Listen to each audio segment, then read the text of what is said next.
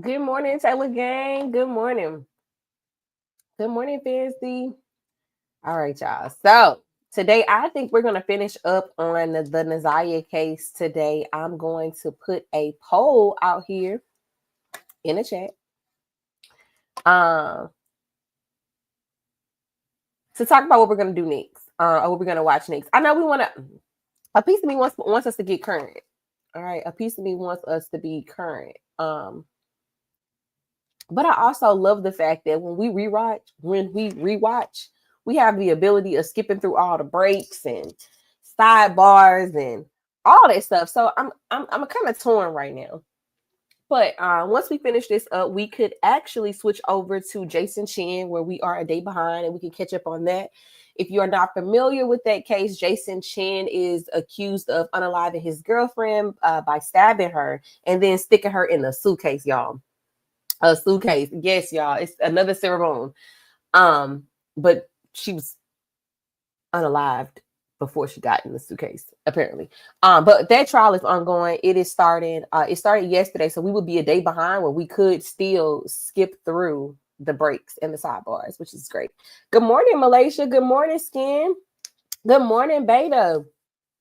So I'm gonna put a poll out there in the chat, in the YouTube chat, so that you guys can take a pic.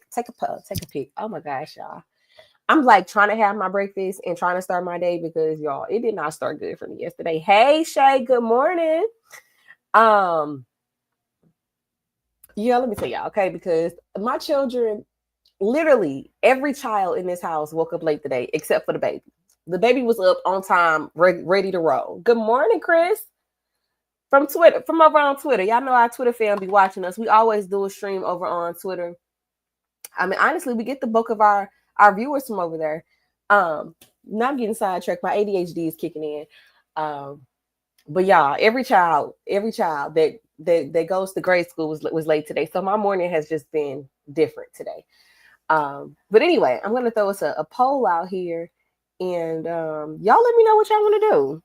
All right, but we are, like I said, we're gonna finish up this my Arbery's case. Beta, if you don't mind, could you put a trigger warning out there for these text messages? Because our girl Monique threw one in the chat for us yesterday, and I was using it like it was golden. So if you can throw another trigger warning message out there, or anybody really can throw a trigger warning message out there, I'll throw it up because y'all, I think she getting ready to read these text messages between Nazaya and Jarvis. Okay. But let us just go ahead and get started. And I'm gonna stop talking. Okay. Oh, bitches.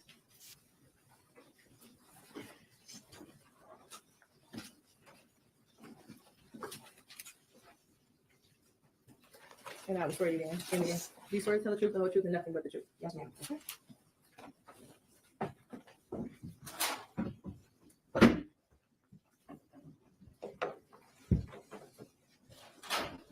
Whenever ready, Miss Rachel. Thank you, Judge. And may I share my screen? Yes.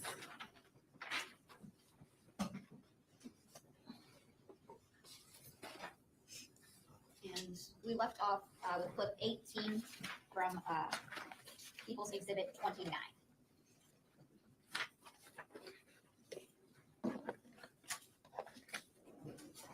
And here you ask her, this is how is why. I did start today. Right. So I think it's happening. And then some pictures, we liked it. How many pictures do we just sent you over this period? Okay.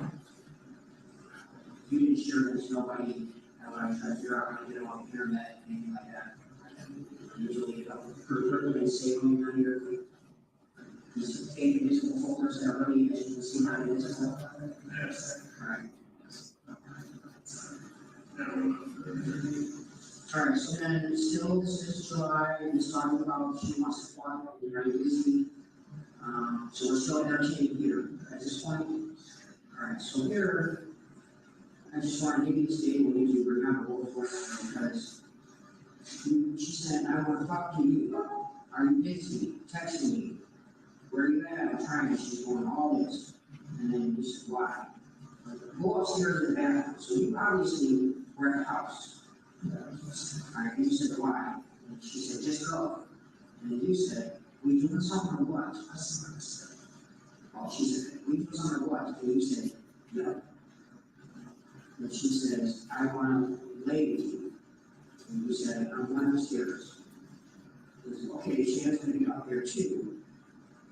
I just want to chill with you. So, is she? Yes. You know she wants to date, so she going to follow you upstairs. Janet? Okay. So this is that day. And then you said, not getting, this is your day. So it's going to be your candidate. So that's entertaining, okay. I know it's mine. Give her something, so ask and shut up. So basically he's telling you, give her something so she can shut up and leave you alone. She only acted like that because she's horny. And then you said, I want to see you while you're in the shower. And I'm assuming that that's what this is. Well, so she said, I'm pretty sure. How long after that? This is the same, this is going on the same day. Remember that line or not? Yeah, that's right. Come back downstairs, and still up there. And she's pushing it, right? Like, yeah, hurry up, I want you back. Come downstairs so I can sit on it and feel it real quick. I promise it's not gonna be long, it's just a few up and downs, please. Daddy, don't tell me you're scared.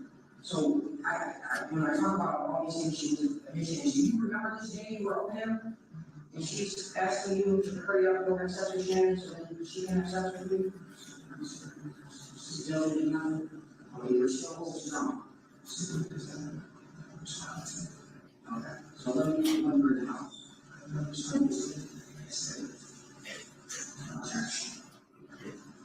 And then so in the shower, also here's pictures, Daddy, now you turned into Daddy, so what's wrong?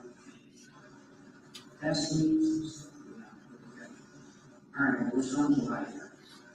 In the shower, hope you know that we're fucking today, is what you sent her. Hope you know that we're fucking today, okay, I'm fine with it. What's up, King here? Alright, so still nothing is happening. No kissing, nothing, no touching, rubbing, nothing. Over here, she's gonna talk about don't park in front of the house, you better hurry up, she's trying to get you to sneak into the house. Was that ever something that you guys, they joked about, you were gonna sneak in over there or something? Why are you gonna sneak in over there? You can't, it's not set up that way.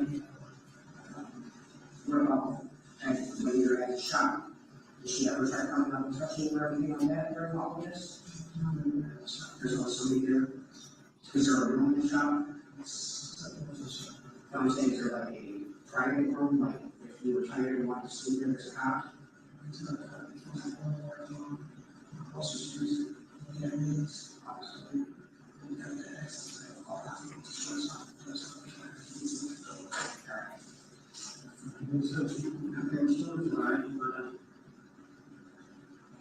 She's still talking about sex. I believe you are happy.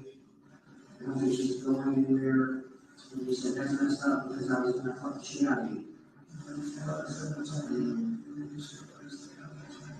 This is so wrong. I mean, you're saying this whole time, I'm just. She never ever did a one-on-one with you, or? And I'm never just asking, she said, or enough talk, it's different. Anything that she ever like trying to make something, you maybe she did that. Did you ever have to physically stop? Okay. Okay, all right. So you. Playing clip 19. Did you ever get a room with her? Never? That same night that she went to see you in the room? You went straight home that night? When you get a room, when you have a show? So if you went somewhere, you had your ID and stuff on file, you know, a show stay or, I don't know why you had a show stay. Did you make your ID no matter what? And playing clip 20. Now, we are in September, okay? She says, my period hasn't come at all. Hello, are you here? And you asked, what do you need? She said, you have not came. Since when? Since I was in the hospital. That was last month. I'm scared, I don't know what to do, I have to go to the doctors. You said that you took, you said this. You said that you took a pregnancy test and it was negative.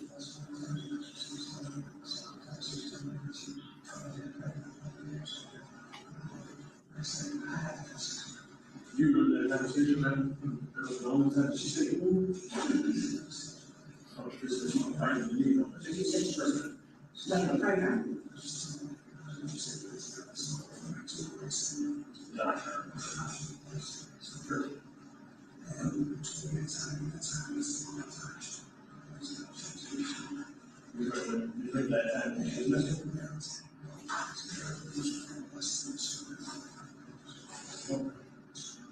All right,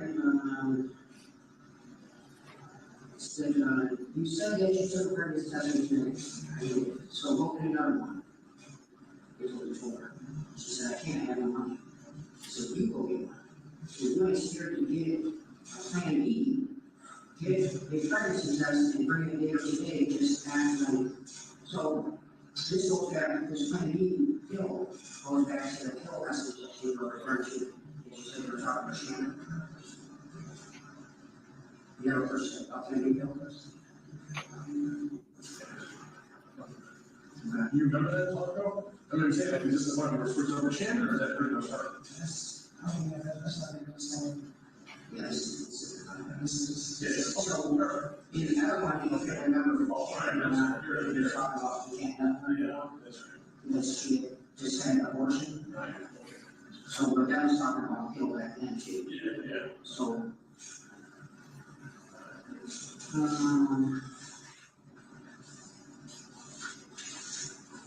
we are being false, she does ask if you'll call, did you ever just call her, not sexually, not whatever, like, did she ever came over, she sit next to you, like, You want water or something? I don't know, that's the thing. Okay.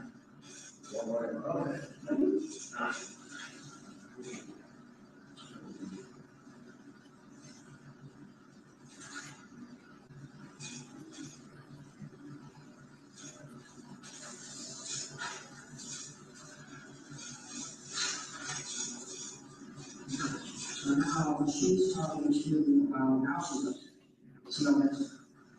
using one, like you, I gave you no conflict, no break, no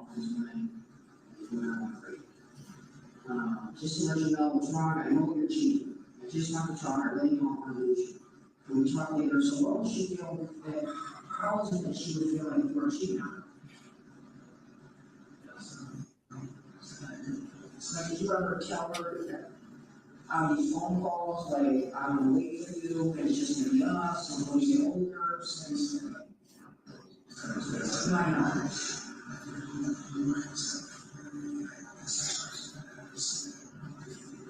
I'm gonna say some phone calls, so, because that's just trying to figure out why would you know, cheating on. Does she know your lifestyle? If the ladies are talking about, a couple days. Okay, so she would know, she would help ladies and work, like you gave her cheating. Yeah, okay, so say that she knows.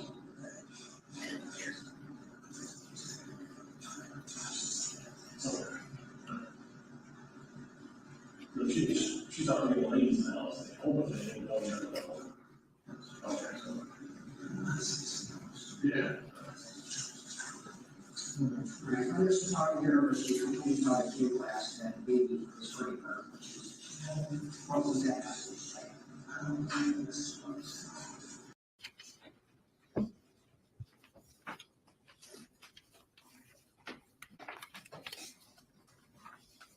Now, Sergeant, I asked you yesterday about the subscriber information as it relates to People's Exhibit 16, which is for that 231-743-3137 text now number. Do you remember that? Yes. Okay.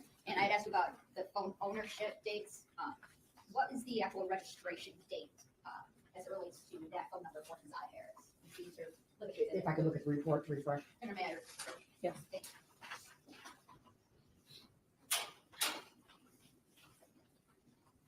The registration date for the 231 number is March 4th, 2023. Okay, and that's as it relates to Keziah Harris getting that number. Yes.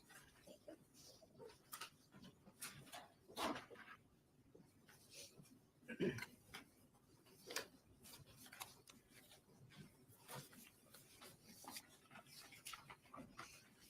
Now, I want to just backtrack a little bit before getting back to the messages. You had stated yesterday that when you searched Mr. Buck's home, you had found some guns. Yes. Did you, in any other searches, did you find any other kind of weapons? Yes. And what were the, where were they found and what were they? When we had searched Neff, there was a firearm inside the vehicle, the same vehicle that had Mr. Buck's phone. That firearm was later determined to be registered to Tashiana. When we searched Mr. Buck's car, there were several like kitchen knives in there throughout the car, various sizes. There was the weapons that were inside his home.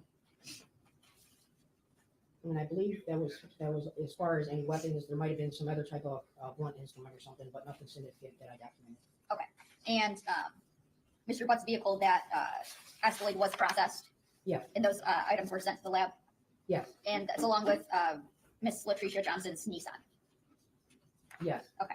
Now, I want to talk in your training and experience, having been with police for 24 years, have you seen types of wounds made through clothing? Yes. Okay. Now, you saw the black hoodie that was recovered had some holes in the head, in the hood area. Yes. Okay. Now, are you familiar with what, like either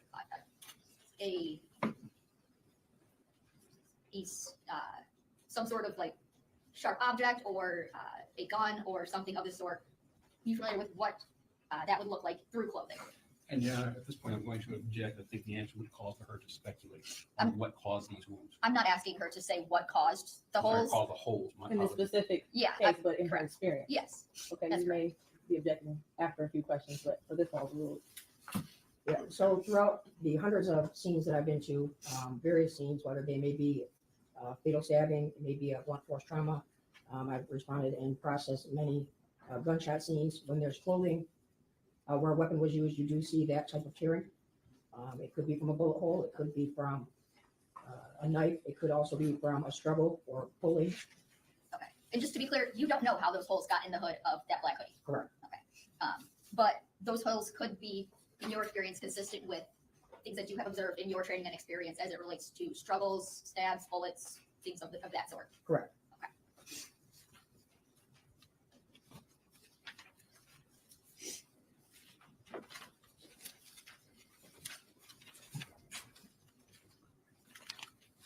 Now, on Mr. Buck's phone, after that January 9th text to Naziah saying, okay, was there any other texts to Naziah's number after that date? From Mr. Buck's phone? Yes. No. There was no attempts to reach Naziah's number on Mr. Buck's phone? There was no contact between Mr. Buck's phone and the text now number after that. And in your role in this case, did you go through Naziah's kind of social media records and things like that? Yes. Okay. And since January 9th, 2024, have you been able to find anything as it relates, anything from Keziah Harris on social media? No. Now, we got to hear some of these text messages in the interview, but going through them, that's it. We're going to start now. Let's start with 15. Starting with people's exhibit 15. These are the messages from 313-379-5882. Can you, do you have a copy with you? I don't have a copy of that now. Can you read the messages that were sent from that number to Jarvis Butt's number, or the messages that were captured within People's Exhibit 15?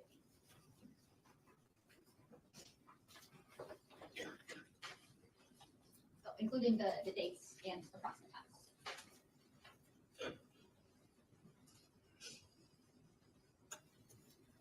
So the first message is September 24th, 2022 at 22:15 hours UTC. She sends, bald head Janiyah, come here. And that's to a number that's not Mr. Butts. Correct. Then the next message is on September 27th, 2022. All of these dates are from 2022. So September 27th at 1:37 a.m. UTC. It is sent to Mr. Butt's phone. We've been saying happy birthday. Immediately after that, at the 17-second mark, again to Mr. Butt's phone, it says, come on. On that date, September 27th at 1:52 a.m., another message is sent to Butt's phone asking, you okay? September 27, 2022, 1:54 a.m., she sent a message, where are we doing it at your choice? Immediately following that text, a message is received to Naziah, to this text now number, from Mr. Butt's phone that says, you tell me. 9:27, 1:55 a.m. A message is replied to Jarvis, it says basement. 1:56 a.m. A message is sent to Naziah from Mr. Butt's phone that says, you sure?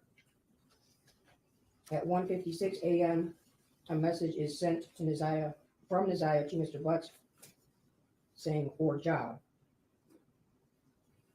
At 1:57 a.m., a message is sent to Naziah from Mr. Butts' phone saying, can you suck my dick, please? The message immediately following that from Mr. Butts' phone to Naziah, and make sure you erase the messages. Still September 27th, 1:59 UTC, a message is sent to Mr. Butts that says, okay, that is what I planned to do.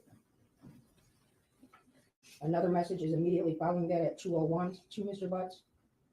You turn me on just looking at you, and then there's a bunch of letters, which possibly is maybe an image that was sent that doesn't capture on the messages. 2:02 a.m. Naziah sends another message to Jarvis. What time to be in the basement? 2:03 a.m. He replies and sends her a message that says, go change your clothes and take your panties off. Naziah replies to Mr. Butts and says the letter K. At 2:10 a.m., so 7 minutes later, a message is sent from Naziah to Jarvis's phone. I hear you. What are you looking at?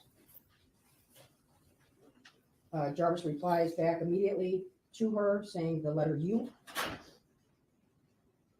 At 2:13 a.m. UTC, still on September 27th, Naziah sends Jarvis a message that says, I know, I'm finna sleep good.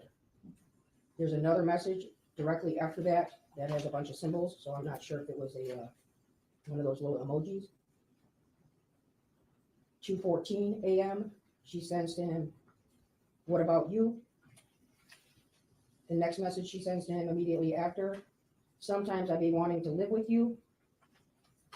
2:16 a.m., she sends to him, you know what I mean? 2:18 a.m., she sends, what time I'm ready? 2:23 a.m., she sends to Mr. Butts' phone number, we not doing it or what? 2:23 a.m., Naziah sends to Mr. Butts, I really want you.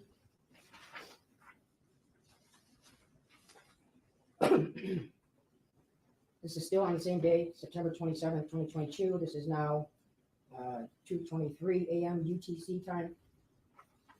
Mr. Butts replies to Naziah, yes. 2:24 a.m. Naziah sends, pull your car down the street and come back. I'll be waiting. 2:25 a.m. Jarvis's phone replies back to her, "Come ride with me and Nye, N-I-Y."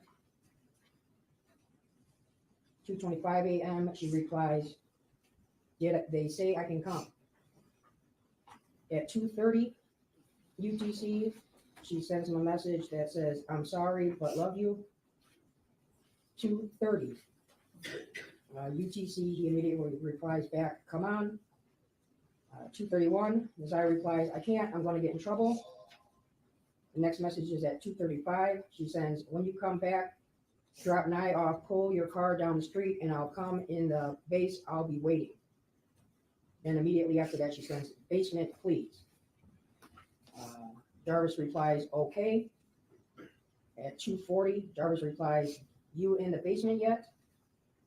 Immediately after that, Nazaya replies back, "Yeah." Now we are the next day being, it's now September 28th, 2:28 a.m. UTC. She sends Jarvis a message that says, "Are we doing it tonight? I'm ready, fresh out the shower." The next message is a reply from him to her. Well, this is September 30th now at 1:25 a.m. UTC. He replies, "Yo." September 30th, 2:59, she replies, "You coming over?" She then sends another message directly after that, "Don't have school." At 3:07, a reply is received to Nazaya from Jarvis saying, "Yep." She then replies, "K, we'll be waiting." At 3:17 a.m., he sends another message, she sends a message to Jarvis that says, "Text me when you get here." At 3:21 a.m., this is still September 30th date, Jarvis replies and sends a message to her saying, "Outside."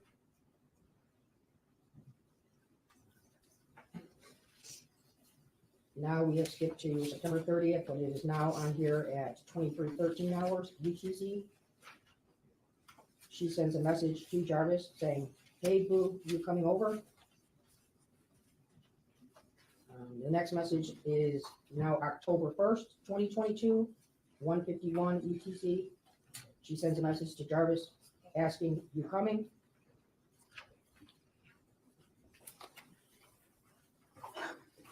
And are there any other messages to Jarvis after that? Is your bus phone? No. And now, did those indicate whether or not they were deleted? Yes. Okay. And which? How many of those were deleted? Or how many of them were not deleted? That's a better question. Looks like all of them were deleted except for the one where she was, very beginning, she had actually texted somebody else, which I believe might have been Shannon's phone at the time, saying, "Ball hit Janaya, come here."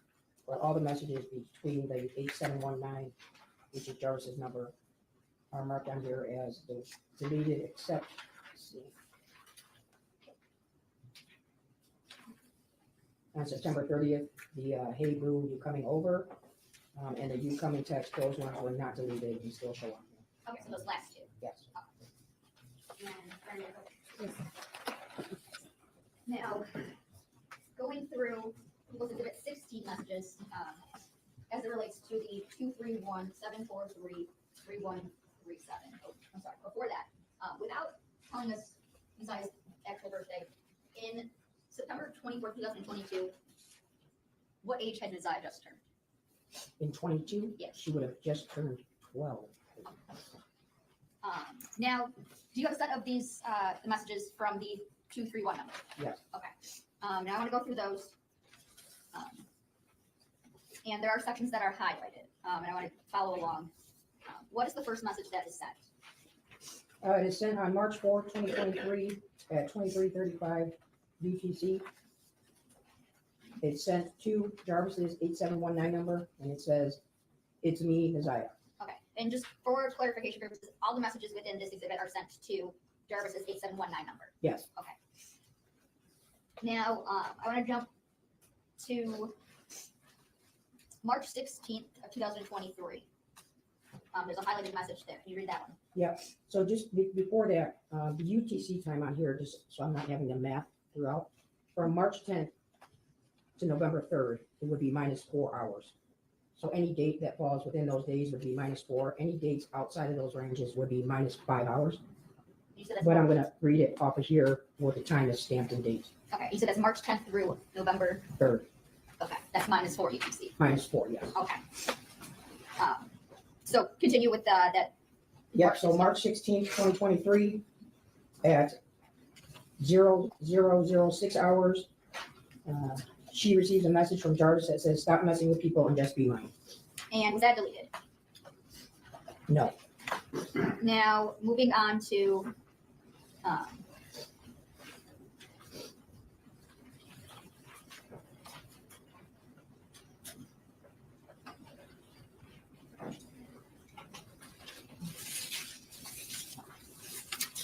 moving on to May 3rd, 2023. There's a set of highlighted messages. Can you read those? Yeah, so these messages are May 3rd, 2023, starting at 15:06.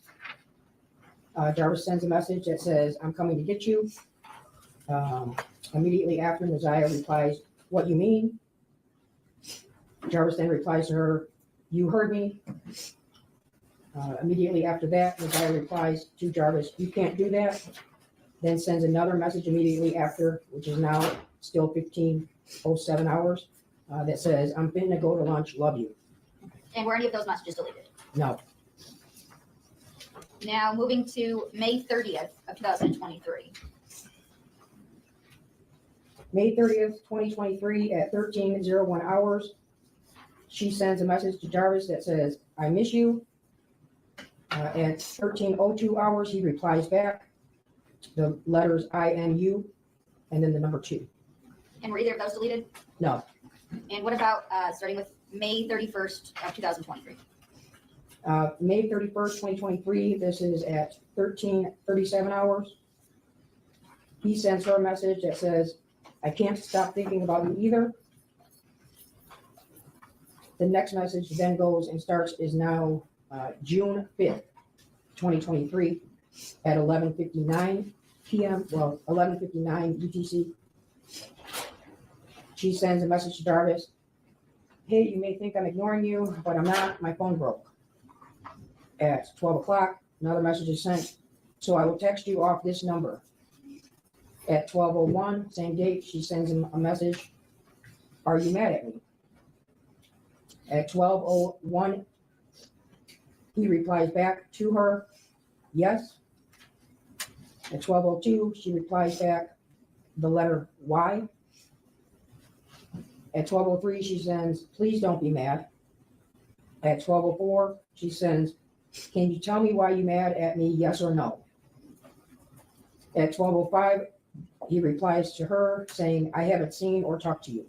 Okay. Now there's first, were any of those deleted? No. Okay. Now I want to actually go to one that I did not highlight. 12:08 on June 5th, 12:08 and 28 UTC through June 5th, 12:08 and 49 UTC. Can you read those? Those 3? Yes. Okay, so June 5th, 2023, 12:08, 28 seconds. He sends her a message with the letters WYA. At 12:08, 35 seconds, she replies, "School." 12:08, 49, he sends her a message that says, "I'm at your house." And now I want to go, actually, can you keep reading through June 5th at 12:09?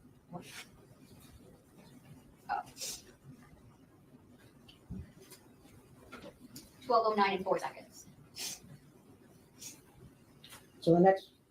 So just one more message down. Yeah, just keep reading it. 12:08, June 5th, he had sent to her, "I'm at your house." At 12:09 and 4 seconds, she says, "Damn, we was just." Then immediately after that is another text that says, "There." Then at 12:11, she sends in, "You bet not be in my room." At 12:12, she sends, I need another phone. At 12:13, she sends, I miss you. At 12:14, he sends her a message that says, I stole your panties. And now were any of those messages deleted? No. Now I want to go to June 16th. There's some highlighted messages there.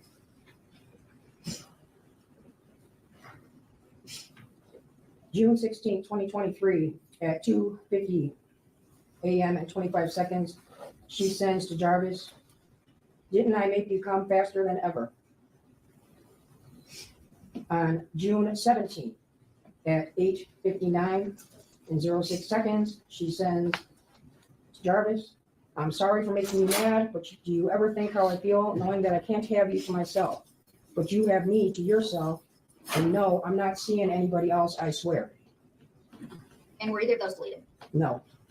Now I want you to go down on the page to June 23rd. And there's a set that are highlighted. Yes. June 23rd, 2023, at 23:54 hours, she sends a message to Jarvis, the letter U, then you going to hit it from the back again with question marks. At the next day, which is now June 24th, at 19:11 hours, he sends her a message that says, send me some pictures, please. At 19:20, she replies, don't you still got the other pics? At 19:47, he replies to that and says, no. At 20:19 hours, she sends to him, I will send some. And now moving through to June 26th. There's a set highlighted there. Oh wait, sorry, first, those ones that you just read, were those deleted? Yes. Okay, now moving to June 26th. June 26, 2023, at 16:31 hours, she sends a message to Jarvis that says, call me when you have time. At 16:33 hours, he replies back to her, I want some pussy. At 16:33 hours and 50 seconds, she replies back to him, you can have some. At 16:39 hours and 41 seconds, he replies to Messiah, when? At 16:49 hours and 28 seconds, she sends to Jarvis, whenever you come get me. At 21:16 hours, she sends to Jarvis, call me, want to tell you something, SUM. At 21:24 hours, she sends a message to Jarvis that says, you can get some today. At 21:24 hours, she sends another message that says, you can get some pussy today. And were any from that set deleted? Yes, all of them. All of them. Okay. Now moving to June 27th. There's a set that's highlighted. Can you read those, please? Yes. June 27th at 7:55 UTC. There is a incoming call to Messiah from Jarvis that is listed as a missed call. And the name on here that she has this number saved is Bae for Life, BAE, the number 4, and then Life. Then at 7:56, he sends her a text that says, are you naked yet? At 7:58, she replies to him and says, no, I don't want to get naked. At 7:59, she replies, are you mad that I didn't get naked? At 8:01 hours, he sends to her, I used to you telling me no. At 8:06, still on June 27th, he sends her a message that says, she sends him a message that says, come on, babe, I'm sorry, just not in the mood right now, I'm sorry. Okay. And were those messages deleted? Yes. Okay. Now, jumping to it's a little later in the day on June 27th, there's a set highlighted. So on June 27th, now at 16:24 hours, he sends her a message that says, but I can't nut inside you, so it's different. At 16:25, she replies, why you can't? Didn't you do it before? At 16:25 and 40 seconds, he replies, but I had to buy a pill to do so. At 16:26, she replies to him, yeah, you right. At 16:26, 28 seconds, she sends, but what you doing, but it's abbreviated WYD. At 16:28 and 45 seconds, she sends to him, "Are you busy?" With a question mark. And those were deleted. Thank you. Now, jumping forward to June 28th.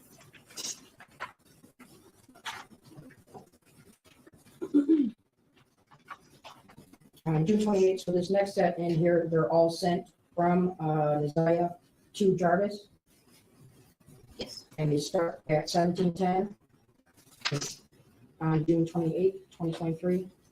And it starts off as, "Hey, I didn't go see nobody. I swear I came straight back." At 17:11, "My friend lived right down the street. She didn't answer, so I came back and went to sleep." The next message, "Babe, please, I'm sorry." Immediately after that, she sends, "I didn't sneak out for nobody, I swear." 17:12, 58 seconds, she sends, "I know you're having a rough day, but I swear I'm not lying." At 17:14, she sends, "Babe, please, I swear I didn't go see no niggas." 17:14, she sends, "I don't talk to nobody but you." 17:15, she sends, "I was only out for 5 or 10 minutes. I came straight back." 17:15 and 56 seconds. "You didn't respond to none of my messages, so I thought you were asleep, so I went to sleep." 17:17. "Why won't you believe anything I tell you? I'm not like other girls. There is no need for me to lie to you." 17:18. "You said I'm all yours, but you acting like it. You are overthinking it. I just want to be yours." 17:19. "Please stop ignoring my calls. You don't want me to see nobody, and I'm not." 17:20. "Babe, I'm sorry I didn't tell you." 17:21. "I promise you there is no one else." 17:24. "If you don't believe me, I will send you my Instagram password." Now, these next messages from 17:24 to 17:25, don't read what the username and the passwords are, just Yeah. that they were sent. So the message is she's sending her Instagram username and password along with her Gmail email and giving the password to that as well. Okay, and now starting again with 17:26. So on June 28th, still 17:26, the next message is still all being sent to Jarvis from Isaiah are, "I hope you believe me now. You really don't want to believe me, but I will tell you the truth every time." Immediately after that, "I just want to make your day better, babe. I'm sorry. Feel free to log in at any time or go through my messages." Now at 17:42, she says, "I only want to be with you." At 18:09, "Babe, I'm sorry for not telling. I swear I will next time, please." Still 18:09, "Babe, I love you. Please call me back." Now at 18:18, "Come on, babe, please." At 18:19, "So what if I will be able to get out tonight and I'm calling you and texting you? Are you still going to ignore me?" At 18:21, she says, "You are so busy. I feel like you don't want me. This is why I don't open up to you.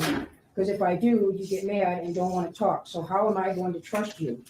I do, but you don't trust me. It's up to if you want to be with me or not." At 18:45, she says, "I didn't do anything wrong. I don't get why you so upset." At 18:46, "All I tried to do is make you happy, but clearly I'm not enough for you. Cut me off. I don't anymore. You FRL, for real. Never even fucked with me. All I want is you to love me." At 18:47, "I tried so hard, but you don't understand that. I'm sorry if you feel like I'm cheating, but I'm not. I gave passwords and all that in all. What more do I have to prove I'm not cheating?" Now this message is when Jarvis actually finally replies, which is at 18:55. He sends to her, "I'm working low." And were those messages deleted? Yes. Now, moving on to June 29th.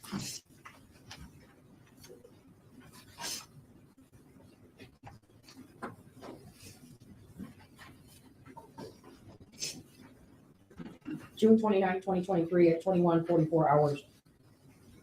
She sends to Jarvis, when you off work. At 21:49, she sends, pick me up before you pick up Janaya. At 22:02, she sends, hope to see you soon. At 22:47, she sends, I'm never getting out of this hellhole. At 22:48, he replies with the letter Y. 22:48, she sends, she will never let me out. It's so boring over here. 22:50, she sends, well, I will. She has the word she on here. UTM. And then the very next text after that, it says, I will see you tomorrow. Then at 22:50, he replies to her, or tonight. And were those messages deleted? Yes. Now, continuing on June 29th. June 29th, 22:52 hours. Isaiah sends, are you still picking up Janaya? 22:53, he replies, when? 22:53, she sends to him, today. At 22:53, he replies back, no. 22:53, 18 seconds, she sends the letter Y. 22:53, he sends back to her, it's just me and you. At 22:53, he sends another message that says, because I was never picking her up. At 22:53, she replies, okay, I really like that it's only me and you. 22:54, he sends back, you really didn't want her there, no way. At 22:54, she replies, I know I didn't want her there. 22:55, he replies to her with the letter Y. 22:55, she sends back, because you do too much and you mine. 22:57, Jarvis replies to Isaiah saying, meaning. 22:58, he then sends, and Shan said that she said no. Then the next message from him is for today. At 23:06, Isaiah sends Jarvis, I know she said no for today. And then at 23:07, Isaiah sends, the meaning is you're mine and mine only, the dick, and all you're mine and will stay mine.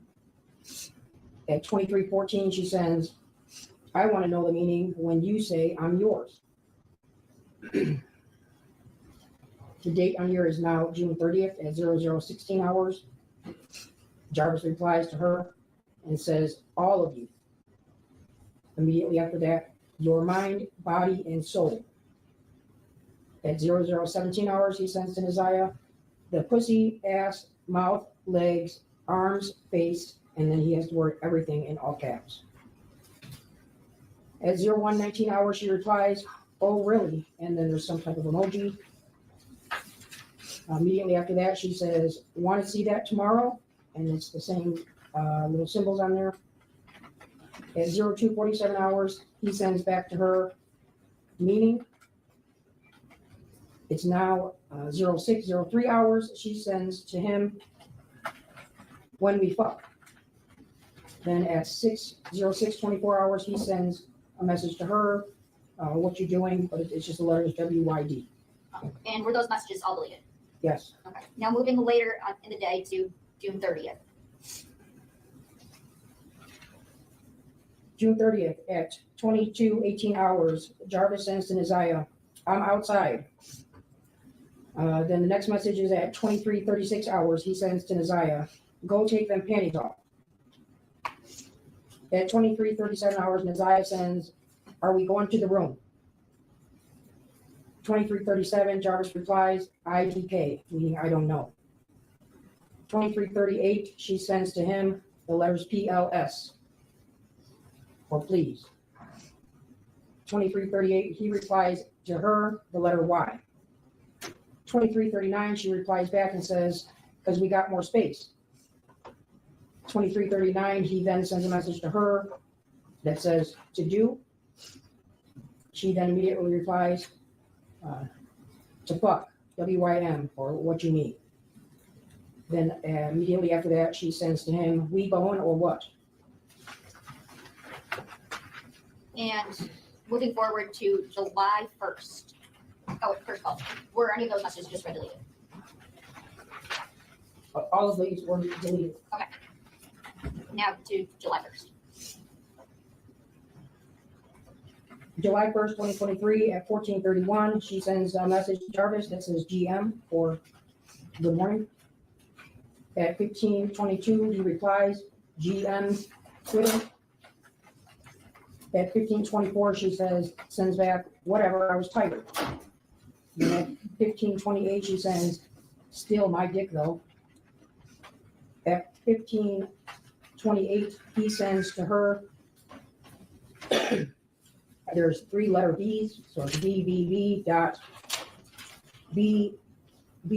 and then a space N, and then the uppercase Q and the lowercase q, as we know. He then sends another message at 15:28 with the words no. At 15:29, she sends, okay, fine. Yo, pussy, my dick. He then replies to her at 15:38, who said? She sends back to him, me, it's your pussy. And were those deleted? Yes. And I want to stay on that same page for a second. Sorry.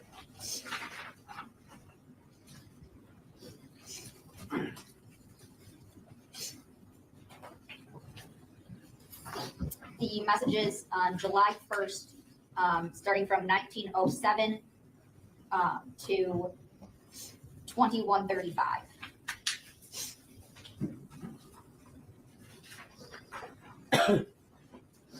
July 1st, 1907, he sends a message to her that says, I'm trying to fuck. At 1952, she replies back, okay. At 1952, she sends a message that says, WSP, meaning what's up. Then at 21:34, she sends, you still coming, or you was playing about trying to fuck. At 21:35, he replies back to Messiah, I'm serious. And were those deleted? Yes. And now moving on to July 2nd.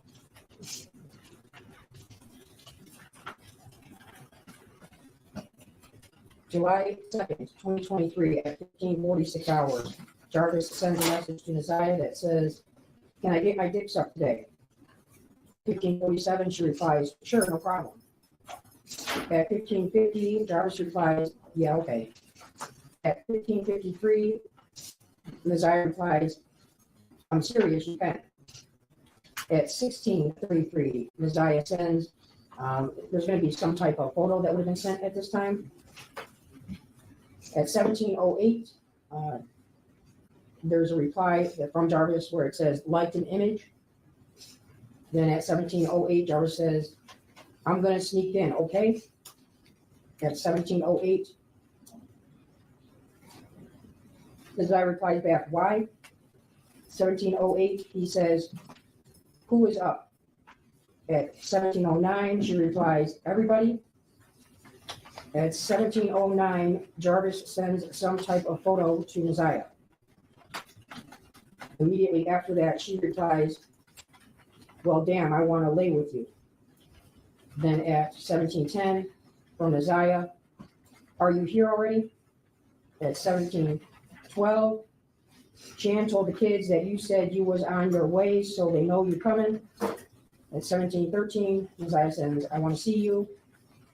17:21, Messiah sends, so am I just giving you head or we fucking too? Because looking at that picture made me horny. At 17:22, Jarvis replies to her, you tell me. 17:22 and 29 seconds, she says, I want to fuck too. Immediately after that, she says, so can we? And then at 17:22, 49 seconds, Jarvis replies back to her, yep. And were those messages deleted? Yes. Okay. And now, later in the day, on June 2nd, or, sorry, July 2nd, there's 7 messages there. Yes. July 2nd, 2023, starting at 18:41 hours. She sends to Jarvis, I want to fuck. At 18:41, do you?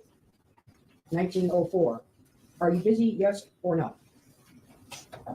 20:06, she sends, text me when you're not on BS about fucking, because you playing.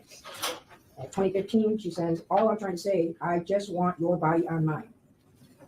At 20:44, she says, babe, where are you at? 21:52, she sends, I'm trying to fuck. 23:58, she sends, she fitting to walk to the store.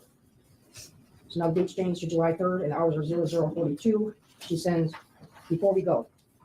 At 00:42, 31 seconds, she sends, go upstairs in the bathroom. At 00:42, 48 seconds, Jarvis replies to her, why? At 00:42, 54 seconds, Nazaya replies back, just go. At 01:11 hours, Nazaya sends, we doing something or what?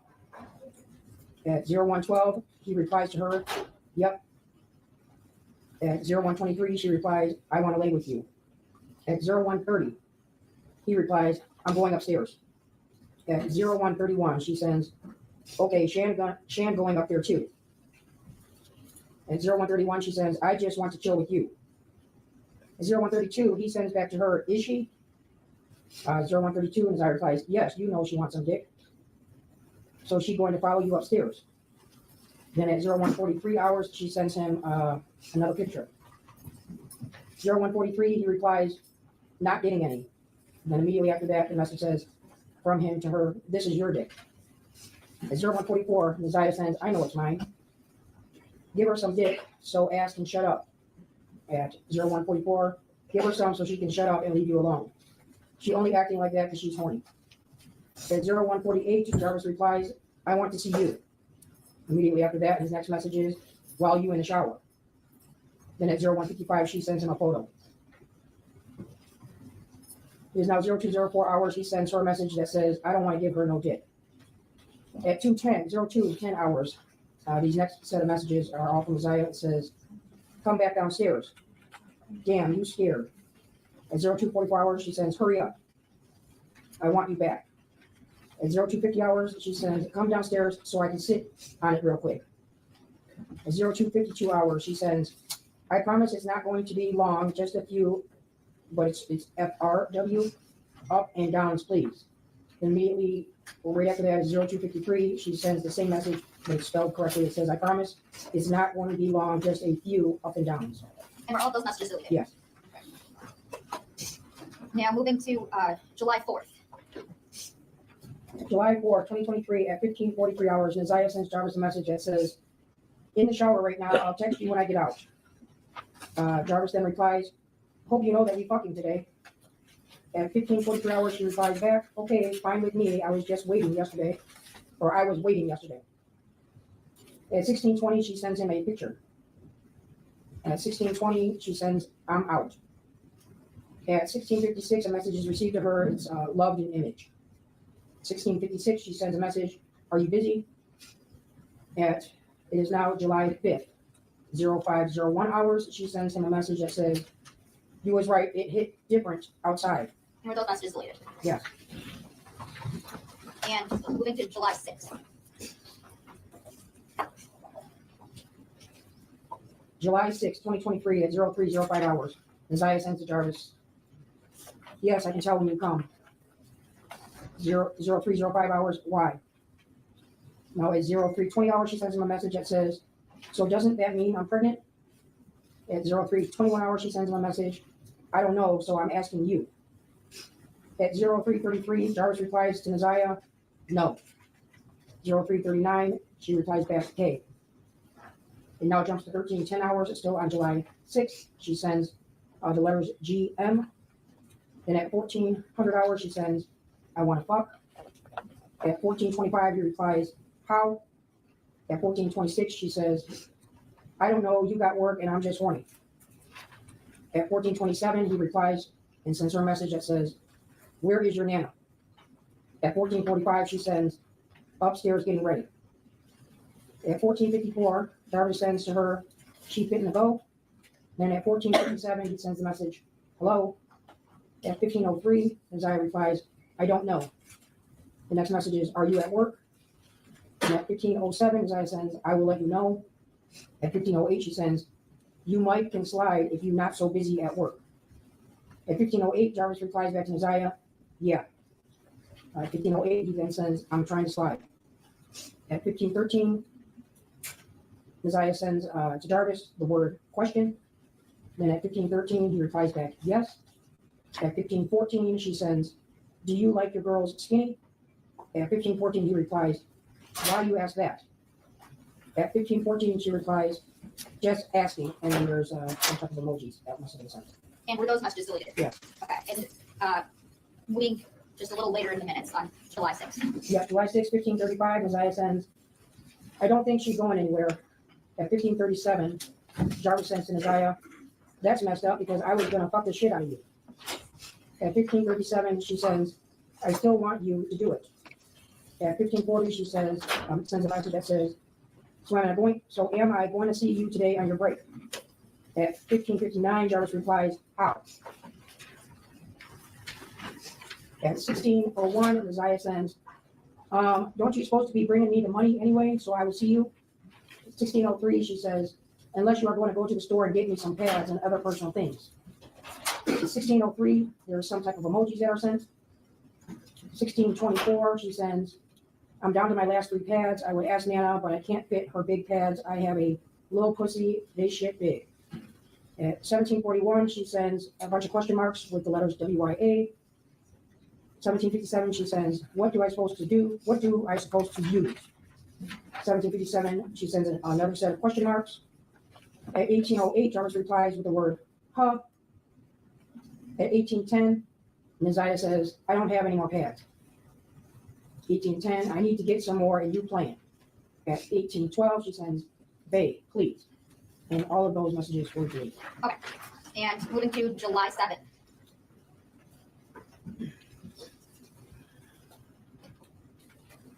July 7th, 2023 at 14:34 hours, and Isaiah sends a message that says, so what you on today? The next message at 14:35, she sends, you trying to fuck or what? At 14:37, Jarvis replies back, yes. 14:38, Isaiah sends, I'm sorry. 14:38 again, she sends, but I hope to see you today. At 14:39, she sends, I didn't know if you were up last night, so I stopped calling and texting. And those messages were deleted.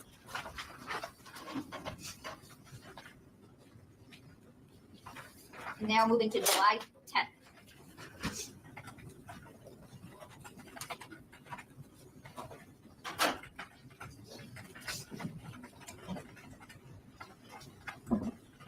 July 10th, 2023 at 16:41 hours. Isaiah sends to Jarvis, you trying to get up in this today?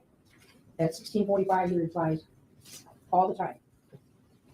At 18:54, she sends, you eat lunch yet? Then immediately after, she sends some question marks. Now at 19:54, Isaiah sends, yo, job so empty. 19:55, she sends, I was just there. At 19:59, Jarvis replies the letters I and K, or I know. At 19:59, he sends, how you know? At 20:14, Jarvis sends, what's up? 20:39, Isaiah replies, I didn't want you to see me. 20:39 hours, so I left. At 20:40, Jarvis sends a message to Isaiah saying, who was with you? At 20:40, she replies, nobody. 20:40, again, 37 seconds, she says, you working late today?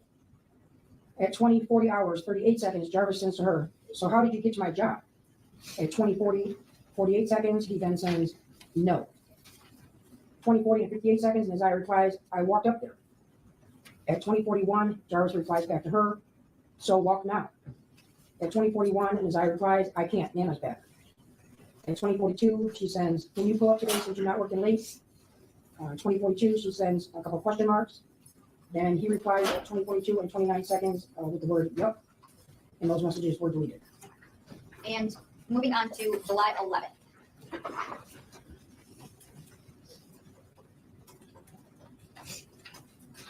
July 11, 2023 at 18:43 hours, and Isaiah sends to Jarvis, I want to fuck. At 1900 hours, he replies, when? At 2012 hours, she sends the 3 letters NVM, or never mind. At 2038, she sends, I took a shower. At 21:32, she sends, I be trying so hard not to think about you, but the dick too good not to think about you, and I miss you rubbing on my thigh. Date is now July 12th, and this is at 00:35 hours. She sends, we might go over Sham crib. At 02:55 hours, she sends, I'm fitting to hop in the shower. Call as soon as you get done doing whatever. I want you to tell me how you going to give me my dick or my B-day. Tell me nice and slow and sexy so I can play NVM, you know. And were those deleted? Yes. Okay. And later on July 12th.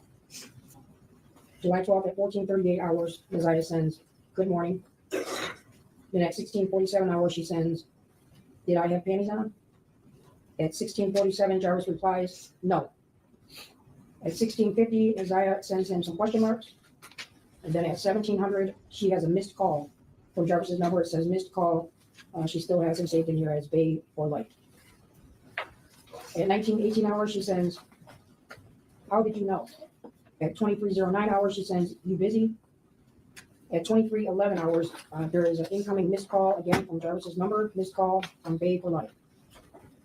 It's now July 13th, 01:44 hours. Isaiah has sent him a picture.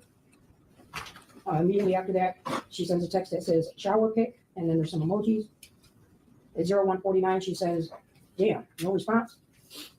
At 01:49, 21 seconds, she sends some type of emojis again, and all those messages were deleted.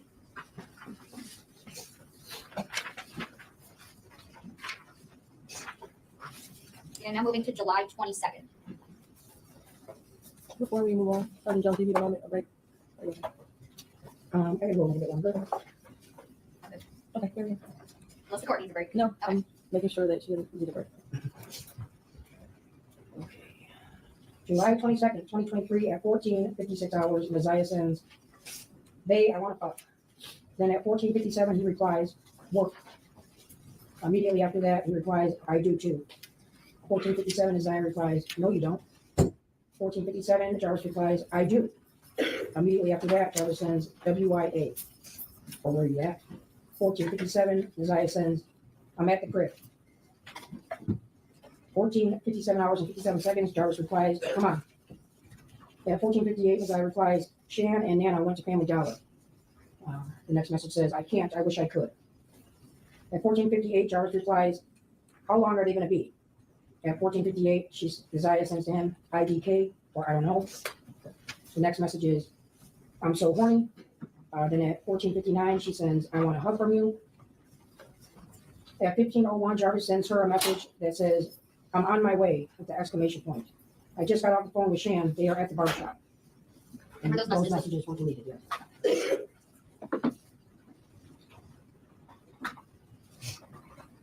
And moving to July 24th. July 24, 2023 at 03:24 hours, Messiah sends Jarvis a message that says, don't park in front. Immediately, Jarvis replies, why? Then at 03:25, Jarvis sends, you act like you're going to come outside. At 03:25, Messiah sends, I can't, I have guests. 03:25, she sends, and people do watch and look at the house all night. At 03:26, she sends, just park down the street, please, thank you. 03:26 hours, Jarvis replies to her, who? Messiah then replies back, people on the block. At 03:26, Jarvis replies, who is the guest? At 03:26, Messiah says, my girlfriend, Arbery girlfriend. 03:27, Messiah sends, I took his bitch. And at 03:27, Jarvis replies to her, she is our bitch. At 03:27, Isaiah sends to Jarvis, she 14, about to be 15. At 03:28, she sends, are you close? At 03:28, Jarvis replies, is she our bitch or no? 03:28, Isaiah replies, yes. Jarvis then replies to her and says, you fake. 03:28, Isaiah says, how? She is our bitch. At 03:29, she sends, hey, I'm sorry, I didn't mean to make you mad. 03:30, Jarvis replies to her, she don't know about us, right? 03:31, Jarvis then says, and is she trustworthy? At 03:31, Isaiah replies, yes, she don't know about us. At 03:56, she sends, it's off. 03:57, Jarvis replies, wrong light. And at 03:57, she says, the letter K. Were those messages deleted? Yes. Okay. And later in the day on July 24th. July 24th at 12:22, Isaiah sends to Jarvis, fuck me then. At 12:22, he replies, huh? And at 12:23, he replies, I'm trying to. At 12:23, Neziah sends to him, you said fuck me. At 12:23, she sends, so do so. 12:23, Jarvis replies, when? 12:23, Neziah replies, trying to make time, going through my schedule, RN, right now. 12:24, Neziah sends, what time are you going to work? At 12:40, Jarvis replies, now. It now jumps to 21 hours, and Neziah sends WID for what you're doing. Then at 21:23, she sends, you free? With some question marks. We now jump to July 25th. At 17:33 hours, Neziah sends, I want to fuck today. At 17:33 hours, Jarvis replies back, come on. Then immediately after, he replies, I'm by myself. At 17:33, she sends back to him, I can't RN for right now. At 17:34, Neziah sends, after work, can you call for me, please? And those messages were all deleted as well. And now jumping to August 4th.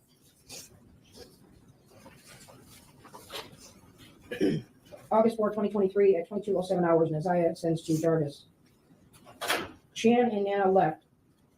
DON, and then there's some type of emoji. Know what time they coming back.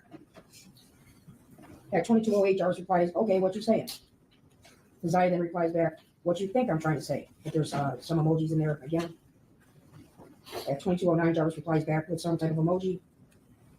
Neziah then replies back, IDK, is it? I don't know, is it? At 22:09, Neziah sends, what you thinking? At 22:10, Jarvis replies to Neziah, are we fucking? At 22:10, Neziah sends, shit, are we? SHI. At 22:12, Neziah sends a bunch of question marks. Now it's August 5th. Neziah sends, wow, you stood me up. August 5th at 00:47, she sends, I was waiting. And then at 00:47, she sends, I a bum. The next message after that is a correction that says, you a bum. And were those deleted? Yes. And now jumping to August 26th. Okay, I need it. Maybe good time for a 15-minute break. We'll come back. 12:10.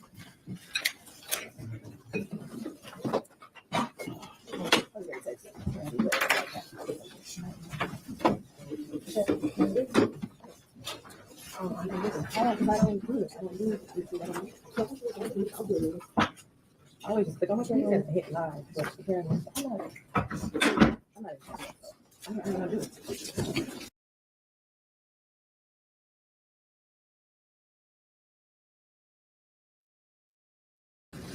20-minute break, and Ms. Ripley, you can continue with your question. Thank you. Sergeant Jones, I believe we were leaving off at August 26th. Yeah. So text messages from August 26, 2023, starting at 09:09 hours.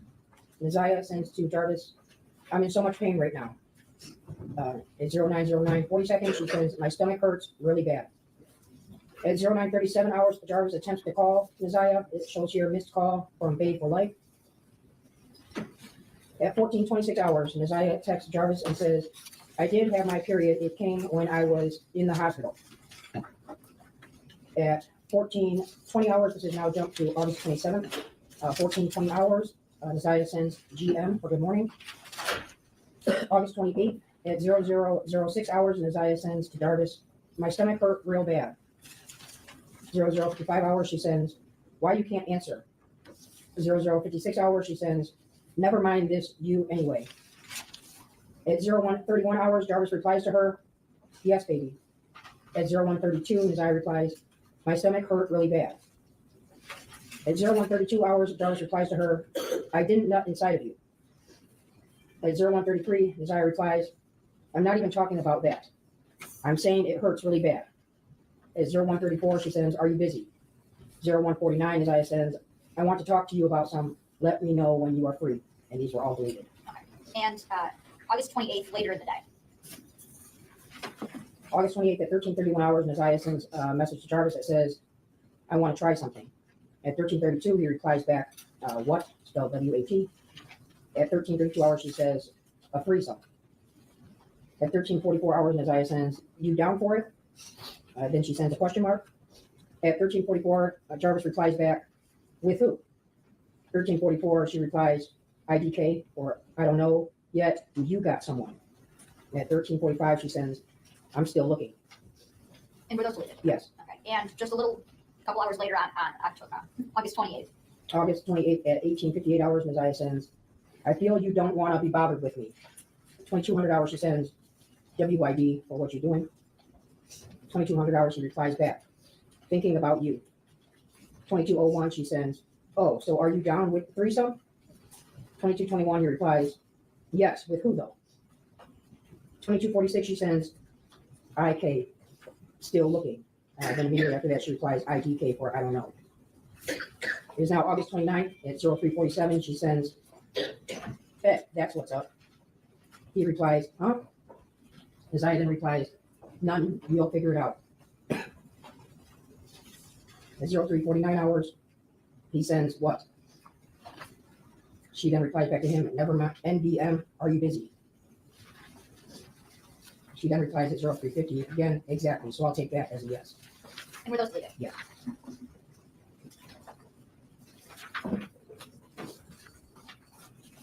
And now we're moving forward to, sorry, That's a big one. we're moving forward to September 26th.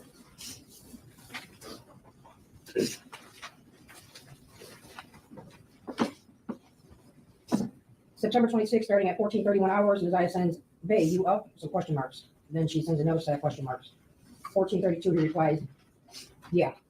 14:33, Isaiah sends, my period haven't came at all. 14:36, she sends, hello, you there? With some question marks. 14:37, Jarvis replies to Isaiah, what you mean? At 14:38, Isaiah says, it have not came. 14:38, Jarvis replies to her, since when? Isaiah then sends at 14:38, 42 seconds, since I was in the hospital. The next message is, that was last month. I'm scared. I don't know, IDK, what to do. I have to go to the doctor's TM for tomorrow. At 14:41, Jarvis replies to Isaiah and says, you said that you took a pregnancy test and it was negative. 14:41, she replies, it did. At 14:41, Jarvis then replies, so go get another one. At 14:42, Isaiah tells him on a text, I can't, I have no money. After that, she says, you go get one. At 14:43, she says, you ain't scared to get a plan B, get a pregnancy test and bring it later today. Just act like you have to use the bathroom. At 14:36, she says, PLS for please. She then replies, will you do it? With some question marks. At 14:51, she says, hello, with a bunch of question marks. Then at 14:56, Jarvis replies to her with, okay. Okay, and now the messages from 9:26 at 14:31 and 41 seconds, all the way to 14:39 and 42 seconds, were those deleted? Well, so they're deleted from the 14:31, 41 seconds, all the way down to 14:39 and 13 seconds. Those are not deleted. Okay. Then there's two that are deleted, which are the two messages that talked about, I'm scared, I don't know what I have to do. I have to go to the doctor tomorrow. And then the other one that she deleted was when it says, you said that you took a pregnancy test and it was negative. Okay. There's one that she did not delete if it was, it did. Then the rest of them after that, where it talks about, get another test, come upstairs and put it in the bathroom, those messages were deleted. And moving to September 27th. September 27th, starting at 21:26 hours, Messiah sends, but are we still on for Friday? At 21:31, Jarvis replies, what do you mean? 21:38, she says, are we still on for Friday? At 21:49, Jarvis replies, yes. 21:49, Isaiah says, the letter K. At 21:49, Jarvis then sends a text to her asking, what we doing though? At 21:49, she sends back, fucking. At 21:50, Jarvis replies, seriously? 21:50, Isaiah replies, yeah, what else are we gonna do? 21:50, Jarvis replies back to her, where? Isaiah then replies back immediately and says, IDK, or I don't know, you pick somewhere. Then at 21:51, Jarvis sends to her, I always do. 21:51, Isaiah sends, I know. At 21:52, she says, I really just want to cuddle, but if you want to fuck, we can. 21:52, 20 seconds, she sends, so do you? With some question marks. 21:52 and 35 seconds, Jarvis sends to her, do I weigh? Then right after that is a word that was corrected, like what? So she should have said, do I what? Then Isaiah sends at 21:52, want to fuck. At 21:53, she sends, I just want to cuddle, but it ain't always what I want to do. At 21:53, she says, so yes or no? At 21:54, Jarvis replies, only if you want to. 21:54, she says, okay, so we fucking then. 21:55, Jarvis replies, so stop talking about you want to cuddle then. 21:55, Nazaya replies, okay, damn, you don't have to be mean. At 21:55, Jarvis replies, and it shows that he laughed at her comment about you don't have to be mean. Okay. And were all of those messages deleted? No. Okay. Where does it start that it was deleted? They do not start getting deleted until the messages that Jarvis sends to her, only if you want to. So we fucking then, stop talking about you want to cuddle. Those are the messages that were deleted. Okay.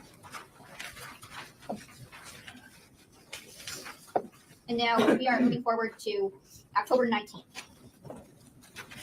October 19th, 2023 at 22:23 hours, Jarvis sends Nazaya a text that says, hey. She replies back, are you ignoring me? Jarvis then replies, no. It now jumps to October 21st at 19:05 hours, and Nazaya sends, hey babe, I need that plan B today. At 19:07 hours, Jarvis sends her the letter Y. The next message isn't sent until October 22nd at 04:33 hours when Nazaya replies back to him, WYMY, so for meaning, what you mean, why? And were those deleted? Yes. And now jumping to November 27th. Okay, so now we're getting into the -5 hours for the, Okay. November 27th, 2023 at 21:06 hours, Nazaya sends, I just want to talk. I really don't want to lose you. At 21:09, she says, can we talk later, yes or no? At 22:28, she says, I don't what's your problem, but I need you to bring me what I need tonight. It's hard doing all this gym shit with this baby. And if I don't do them, I'm going to get a F. 22:28, she says, if you keep ignoring me, you just gonna get no more pussy. 22:35, she says, answer the phone, you not doing nothing. 22:36, she sends PLSSSS for please. And were those deleted? Yes. And now I'm going to jump ahead to January 9th of 2024. January 9th, 2024 at 14:21, Nazaya sent to Jarvis, don't forget to be there before 3. I will let you know when I'm leaving the school. If you're not there, I will wait. Then at 14:22, she sends, send okay if you've seen the message so I can delete your number. Then at 14:23, Jarvis replies, okay, and those messages go deleted. And there was no further communication between Nazaya's text number and Jarvis's number after January 9th, 2024, 1 year ago today. Yes. Nothing further, Judge.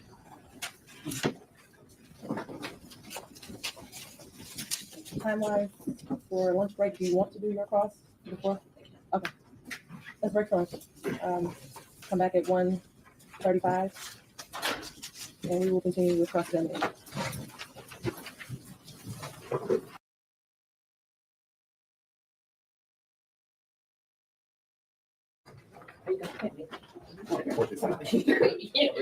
Can we have another day before? So what happened before? Okay.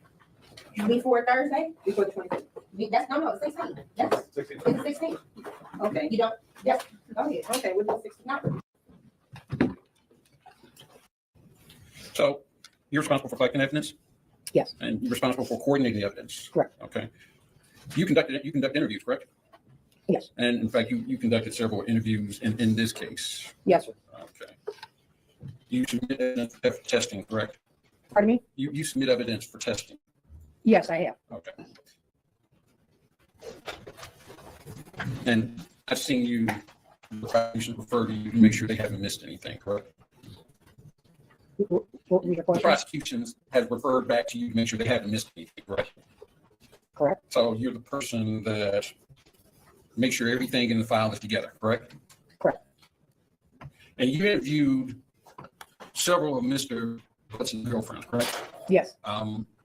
You interviewed, I believe, Tashiana Davis and Shannon Harris on the 15th, Yes. and you interviewed Najeen Rushing on the 29th, correct? I haven't looked at that date, but I trust that that's the 29th. Okay. Did you interview any of his other girlfriends? Yes. Okay. Which girlfriends did you interview? I interviewed Kizzy Young. Okay. There's Tashiana Davis, Okay. Angela, and I just cannot remember her last name at the moment, but she is who he resides with on Wilshire. Okay. I attempted to make a phone call to another girlfriend. I'd have to look at my reports, but she never came in for an interview. All right. There is another girlfriend who, her name is Lucretia Bryant Hauser. Okay. That may be all the girlfriends. I may be missing one. I'd have to relook at all the witness statements. So you are aware that Mr. Butts has quite a few girlfriends, correct? Correct. All right. And from the very beginning of this case, you suspected, from your beginning of the case, you suspected Jarvis Butt had something to do with Messiah being missing, correct? Well, when we were discussing the case on the first day, February 12th, DPS had told us the last person that they had contact with and they identified as Jarvis Butts. And then on February 15th, when we verified that Isaiah was in fact with him and Cordell on the ride out to Ypsilanti, which is the last day that she was seen, then he became primary suspect. Okay. And from the beginning, you didn't suspect this was a missing person case, correct? Well, she's missing. It's been a missing person case. I don't understand your question, I guess. So you suspect that she was deceased, correct? I didn't expect that she's deceased from day one. It takes a lot of investigation before you can come to that conclusion. Okay. It's not going to be one of those right away. You have to rule out every other possibility. All right. Didn't you tell Shannon Harris in her interview on the 15th that this is not a missing person case at this point? I believe I told her that it was not being handled by DPS as a missing person case at that point, and that it's being handled at Detroit Police Homicide Missing Persons. So you didn't tell her that this was not a missing person case. We're no longer looking for a missing person. I don't believe that would have been my exact wording. On February 15th? Yes. Yeah, I don't believe that would have been my wording, that I would have already come to some conclusion that she was deceased on the 15th. Okay. Now, during your investigation, did you receive information that Isaiah had thought about running away? Yes. Okay. Also, during your investigation, did you receive information about a potential sex trafficking ring? There was several different leads or tips that come in about sex trafficking rings. All those were investigated. Okay. Now, you interviewed my client, you yourself, with, I believe your partner was Sergeant Lynch, is his name? Sergeant Sullivan? Sergeant Sullivan, I'm sorry. Yes. You interviewed my client 3 times, correct? A minimum, I believe, one, the 31st, the 1st, and I believe we went back again. July possibly 20th? after that. July That 20th? sounds about right. Okay. And you interviewed him 3.5 hours, May 31st, correct? Is that the time on the recording? Then Yes. Okay. An hour and a half, the second time, correct? Correct. And roughly 45 minutes. I believe it was like 38 and some change, the third time. Okay, So you interviewed him for close to 6 hours? that could be true. Okay. And you took statements from my client, correct? I mean, we recorded the interview. Okay. You didn't reduce anything to writing, correct? No. He never signed anything, But correct? he signed his advice right. Signed advice, right, but he never looked at what he had told you or what your conversation was, correct? I mean, he verbally acknowledged things throughout the investigation. I did not reduce it down to handwriting. And your conversation that you had with him, for lack of a better term, was rather fluid, correct? Was what? It was rather fluid. It's a conversation. There was a back and forth conversation where both you and your partner were talking, and he was just talking back, correct? A conversation between the three of us? Yes. Okay. And you told him that you wanted to tell his side of the story, correct? Correct. He did tell you that he was joking about the messages he sent, correct? The initial messages. Yes. So at the very beginning of the interview, he starts off where he denies that that was her. He claimed that he was sending them to his child's mother. It then turned into that he was just joking around with Naziah for entertainment purposes. Okay. Then he admits to that all the messages were in fact to Naziah and not to Shannon, because he could never tell that wasn't Shannon talking as we went through the rest of the messages. But he told you that. Sorry, just one moment. Okay. Right. So throughout your 3 conversations, your 6 hours of conversations with him, he never acknowledged harming her, did he? I don't believe I ever asked him that direct question. He never, I mean, he had never acknowledged having sex or touching. That was asked multiple times of whether there was any type of touching. It was asked about the text messages where some of them are saying again that would presume that there had already been a time, and he simply said that it was still just texting for entertainment purposes. Okay. Now, during your investigation, I'm sorry, specifically on the 20th, you and your partner came over and asked him The 20th of what? July. July? This would be the third conversation. Okay. On the 20th, you asked him, does he ever hang out on the west side, correct? I haven't reviewed that full interview, but I do remember asking him about the west side, yes. And he told you, Objection, Your Honor. They can't admit their defendant's statements. 720 was not admitted. You want to respond or have your rule? I'll move on. Did you get any information that he had a child on the west side? He does have a child's mother that lives on the west side, yes. Okay. So that could be a reason for him to be on the west side, correct? It could be a possibility. Okay. But in your interview, he spoke with you freely, correct? Correct. He didn't argue with you. I believe you had a search warrant for his DNA, but he didn't argue with that. He freely gave you his DNA, didn't he? I don't believe I did. I don't think I collected his DNA. Somebody else presented a search warrant for that. You're right. I'm sorry. You weren't the one that, but he didn't argue with anyone. He gave his DNA freely, correct? Correct. Okay. He gave you his passcode to his phone, correct? Correct. All right.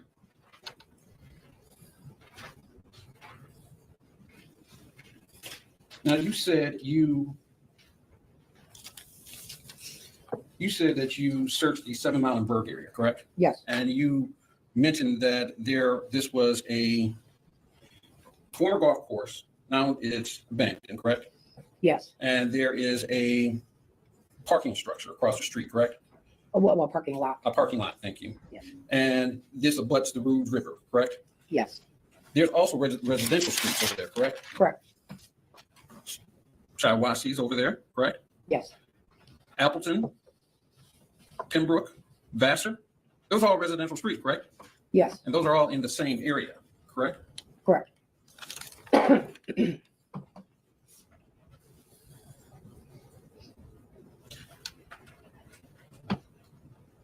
And I think you mentioned Angel, but her last name is Leonard. Angel Leonard, correct? Yes. And Angel Leonard lives at 13362 Wilshire Street, correct? Yes. That's her home, correct? That's where her and Jarvis live. Yes. Jarvis lives there, correct? Yes.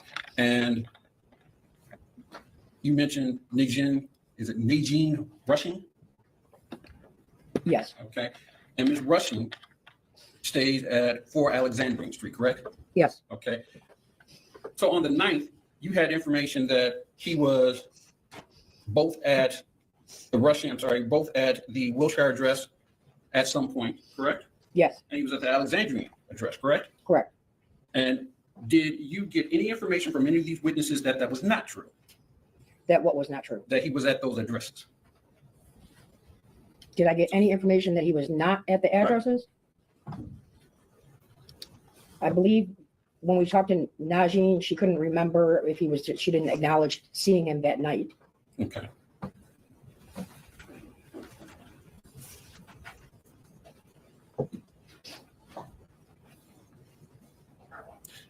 And would you agree, how do I say this? Mr. Butts is a complicated life, correct? Mr. Butt created a complicated life. He Yes. has multiple girlfriends, correct? Correct. He is juggling girlfriend 1 through I don't know how many, correct? Yes. And he does things to juggle all these girlfriends, correct?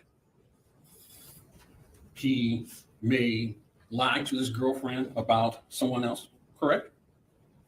He may park around the block so that another girlfriend can't see her car. He may borrow a car. All that true? Is that fair? It's fair. Lying is not a crime, is it? Or lying to a girlfriend is not a crime, is it? Well, lying to a girlfriend is not a crime, no. Okay. And you spend a lot of time talking about text messages on the record. All right. Can I take you back to some of those text messages? Do you still have them with you? I do. Okay. Let's go back to September 26th Of which year? of 2023. September 26th? Right.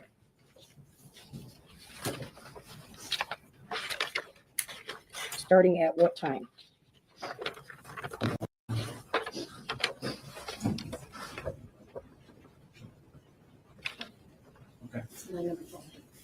Line 1293.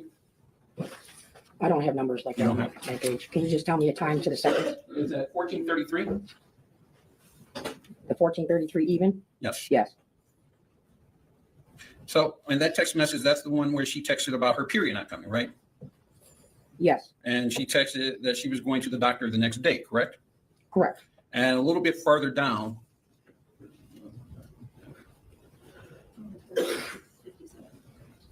at 1457, does she also text him that I might not be pregnant, it might be from stress? Yes, Okay. Now, can we look at November?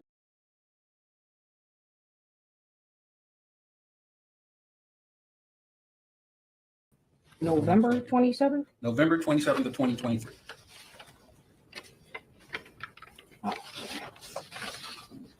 Okay, what time? It is 22:28. Okay, This is where she texts Mr. Butts that she is doing the gym with the baby's car, correct? yes, Now, the very next day, November 28th, do you have that? yes. At 21:48:43, thank you. Which one? She texts Jarvis Butts, it healed, correct? Yes. Okay. And Mr. Butts doesn't respond to any of these messages, does he? He doesn't respond until the next couple of days, the next day. Then in December, a couple of weeks later, Mr. Butts does some Google searches. So this is the Google search, correct? December 10th, December 9th through 9th, 11th. 10th, yeah, So he does searches for abortion, Planned Parenthood sites, correct? yes, He does searches for over-the-counter abortion pill, correct? yes, And we all agree that Mr. Butts has many girlfriends, right? correct. There may be some that we don't know about. Fair? Possibly. Okay. So any testimony that says that these text messages, I'm sorry, these website searches were regarding Isaiah Harris would be speculation, right?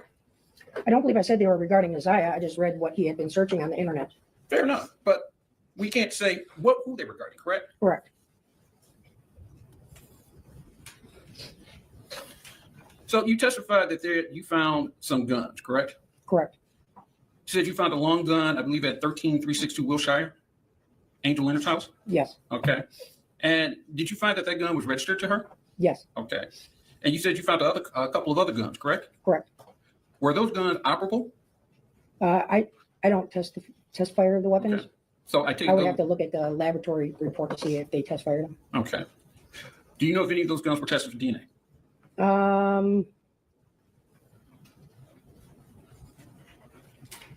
I believe they would have been swabbed, but I don't know if those swabs were submitted. Okay. You also testified that you found several knives in one of the vehicles, correct? Correct. All right. Did you test the knives? I know you tested at least one knife for Yes. for DNA. Did you test the other knives for DNA? The other knives were not tested, no. Okay. And did you test any of the knives for blood? I believe we had all the knives swabbed and then nothing came back leaving anything to be blood, but we submitted it on the knife that was up near the driver's seat. The other knives, one was like a butter knife. Another one was like a smaller kitchen knife, but it was like under the back seat. It looked old and crusty, like it hadn't been up there. So the knife that was at the closest access that looked to be not stored in the truck for a very long time, as opposed to the other ones, were the ones that we had swabbed and Okay. tested. And then additionally, they were tested with Blue Star. So the knife that reacted to anything that maybe Blue Star reacted to, that was specific why that knife was submitted.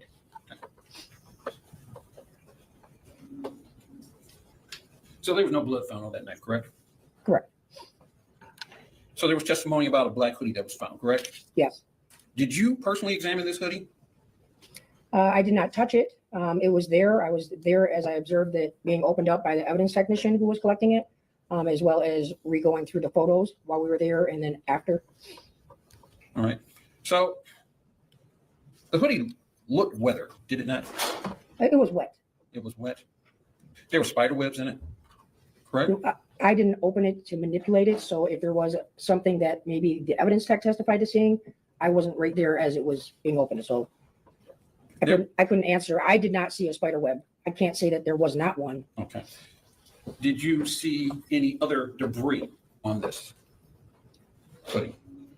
So again, the hoodie is wet. Okay. A lot of times when articles of clothing are wet, it's hard to distinguish whether there's any other type of stains on there. We're not out there manipulating clothing like that. We preserve it the best that we can. That way, if there is something, it can be properly examined inside a laboratory where I'm not adding more possible contamination to anything. Okay. But it's fair to say that it's speculation on how the holes would have gotten into it, correct? Well, I said I don't know how those holes got there. Okay. Now, we've heard that the hoodie was tested for genetic material, correct? For DNA? Yes. Yes. Was it tested for gunshot residue? No. You also found a pair of red and black shoes, gym shoes, correct? Yes. Were they tested for DNA? No. Okay.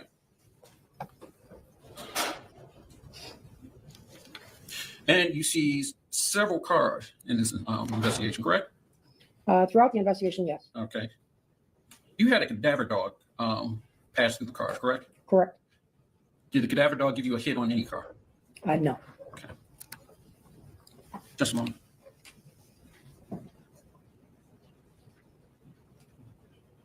I have no further questions. Thank you.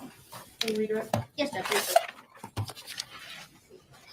Sergeant Jones, that text back on November 27th, 2023, where Desire replies, "It healed." You can't say what that's about, can you? Correct.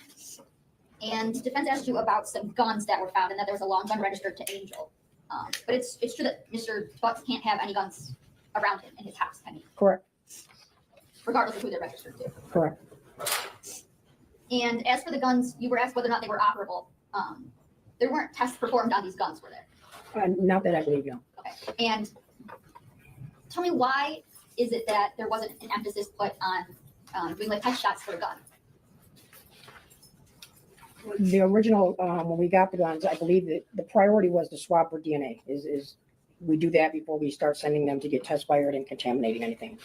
The guns were swabbed, all the evidence that was collected, and then the items that I believe, after talking with lab specialists and looking at the different things that would be the most successful to coming back and giving me the answers on whether that was Desir's hoodie or not, where those were the items that were submitted. Once that hoodie came back that it was hers, there was no need for me to test the shoes that I had a picture of her wearing, because I knew that that hoodie was going to be showing that that was her belongings.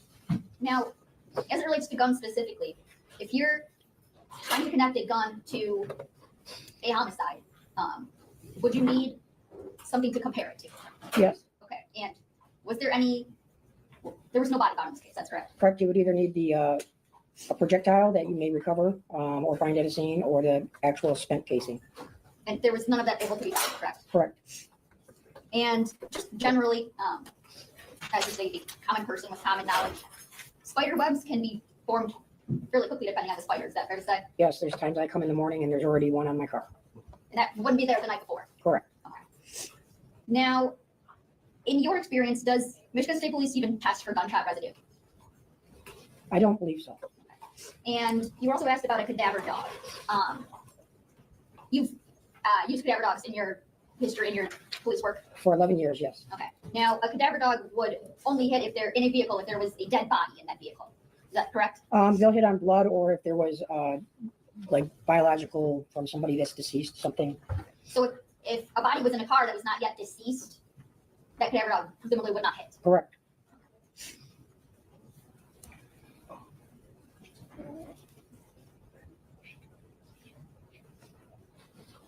And you got this investigation in February around the 14th or 15th? Yes. Okay. And when was that knife found in Mr. Butt's car?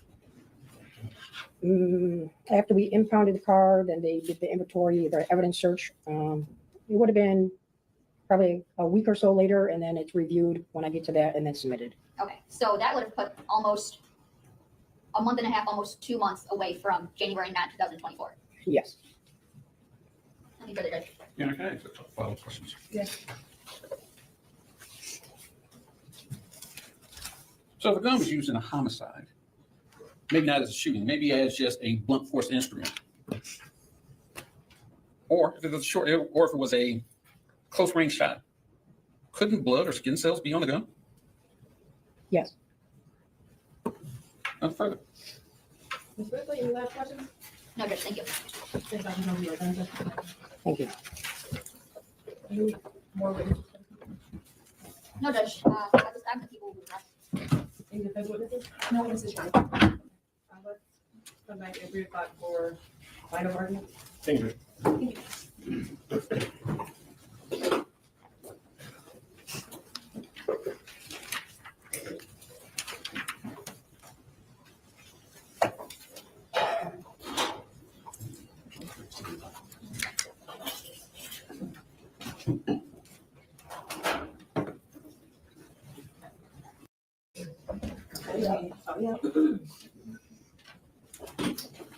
Okay, we are back on the record. This is people of the state of Michigan versus Jarvis. That's 2459617. Are the people ready for the final argument? Yes, Judge, we are. Okay, go right ahead. Thank you. And before I get to the real issue on the homicide charge, I'm going to take care of a few preliminary matters. It is the people's intent to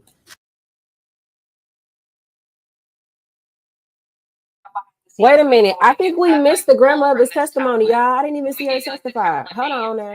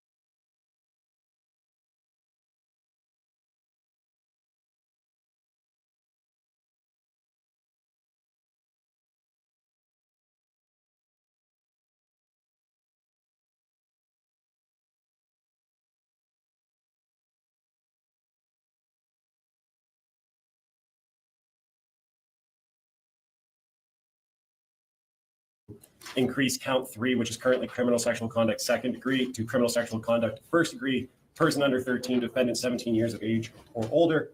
We have the defendant's birthday on the record, and that would be based on the testimony of the one minor witness that testified, as well as Cordell Wright's testimony.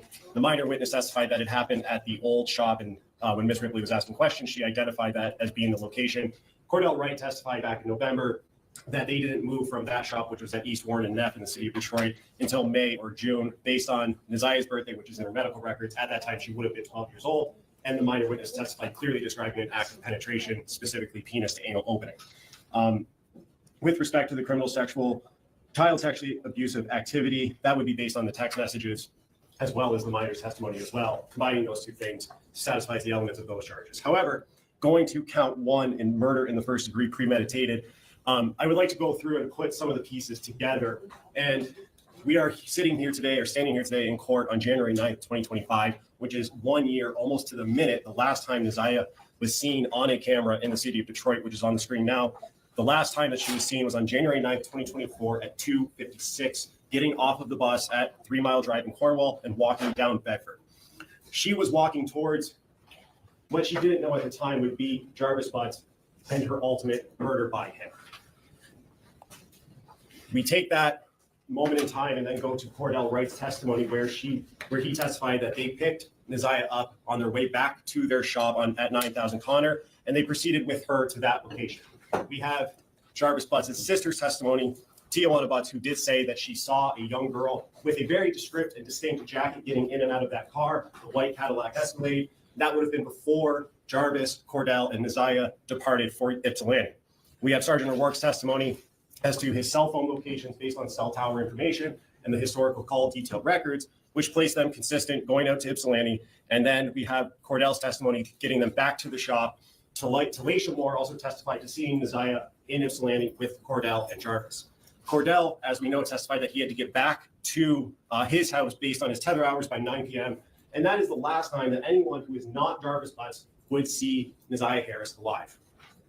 From the shop, we proceed out to the Park Crest Inn, where Jarvis Butts checked into a hotel at 9:30 p.m. And Sergeant O'Rourke's testimony corroborates this, placing his phone in the area of that 20,000 Harbor address at around midnight till early in the next morning on the 10th, using the data that you see on the screen in those times. Recapping January 9th, this is the last time that we have any sort of communication from Neziah. There was, if you look at those messages that Sergeant Jones went through and read, just between Neziah and Jarvis, there was consistent and constant communication up until January 9th. There's also no messages from Jarvis after Neziah goes missing on the 9th, looking for her, seeing where she is, trying to find her, trying to help, as anyone should do at that time, her family locate her. There's no messages to her phone, to that text now account from Jarvis Butts' phone.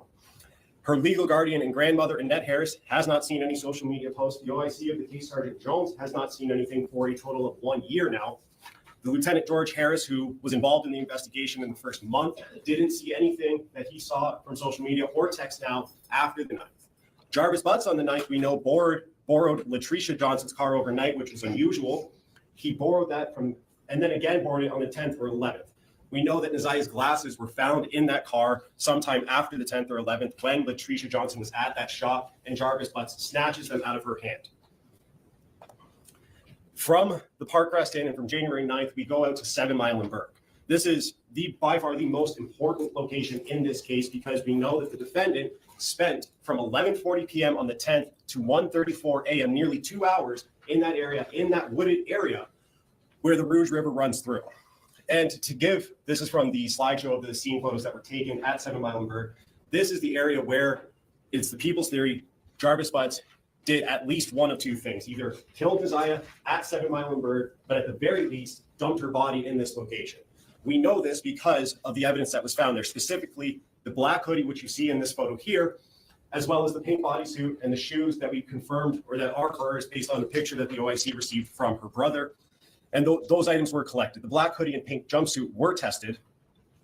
And importantly, Rion Green testified as to which swabs were which. This analysis here and hypothesis and results pertains to the right shoulder swab on Neziah Harris's black hoodie that she took that picture in when she was in school on January 9th. The one, importantly, that Annette Harris testified was in good condition when Neziah left.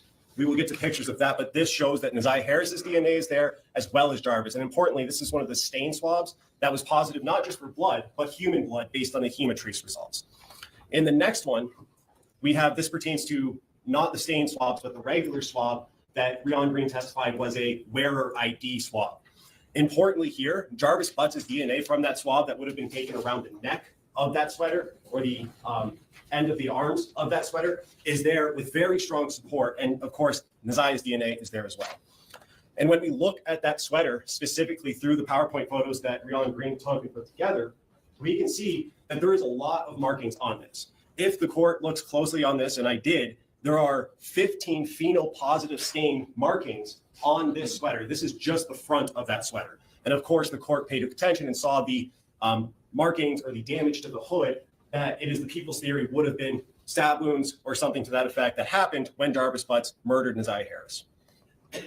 We also have to look, and it goes to the premeditation element as well as everything he did before at Jarvis Butts' actions, specifically what he did to attempt to conceal or cover up his role in the murder of Neziah Harris. First, we have the glasses that he made sure he grabbed directly from Latricia Johnson's hands when shown that are consistent with the glasses she had in the photo from the 9th when she was in school. We have the jail call to Cordell Wright to get that phone of his out of Miss Davis's car and into someone else's possession. which he testified he tried to do, but was ultimately unsuccessful. And Sergeant Jones testified that they ultimately did recover that phone from Miss Davis's car.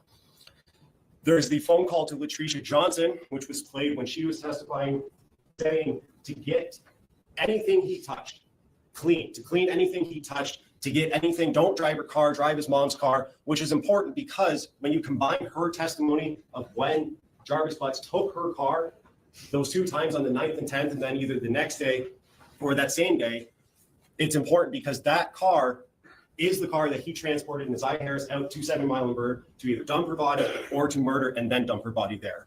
And we can go through all of the lies that Jarvis Butts told any detective or any officer that he testified to, but in highlighting those, he denies to Detective Mays that he was with Neziah at all or had talked to Neziah at all on the 9th, denies ever picking her up, denies to, even when confronted with the January 9th messages, he said that it wasn't him initially. Obviously, we heard in the subsequent interviews, specifically on June 1st with the OIC, he came off of that. He told Shannon Harris that Neziah texted him on the 9th. She says that he never did that. And we have some of their messages in the record as well. He denies going to a hotel and denies going to a hotel with Neziah Harris and denies having any sort of sexual relationship with Neziah, even though the text now messages completely prove that that is an absolute lie. We also have his motive. We know from Sergeant Jones that he was going to be going into custody supposedly on January 9th for until roughly December, I believe, is what Sergeant Jones testified to. We know that that date was adjourned because he said in his interview that he had a legal issue. He said it was out in Clinton Township, but I submit to this court that that's not the legal issue he was talking about. He was talking about the legal issue he would have had if Neziah had been left alive. He had to make sure that when he was in custody, that she was not going to give birth to any child of his. That's his motive in this case. That's why that's January 9th. Sentencing date was adjourned to February 7th, so he could take care of that potential legal issue. He was being told consistently by Neziah throughout the months that she might be pregnant, and then on 11/27, she says to him that it's hard to do this gym shit with this baby. Less than a week or 2 weeks later, he's searching on Google how to abort a baby, how to not just abort a baby or get an abortion, but how to do it at home, how to get rid of it without any medical professional or any responsible mandated reporter knowing about it. We clearly have that motive. And obviously, Judge, one of the big issues in this case is proving that Neziah Harris is dead without having a body. On January 9th, she vanished off the face of the earth. There is absolutely no evidence after the 9th that she was alive, that she was sending messages to anyone. Her, again, legal guardian had not seen her since the 9th. No one else, officers, friends, family have seen her since the 9th. There's no social media posts reviewed by any officer to this day that would indicate she was alive. There's no messages, no further messages on text now after the 9th. There is a full and complete stop of any activity that would indicate she was alive. And Judge, I submit to this court that if that were the evidence that we had at this point, that would be enough at this point for a probable cause determination to show that she is in fact deceased today.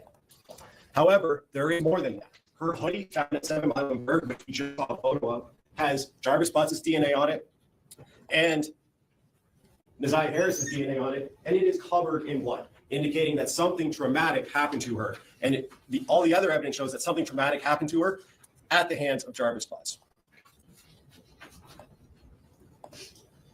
And then we go back to his motive. Was told by Neziah that she was pregnant, searched all of the home abortion procedures, and was going to go into the Wayne County Jail in December, which we just passed, of 2024. Judge, I submit to this court that the evidence that you have heard over the last 4 days proves not only that Neziah Harris is currently deceased, but also that she was murdered by the defendant, who had plenty of motive to do so, had plenty of opportunity to do so, and he did that. And I will note that the defendant in this case, Jarvis Butts, does not get a break because he successfully hid her body. The evidence to a probable cause determination, which the question is she probably dead? And did the defendant probably do that? Both questions are answered with a yes, based on all of the evidence that you have seen. I would reserve any further argument for rebuttal. Thank you. Very good. Thank you, Judge. Sorry.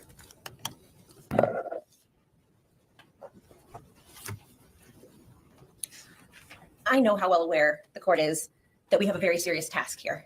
We've been here for 4 days, and at this point, we have to look critically at what we've heard and what we've seen over the last 4 days and determine if there's enough evidence by a probable cause standard that Mr. Butts committed premeditated first-degree murder. And if you look critically at what the evidence is and the lack of connection between these pieces of alleged evidence, there is not a probable cause standard. To bind over on premeditated first-degree murder, there has to be sufficient facts or evidence to show by a probable cause standard that each of the elements of premeditated murder in the first degree were committed. First, there's got to be a death. There has to be evidence that the defendant caused the death of the deceased, that some action that he made or did caused that person's death, that there was an intent to kill, that the intent to kill was premeditated, and that it was deliberate. And here there is not enough evidence, even by a probable cause standard, that Jarvis Butts caused the death of Neziah Harris. There's been no testimony of any eyewitness stating that they saw Jarvis Butts doing any act that could have caused Neziah Harris's death. There's been no testimony of any eyewitness that they saw Jarvis Butts doing anything in preparation of doing something that could have caused her death. And there's been no admission of Mr. Butts to support that element. There's not probable cause to believe that Mr. Butts had an intent to kill Neziah Harris, nor that he premeditated her death. There's no evidence of any threats made by Mr. Butts to Neziah. There's no evidence of any threats made to a third party that he was going to do something or that he had a problem that he had to take care of. The issue or the statement was he had a legal matter. And Ms. Davis testified that she was aware of an issue that he had in Clinton Township, that she was the one that was driving him around to court. There's no testimony that he took any specific action in a deliberation to kill her, or that in killing her. There's Google searches about legal ways to abort a child, not how to kill somebody or dispose of a body. There's no evidence that he did anything related to the Google searches. There's no receipts of purchases or anything like that. And these text messages were 2 weeks after they were, I believe, December 9th and 10th, which was, I believe, 2 weeks days from 11/27/23, which is the text message about gym class. And then there's this kind of cryptic text message in between that says it healed. That means, but we don't know what Mr. Butts took that to mean. It doesn't necessarily mean that he believed she was pregnant. There's no evidence of a pregnancy. We have medical records until, I believe, October of 2023 that don't indicate a pregnancy, that she had been to the doctor in September. When she originally texts or messages Mr. Butts and says she thinks that she's pregnant, there's no evidence of a pregnancy. She went to the doctor. We heard from both her guardian, her grandmother, and her aunt, Shannon Harris, who lived with her. No testimony from either of them that they suspected that she was pregnant, that there was any medical issues that they had to take care of because that would have caused them to think that she was pregnant. There was an insinuation, well, was she wearing baggy clothing? Was she wearing bigger clothing? There was no testimony that they had to go out and buy new clothes for her because her clothes didn't fit, or that she started wearing baggy clothing. She was wearing denim pants on the day that she disappeared. And there's no testimony that those were not pants that they had recently bought because she didn't fit into the clothing that she previously had. There's no evidence of any kind of plan. There's no messaging between Mr. Butts and Ms. Harris that indicates an escalation of animosity between the two of them. In fact, he essentially kind of starts to disengage. And so there's no written evidence that he had any kind of plan or any animosity for her at that point. Our submission would be that he understood at that point that she wasn't pregnant and was disengaging. Let's talk about what we did see. So we know that Neziah got on her school bus around 2:45 on the 9th. She got off the bus a few minutes later, and then she was seen walking up Bedford. She was wearing at that point light colored blue jeans, a black hood, and then a colorful coat with fur around the hood. There's some insinuation that somehow it was a plan that she would meet up with Mr. Butts, but the testimony of Mr. Wright was that they were driving around that afternoon back and forth to various auto parts stores, and I believe that they in fact had to go back to one kind of unplanned because they either missed something or there was an issue. And so to say that somehow Mr. Butts would have known that she would have been on that street at that specific time and that they would have been there at that specific time is quite a leap, considering they didn't know where they were going to be when, because they were doing all this driving around back and forth to various stores. Witnesses put at Mr. Butts' auto shop later that afternoon, and then in Ypsilanti with Mr. Butts and Cordell Wright, and Mr. Wright puts her back at the shop later that evening. But then we hear from Sergeant O'Rourke, who did all the cell phone mapping, that at 9 p.m., Mr. Butts was actually at 13662 Wilshire, which is his home, where Angel Leonard lives and where they have kids. So did Neziah go back with him to that house? And then at 9:30 is when he checks into the Park Crest Motel. Now, we don't know who was with him there, but there is no evidence that Neziah was ever there. They searched it. They took DNA. They took clippings of various things. They swabbed a shower drain, and there's no evidence that she was ever in that room. We did hear testimony that the park rest is a known place where Mr. Butts frequents and takes various lady friends for a rendezvous. It's much more possible and plausible that he took one of his lady friends there than somebody who he was going to kill, right? He's going to a place where they know him. He's a frequent flyer there. And is he going to take somebody there where he would later, before he was going to kill them? That makes no sense. That is not logical. We heard then that after Mr. Butts left the Park Motel, he went to 4 Alexandrine, which is Midtown, so kind of across town. And that's where his other girlfriend, Najeen Rushing, lives. So did he take Naziah with him there to see Miss Rushing? And he stays there for a while, I think, according to Sergeant O'Rourke's mapping.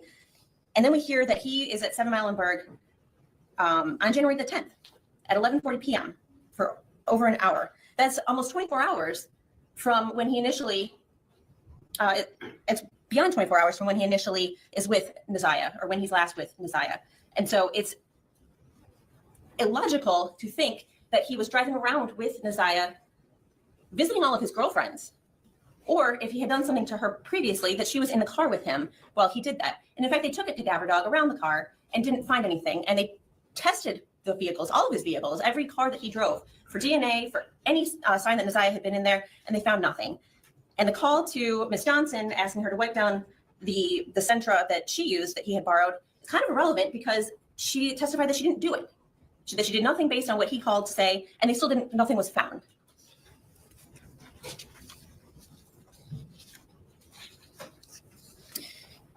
We heard about a pink jumpsuit that was found. We didn't hear any testimony that anybody saw Naziah wearing this pink jumpsuit. She's not seen wearing it in any video. I don't believe that anybody even identified it as being hers. I don't believe there was any testimony from either Annette Harris or Shannon Harris stating, yes, we recognize that pink jumpsuit. That's something that Naziah wears.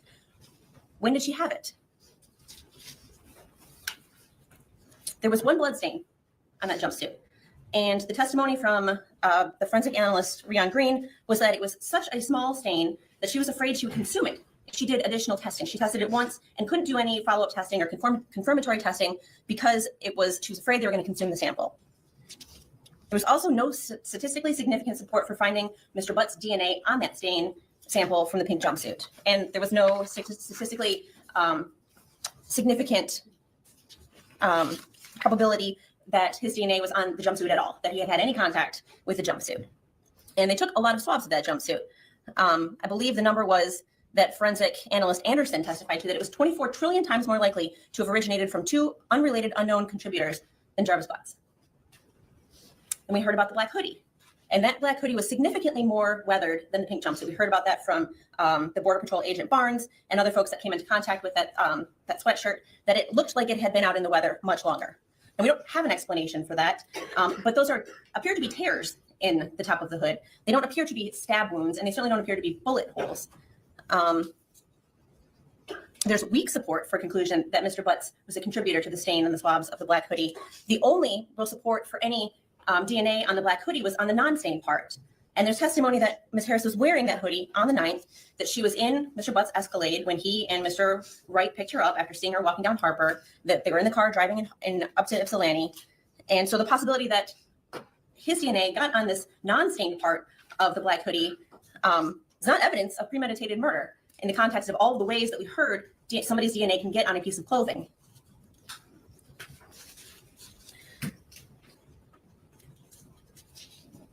And I kind of talked about this, but we heard testimony that Mr. Butts drove both a Cadillac Escalade and a Nissan Sentra on January 9th and January 10th. There's a lot of pieces of those cars that were tested. Trunk carpet from various areas in both cars, the driver's floor mat, the driver's seat, the door handle, trunk speakers, the trunk frame. All of those things were swabbed for blood and nothing was found.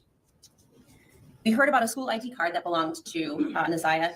We heard Valerie Smith testify that she noticed it at some point in February, maybe a month or so after Naziah was last seen, and that she decided to pick it up 2.5 weeks after she first spotted it. But she was pretty clear that she only noticed it about 2.5 or about 2 weeks before, but that she looked at it every single day. Seemingly, if it had been there before then, she would have noticed it. When did it get there? We don't know. There was no evidence. There's no testimony as to that.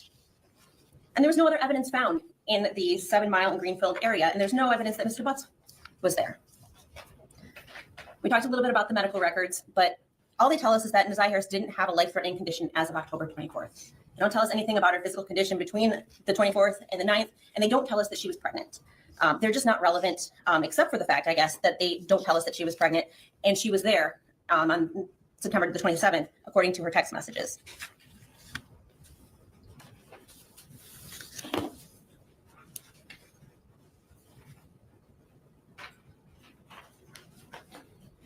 What we haven't heard in the last 3 to 4 days is anything about a murder weapon. We've heard that they collected guns, but we don't know if any of them actually operated, and they tested them for DNA, and there was nothing found.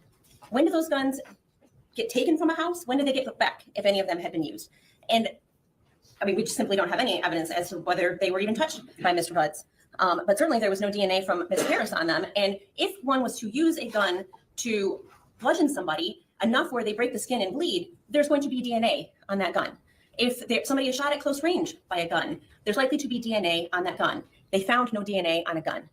There was initially a testimony about all these knives that were found. And then when Mr. Riggins did a little bit of digging, well, one of them was a butter knife. One of them was rusted and under a seat and looked like it had been there forever. There's only one knife that they were actually interested in. They sent it for testing and there was nothing on it. And we know that they can test for blood even if something has been wiped clean, because they do that. And in fact, they did that in this case. They found no blood on anything that the prosecution is positing could have been a murder weapon. Motive is not an element of premeditated homicide. There's evidence that Mr. Butts and Isaiah had a sexual relationship. And we are, at this point, not contesting the bind over on those counts. That would explain why Mr. Butts would not want to be honest about why he was with Isaiah Harris. That would be enough to make somebody want to lie about their whereabouts or their connection to somebody. There's no evidence that it went any further than that for him. No evidence that he had been confronted by anybody about a sexual assault. No evidence that he was being threatened by Isaiah to expose him or get him in trouble if he didn't do something that she wanted him to do. By the time January 9th rolled around, they weren't really speaking that much. She was, in those text messages that we heard, getting frustrated with him for ignoring her. But never once did she say, well, if you don't talk to me, I'm going to tell everybody what we've been doing. And so there's a complete lack of any motive for him to respond in that way. And I would point the court to a case, it's called People v. Fisher, and it's 193 Mishap 284. It's a 1992 case. And I've got copies. Got it. This court one. And I point the court to this case because it's a case where homicide was charged and no body was found. A woman named Joyce Fisher was killed, and I believe it was 8 years after her death, her husband was charged. He was convicted, and ultimately the appellate court reversed the conviction because the evidence was insufficient to submit the case to a jury. And so that was the error. And kind of the facts briefly are that Mr. and Mrs. Fisher were in the process of divorcing. It was a pretty contentious relationship. There had been lots of reports that he had been physically abusive to her. And she had even testified that he had threatened to kill her in mid-January of 1978, approximately 3 months before she disappeared. In April of 1978, apparently they were out together, they had lunch, and he was the last person to see her. After that, she disappeared. Now, there was no substantial testimony in that trial regarding her reliability, her long or short-term plans, that she had children, that she was devoted to them, and that she wouldn't have had any reason to run away or leave. And so that gave rise to an inference that she was deceased.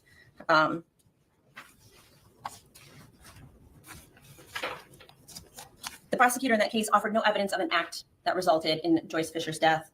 And the court previously has held that the victim's body, while it's not necessary to establish corpus delicti, there has to be something more. There has to be, in this case, either an admission or confession, physical evidence, or some kind of witness testimony. In that case, there was no physical evidence, such as bloodstains or a weapon linking the defendant to Joyce's death. He did not admit that he killed her, although the prosecutor offered equivocal statements there, that he seemed to say, well, things didn't happen quite that way, and where it made it sound like maybe he did have something or some knowledge. The prosecutor there presented lots of evidence of defendant's motive and opportunity to kill her, but noted that those are not elements of the crime. And inferences, the court says, may not be based on evidence that is uncertain or speculative or merely raises a conjecture or a possibility. And they said, in that case, the evidence did not rise above the level of conjecture. And that's what we have here. We have conjecture. We have a lot of pieces of supposed evidence, but we have no connection. They don't connect to each other. They're puzzle pieces. And when you put them together, there's no picture. There is no big picture because there is no act that can be testified to that Mr. Butts did, and there's nothing to support that act. There's no evidence that he had a gun and used it. There's no evidence that he had a knife and used it. In fact, the evidence that the prosecutor put forward disputes those theories. The idea that Mr. Butts was in some cover-up, the issue of his phone, I think was pretty well cleared up by Ms. Davis when she testified to the idea that for as long as she's known him, he's never wanted her to look at his phone. And mostly because he's been dealing with who knows how many other women. And that she had tried pretty much everything she could think of to get in that phone well before any of these allegations came about, and that she's never been able to. And so it makes sense that he would not want her to get in that phone, especially if he assumed he was coming home and wanted to have contact with her while he was serving his sentence in the Wayne County Jail, that she not know that she was not the only female he was dealing with.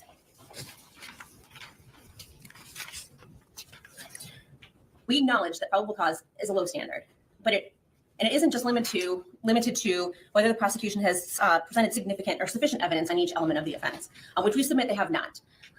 They also must determine that there's a reasonable ground of suspicion supported by circumstances sufficiently strong to warrant a cautious person to believe the accused is guilty. That definition of probable cause, or that characterization, comes from People v. Carter, which is 250 Mishap 510. And so you have to have both elements of the crime met, and also those elements have to be met by evidence that is sufficiently strong to believe that it is relevant, that it actually proves what it is saying that it proves. And here we have conjecture, we have speculation, we have supposition, and we have somebody who he did have something to hide. But there's no evidence that he did anything about that. He didn't threaten her. He didn't ask her, or say if anybody finds out that, I will go to jail, or you could go to jail, or you could be hurt. There was nothing like that in any of those conversations that we saw.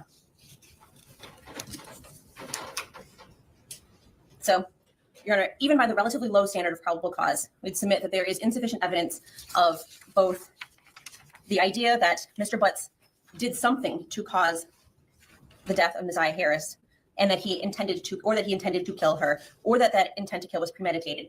We don't know what happened when she left his shop on January the 9th around 9 o'clock. But I think it's safe to say we know she didn't go to his house where Angel Leonard was, or Angel Leonard would probably be here in court and telling us what a weird interaction she had with him and why it was strange that he wouldn't come inside the house, or why he wouldn't let her out by the car where he was. We don't have any evidence that she went with him to the Park Rest Motel. We don't have any evidence that they were together beyond 8:30, 9 o'clock on January the 9th. And for that, we're asking the court to deny bind over on count 1, premeditated murder in the first degree. First, Judge, I'm going to start with talking about People v. Fisher that Ms. Quick just referenced. And it is important to note that this case is distinguishable for the following reasons. One, we're talking about a different standard. This was a trial issue, a directed verdict standard, where the court is saying at trial beyond reasonable doubt. First of all and foremost, it's distinguishable for that reason. Secondly, though, the court in Fisher said, in this case, there was no physical evidence such as bloodstains or a weapon linking defendant to Joyce's death. In this case, we have bloodstains. We have bloodstains on the hoodie that was found at 7 Mile and Berg, where the defendant spent 2 hours on the night of the 10th going into the 11th. That places them together in the same spot, and is very strong evidence that Neziah Harris is in fact dead. Secondly, though, Judge, having dealt with People v. Fisher, Ms. Quick talked about the 9th and 10th, that no one saw the defendant with Neziah for that day going into the 10th and into the 11th. However, we heard from one of his significant others or girlfriends that he was secretive, that he didn't want anyone looking at his phone. And we certainly know that he knows how to keep different women and or girls away from each other. For example, I believe it was Shannon Harris that testified that she was familiar with an address of Outer Drive in Belfort, but she had no idea other than the fact that she would pick the defendant up there at different times. We know through other testimony that the defendant was dating someone that lived there. And with respect to Ms. Quick saying that Neziah never threatened him, never did anything, I'm not sure if this one text message was highlighted by the OIC in this case when she testified, but on November 27th, 2023 at 23 hours and 37 minutes UTC time, Neziah said to the defendant, "When I see you, I'm a fuck you, tell you regret not answering my calls," which I would submit to this court is a threat. And then just over a month later, she says she goes missing at the hands of the defendant. And Ms. Quick also talked about the driving around that Cordell and Jarvis were doing and how it was an unplanned meetup with Neziah on the 9th. However, that may be true from Cordell's perspective, because he wouldn't have known what Jarvis's plan was at that time. But clearly on the 9th, send okay if you've seen the message so I can delete your number, and then the defendant's response, okay. And Jarvis was the one driving per Cordell's testimony. Now, Ms. Quick also talked about the knives and how the knives found in the defendant's car of the one that was tested came back negative, and that's true. We cannot dispute that. However, we know that that was more than a month after giving the defendant plenty of time to clean it. But beyond that, Judge, this case is one where the defendant thought to, and successfully did, hide the body. And it's a common sense inference that if he thought to hide the body, he would also think to get rid of the murder weapon at the same time. And Judge, Ms. Quick is right. We are talking about a probable cause standard. And as I said, the question is, did the defendant with premeditation probably murder Desire Harris? And I submit to this court that the answer is yes. And circumstantial evidence, as is noted in the jury instructions at trial court or in circuit court, is just as good as direct evidence. And yes, this is a circumstantial case, but when we put those circumstances together, including the physical evidence, the cell phone evidence, which I would equate with physical evidence for purposes of that, as well as the defendant's opportunity and motive, the picture becomes very clear that the defendant, Jarvis Butts, took the life of Neziah Harris to protect himself from the eventual discovery of his child was going to happen to her, the very spot he was going to happen. I ask this court to bind over as charged with the addition or increase of this criminal sexual conduct second degree. Thank you. As far as Fisher, I agree with the people that this case is distinguishable. This is a case regarding a trial. And the one thing I had highlighted in pink is the quote, in this case, there was no physical evidence such as blood stains or a weapon leading defendant to Joyce's death. In this case, we don't have the same facts and circumstances. I do agree this is a circumstantial case, and circumstantial evidence is sufficient for bind over and even conviction. Today is January 9th, 2025, exactly 1 year, from the day Neziah Harris disappeared. Before I get into the charges and the main charge of premeditated first degree murder, I have to speak on Neziah Harris and the community who killed her. And I'm only presented with such evidence. I don't know the whole story. The attorney knows more than me, the family knows more than me. But from what I have heard over the last 4 days and 5 days total, is that several people failed her. I don't know where her mother is. I don't know anything other than that she was forced to live in a home where she was not protected or given adequate attention and love. I don't know where her father is. I don't have any mention of him in her life, no presence. To Cordell, AKA King, and all the men who saw Jarvis Butts hanging out and always around these young girls, including Neziah, and his 9-year-old daughter going up to the shop to clean up the shop. The school counselor who never showed up, or the person who was supposed to show up if that counselor was absent, after Neziah was on the floor on the day she went missing, saying that she needed to speak to someone and speak to a counselor. There's no mention of CPS, but I wonder what their involvement was over the years, because this was not just a 1-year thing. There are text messages at least from 2022. To her adoptive grandmother, Annette Harris, whose testimony, in my opinion, was very questionable. I understand why the people put her on the stand to establish Neziah's residence and the house on Bedford and the regular name, to establish also that Neziah was not a runaway child, that she was not a bad kid. I do believe she adopted Neziah. I do believe that she had 6 kids in the house.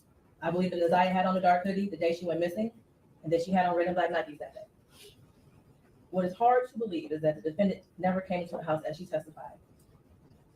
And there was also a minor that testified that he did as well. Text messages that show between him and Neziah that he did in the basement, saying he was going to the shower, stealing her panties. He was always lurking around that house and asking for Janiyah and Zaniyah, from what I know.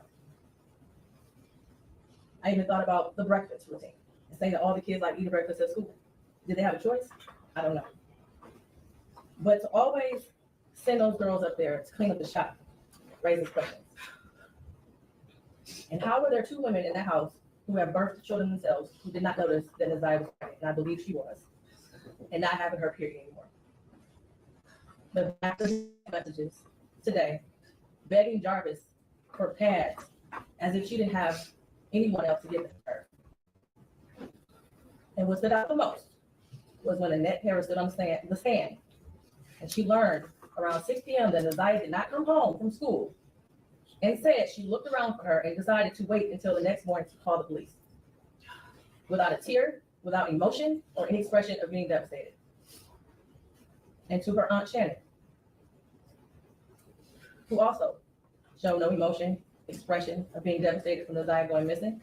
She stated that she had friends help look for Neziah, but was directed to just wait until the morning to call the police. A grown woman who likely suspected something strange going on didn't feel the need to call the police either.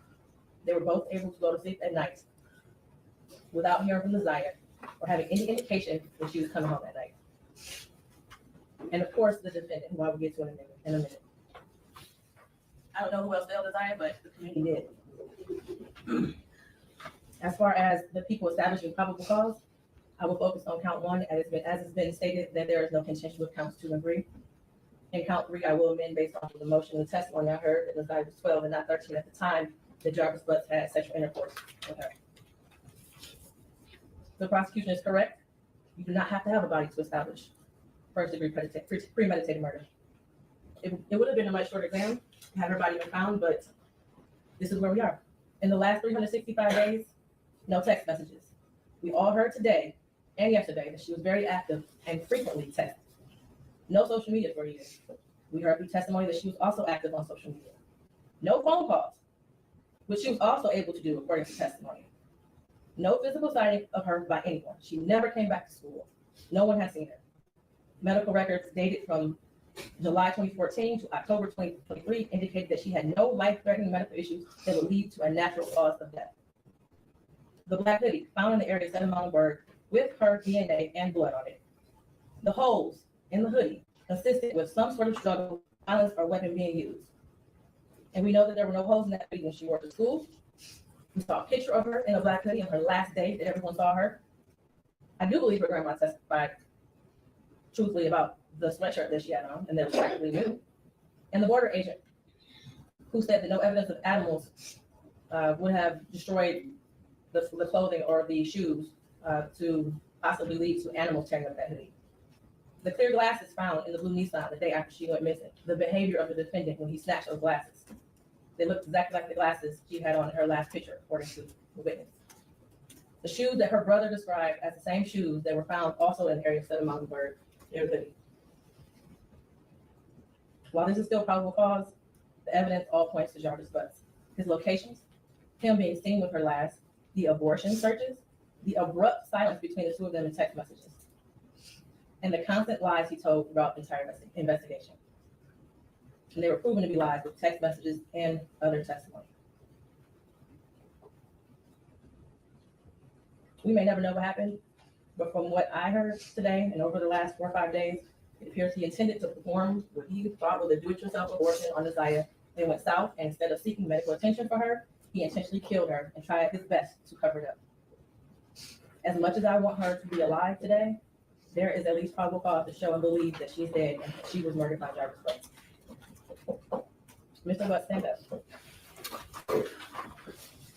You've been sitting over there for 4 days with your head down, hidden between and behind your attorney with your mask on and taking vigorous notes. I want you to pay attention and listen to everything I have to say.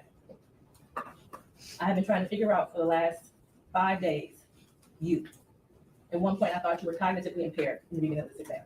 And then maybe you had the brain of a 10-year-old, and that's why you were doing such things. But as I heard more and more testimony, you were just the true definition of a pedophile. Watching you laugh and brag about all the women you have with different women and the children and the girlfriends, and making babies to groom them, and having them in your presence, cleaning up your shop. And the little girls around you have landed you here today. You groomed Neziah. You played mind games with her. We all heard that. You controlled her emotionally. She was exposed to so much at such a young age. The text messages between you two were disgusting to hear. And to think that she had you saved in her phone as bae for life. Neziah deserved so much more. And while I mentioned other people that failed her, Jarvis Butts, you were the monster in this whole picture.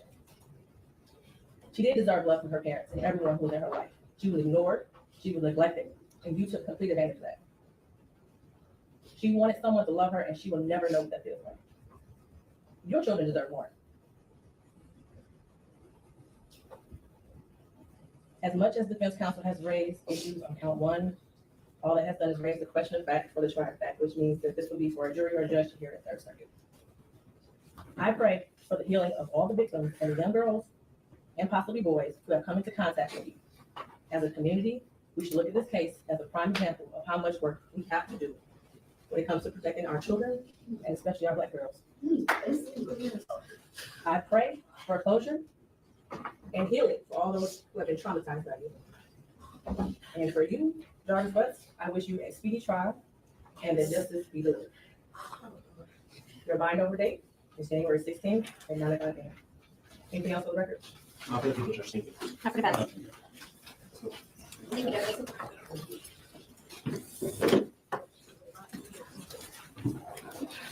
Do the right thing and tell us where she's at, please. I'm sorry, Judge. Just do it, Jarvis. Where is she at, Jarvis? Just tell us. You don't have no Judge, I'm sorry. I'm not trying to disrespect your court. We love to turn out the camera.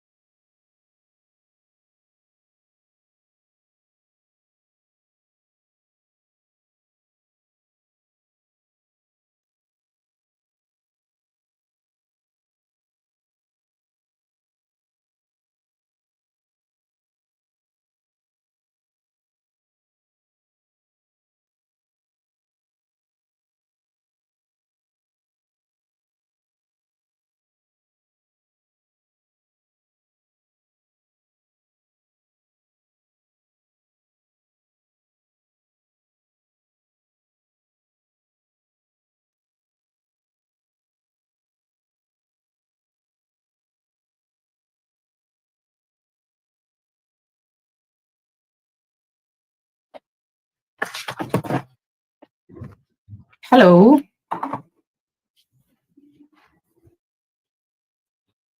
So anyway, that's just some of the context for what was happening. You see the pre-exam hearing. Yeah, here.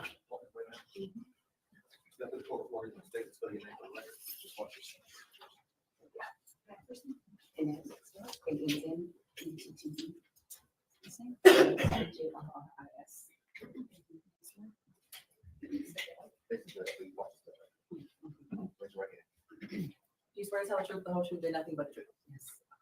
Watch your step, walking up the stairs here.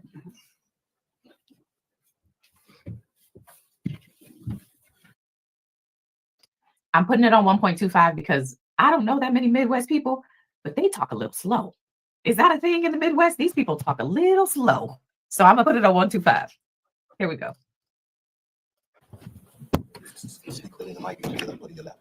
Okay, thank you. Thank you. Could you state your name for the record? And then here's, And Ms. Harris, do you know someone or did you know someone by the name of Ms. Harris? yes, And who is Ms. to you? my granddaughter. Are you her legal guardian? Yes, I am. When did you become her legal guardian? I adopted Desire back in 2016. And that was court work or paperwork filed and all that to legally adopt her? Yes, it took a process, Oh. but yes, And back in January of 2024, did Desire live with you? yes, I don't want to know the specific address, but what street did you live on? Bedford, And is that in the city of Detroit, Wayne County? yes, it is. How long had Desire been living with you at that address on Bedford? Oh, wow. They're basically, I mean, ever since I had her, I mean, Since 2016? well, we moved to another house. Okay, when did you move into the Bedford house? Let me see, 2019, we moved in that house and then moved in the house that I am now, which is still on Bedford. And did Desire make those moves with you? Yes. And in January of 2024, at that Bedford location, who else lived there? Just me, the kids. My other daughter lived with me at the other address. But it was just basically me and my kids and Shannon, And who is Shannon? my daughter, And what's her last name? Harris, And she lived with you and Desire and the other kids at the Bedford location? at the first Bedford location. Okay. At Yes. that first Bedford location, how many other kids in addition to Desire lived there? My other two, my grandson and my other grandchildren. Okay. So how many kids total in that house? 6 children, 6. And you and Shannon, correct? Well, Living there. Shannon, she was there, but she wasn't really like there all the time. Oh. She would spend more majority of her time at my house, but actually Shannon had her place out in Clinton Township. And when you were there in January of 24, how old was Desire at that time? January 24th, she had 13. She had her birthday in September. And was she going to school? Yes, she was. What school did she attend? J.E. Clark Preparatory Academy. And is that also in Detroit? Yes, it is. Just generally, can you tell us about your morning routine with the kids, specifically Desire, about getting them to school and things like that? Sure. Okay. 6 a.m. That's when I get the children up. They usually get up, get dressed, prepare themselves.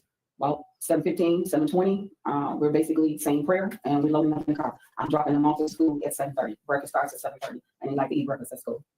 And does that include Desire? You would drop her off at J.E. Clark? All together, yes. Now, I want to talk about, let me ask it this way.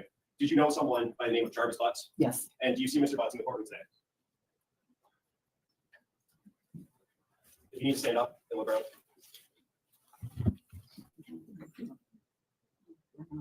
I don't see them. Do you need glasses? Yeah, my daughter has my glasses. Okay, Judge, may I take a moment from your glasses? Yes. Mind you, that's him with that mask on and his head down. Show your face, sir.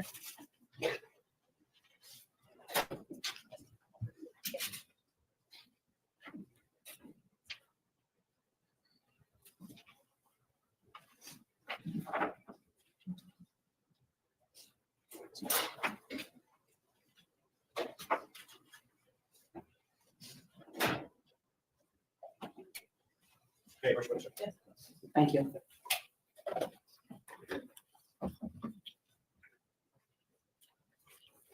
If you can just stand up and take another look around. Okay. Yes. Do you see Mr. Butts in the courtroom today? Could you point to him and identify a piece of clothing that he's wearing? Blue uniform with a blue mask. For the record, the witnesses identify Jarvis Butts, the defendant in this matter. And may I approach the witness again? Yeah. I'm approaching with what's already been admitted as people's 9. And Ms. Harris, you recognize the person in that photo? Yes, And who is that person? Jarvis Butts. And is that the same person you've identified in court here today? Yes.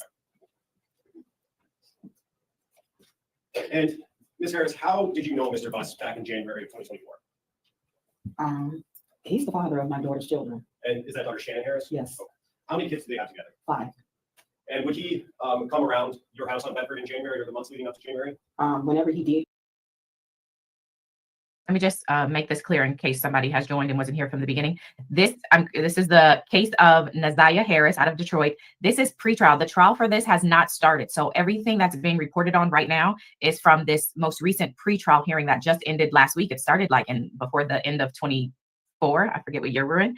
But it's pretrial. And just for context, if you haven't watched my recap, pretrial hearing is for the judge to hear the evidence and determine if there's enough of it for this trial to go, for the case to go to trial. There's enough probable cause that this should go before a jury. That's the whole point of this. So we're not even at the trial. This is what the prosecutors are presenting. I'm sure when trial comes, they'll have even more. Okay, so this is pretrial. This is not the actual trial for him yet. We're not even there yet. he would always pull up in a white truck, and Shannon would go out to the car, and they would sit and talk or whatever. But he would very rarely come to my house. And during that time, when he would come around and sit in his car, was there any times that he would interact with Naziah that you saw? Not that I remember, no. Okay. Now I want to talk specifically about January 9th. You had described your morning routine with the kids. Did you follow that routine on January 9th? Yes, I did. And did that include dropping Naziah off at J.E. Clark, 7:15, 7:30? Yes. And can you tell us what she was wearing on January 9th, 2024? Yes, she was wearing a pair of light powdered blue jeans with a light powdered blue jacket that had the black little fur around the collar. It was like a 2-piece set. And did you have a sweater on or a shirt on or something? She had a shirt. She wore a shirt underneath it. And you remember, did you have any other clothes with her on the 9th when you dropped her off? She had her little blue sweatshirt with a little hoodie. She had that with her. And do you know how or when she got that hoodie? I bought that hoodie for her. I guess it was in the fall sometime. When I bought it when I first. I mean, it wasn't nothing new. It was just one of her old hoodie jacket she used when she go to the gym. Okay. And in terms of, if you know, the condition of that hoodie on the 9th, was it torn, ripped, damaged in any way? No, it was fairly good. Like kind of like steel new, but she took pretty good care of her things.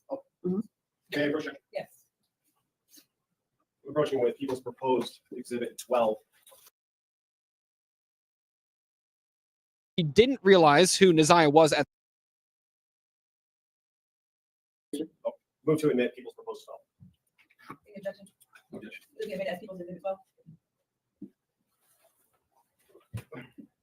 And when you dropped Naziah off at J.E. Clark, what was the routine supposed to be after school was over? Before they go into the school routine, I just want to show you the picture that he just showed her. The day Naziah went missing, she took a picture in school, and that picture has actually helped, I think, to solidify what she was wearing before she went missing. So I'm just going to pull it up so you can see it. Hold on one second, just so we can all see before we let them finish. So you can see she's obviously still in school. This is from Fox 2, but you see she has this black kind of zip up. She has this white, looks like the turtleneck. I think that these are headphones. I don't know if you can see that, but like this line here seems like it's, and then you see here the cord. So it seems like there's also these headphones. So anyway, that's the picture that she showed her, and the grandmother just said that's what she, the picture she took the day she went missing.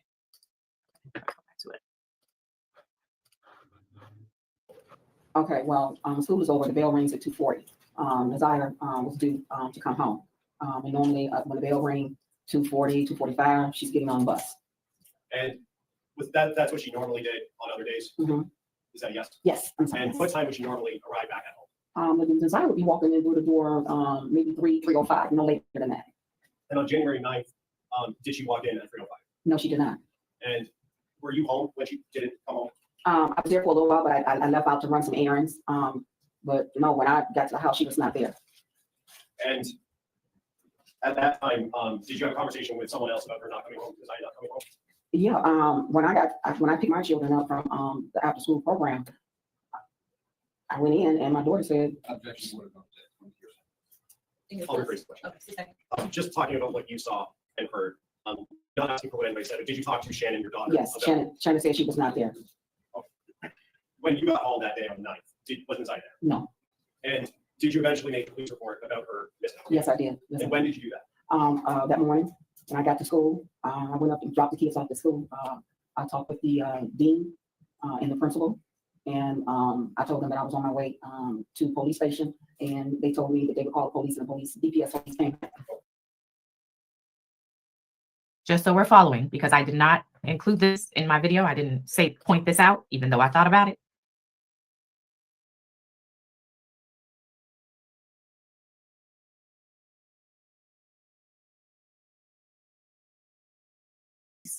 Until the morning of January 10th, the following day, a 12-year-old doesn't come home, and grandma tells the police the next morning. Just so we're clear, and you all heard that.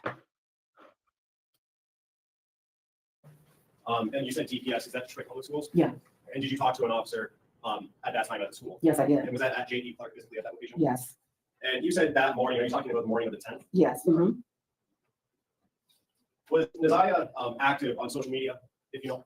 Well, as far as I know, she was. I mean, there were times that she was sneaking on, you know.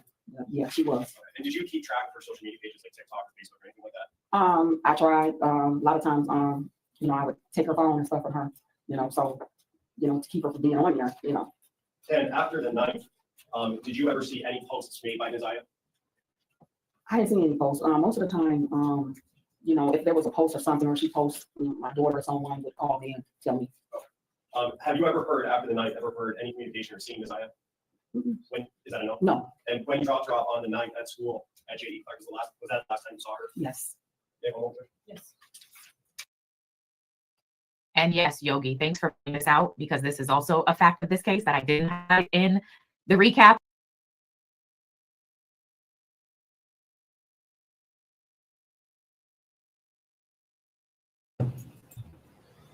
Packet that had kind of like still new, because she took pretty good care of her things. Supposed to be after school was over. Okay, well, school is over, the bell rings at 2:40. Naziah was due to come home.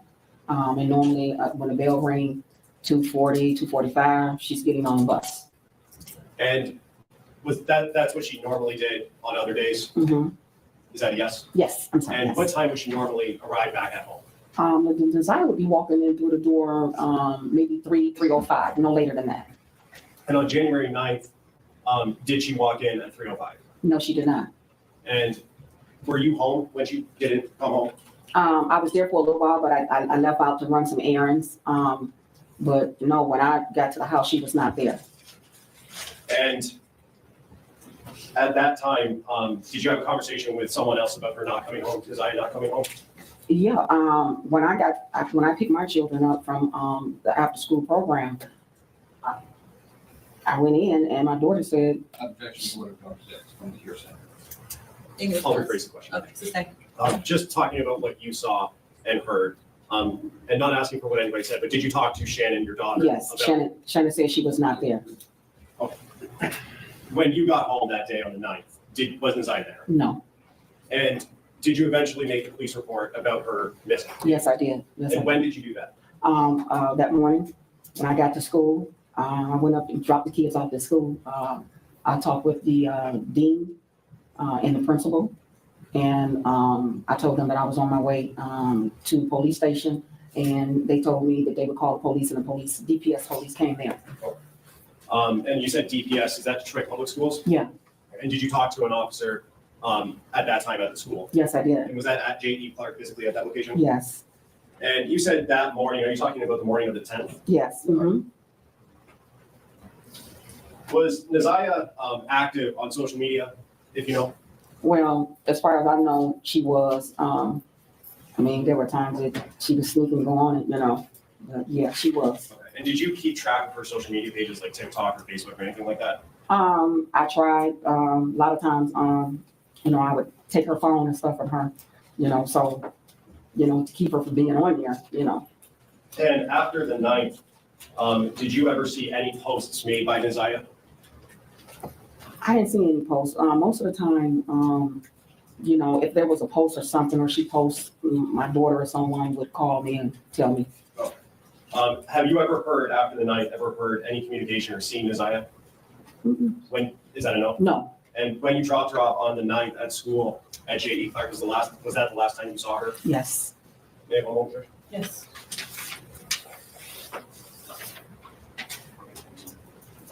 Just to follow up, I did forget to ask this. Her bus stop, how far from your house was that in walking distance? 5 minutes. Okay. Do you know where the location that she got dropped off at was, the address or the intersection? Right there at a 3-mile drive in Cornwall. And that's 5 minutes from your house? Yeah. And did Isaiah have any nicknames that people called her? Where her family called her, Tutu, but I've always called her Glamorous. I've been calling her ever since she was born. Is it Glamour? Glamorous. May I have one more? You said to Tutu. Mm-hmm.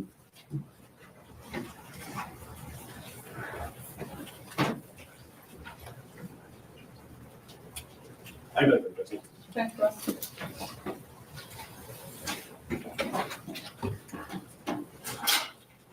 Good morning, Sheriff. Good morning. Now, you are Isaiah's maternal grandmother, right? Correct. You're also her adopted parent, right? Correct.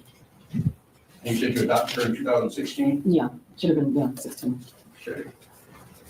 Is her birth mother still around? She is. Okay, does she have a relationship with her? No. She doesn't have any type of relationship, no contact with her that you know of?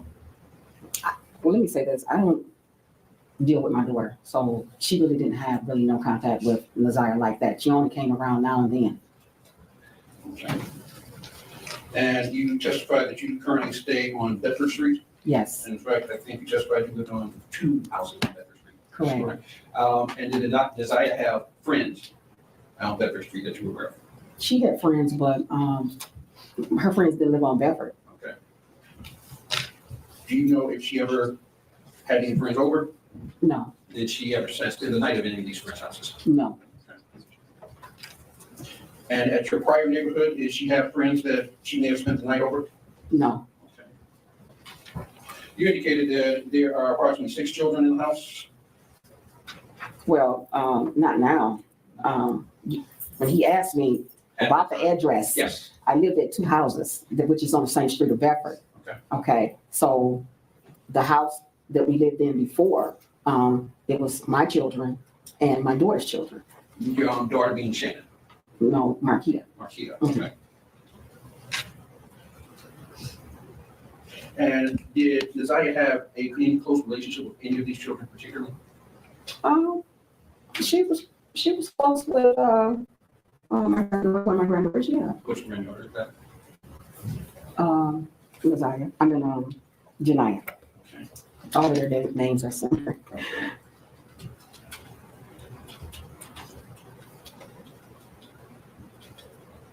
And Janiyah is Shannon's daughter? Yes, That would be Jarvis's daughter as well, correct? correct.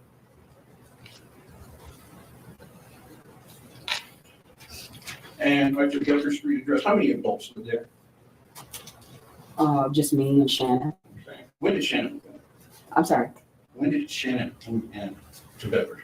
Oh, I guess back in October, last October or something. That would be October of 23? Yeah.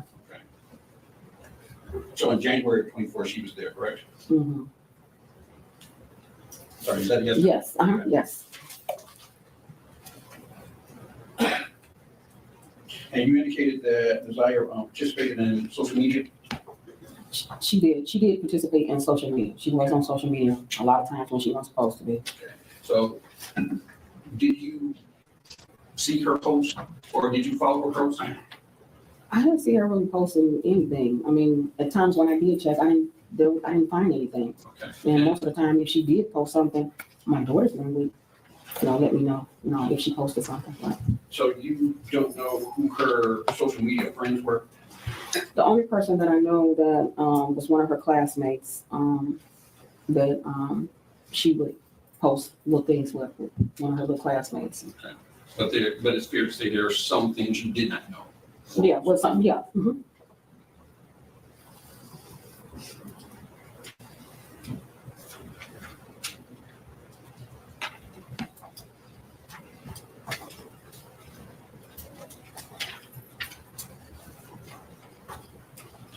Now, you indicated that you drove Desire to school every day, correct? Correct. Who else went to school in Desire? My other two children, Shannon's children. Okay. And what type of student was Desire? Nazar was a very good student, very mannerable, very outgoing. She got good grades. Her attendance was good. The teachers had no problem with her. They really liked Nazar. Nazar got along with just about anybody. She was very likable. Did she have any disciplinary problems? No, Do you recall her ever getting into a fight? she did. One fight, more than one fight? There was a young lady that she had a couple of, consultations with in school. And it was like an ongoing situation. Okay. And when did this first start?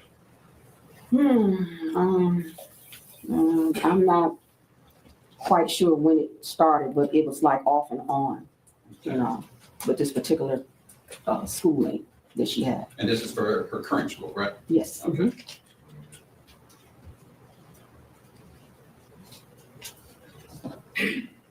Now, did Desire participate in any extracurricular activities? Was she on band or anything?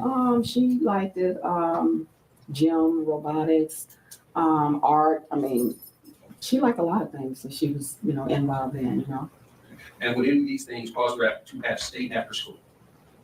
The only time she stayed after school was when she wanted to be enrolled in the after-school program. Just one.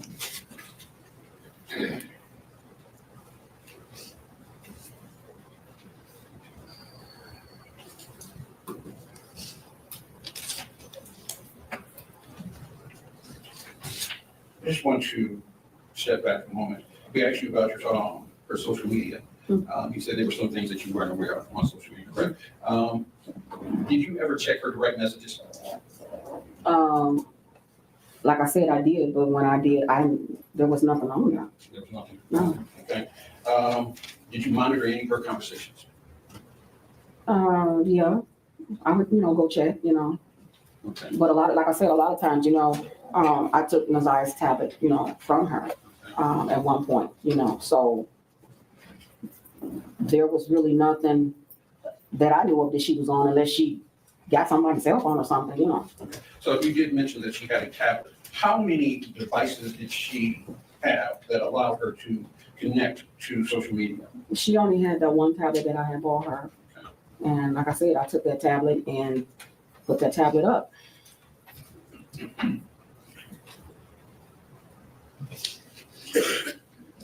So on January 9th, you took her to school, correct? Correct. And you said it was her and two of your other children? that went to school? My two other children and my daughter's children. I dropped them all off. And you said that you noticed that she did not come home at her normal time. Correct. All right. You did not call the police then, correct? No. Driving around looking for her. My daughter reached out to some of her classmates.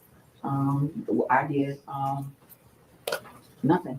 And that morning, I got up. And like I said, I went straight to the school. And from there, I was on my way to police station to make the report. And they called the police from there. DPS police came to the school. So the first report she made to the police was the next morning? Yes. Do you know approximately what time?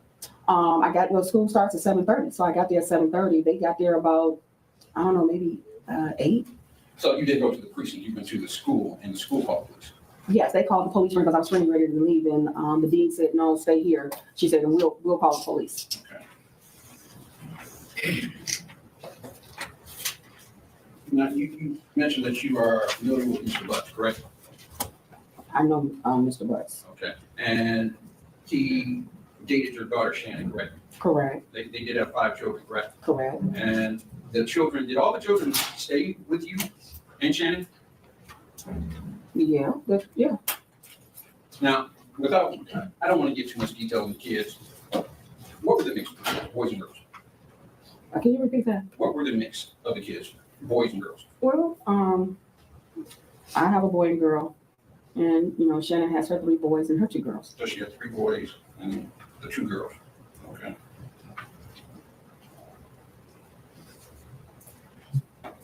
And at any time, now I think you did indicate that Mr. Butts would come over and I think you said he would rarely come in, correct? Mm-hmm.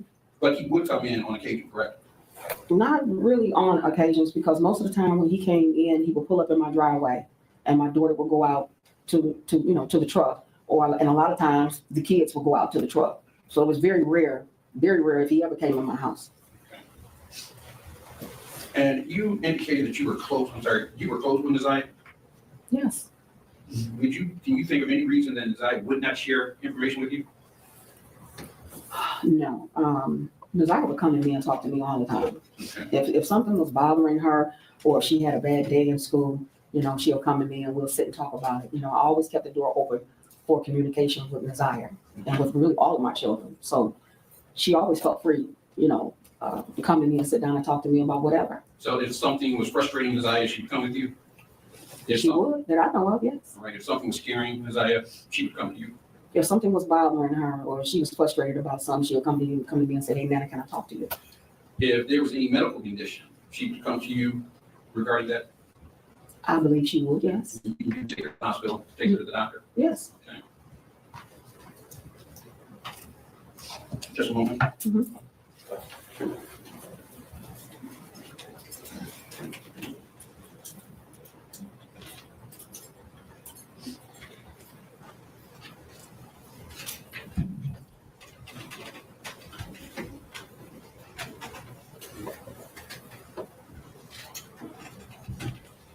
Thank you. I have no further questions. Can you redirect?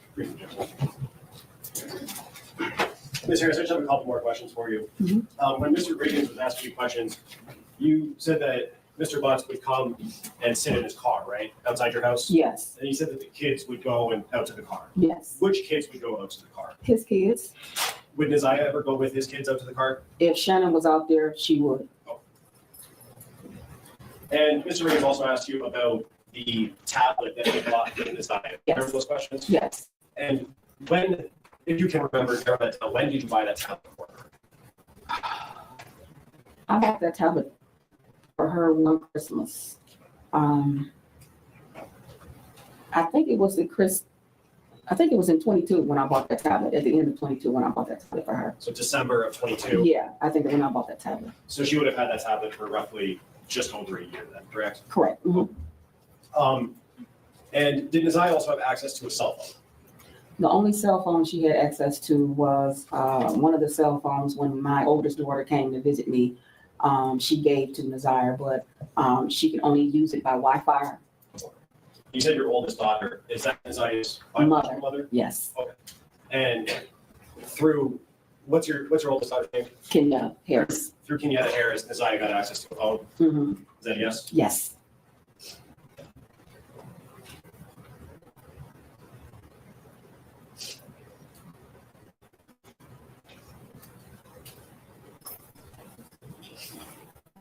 Mr. Reagan also asked you about Nasiah staying after school. You said that there was an after-school program she was involved in? Yes.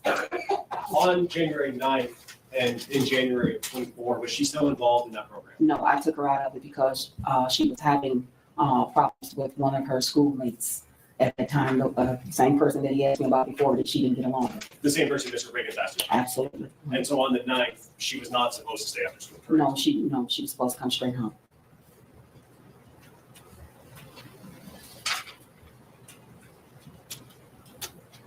And when she didn't come home, you said that you were driving around looking for her, correct? Yeah. Can you tell us a little bit more about what efforts you made on the night to locate her? When I went to the school to go pick my son and daughter up because they were also in the after school program, picked them up, went back to the house.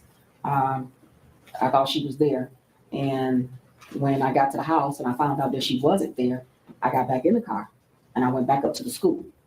And by that time, nobody was there. Nobody was at the school. So now, I'm kind of like, I'm frustrated. Now I'm going like, because whenever she wants to stay after school or do something, she would always call me. Well, hey, Nana, can I stay after school? Or she would call one of her TTs, hey, TT, can I stay after school? So that wasn't like her. So I'm really frustrated now. So now I go back to the house and I'm talking to my daughter, Shannon. I want to stop you right there because I don't want to go into what anybody else said. Okay. But you went back to the school. Nobody was at school. You went back to the house. Nasiah is still not there, correct? Correct. Did you go back looking for her after that? I did. Where did you go with her? I was driving around in the neighborhood, everywhere. I'm just looking, just like hoping I'll see her, you know?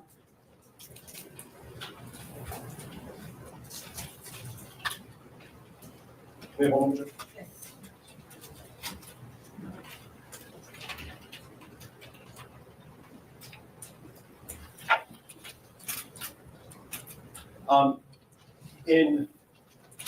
On the 9th, when you were looking for her, well, let me ask you this way. Did you know Nasiah to go to Mr. Butts' place of work to assist him with anything there? Yes, there was a couple of times that she went with his daughter and they went up there to go clean up at the shop. And how would they get there? If you remember? He would come and pick them up. And was that in that white truck that you talked about? Yes. Mhm. And did you yourself know where Mr. Butts worked at? Yes. Mhm. Okay, do you know, where is that? It was Frank's shop located on Warren, East Warren. And is that the last place that you knew him to work? Or did you know him to work somewhere else? I knew him to work there, and then the shop moved to a different location. Did you know where that new location was? Personally, no. And did you ever, on the 9th, did you ever try and go to Mr. Butts' place of work to look for Nasiah? On the 9th, no.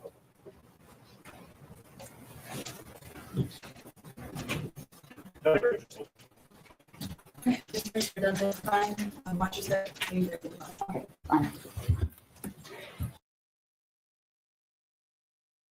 Good morning, our neighborhood defender service by Cheryl Quick, P83973, also on behalf of Mr. Butts, together with co-counsel Maura Butler.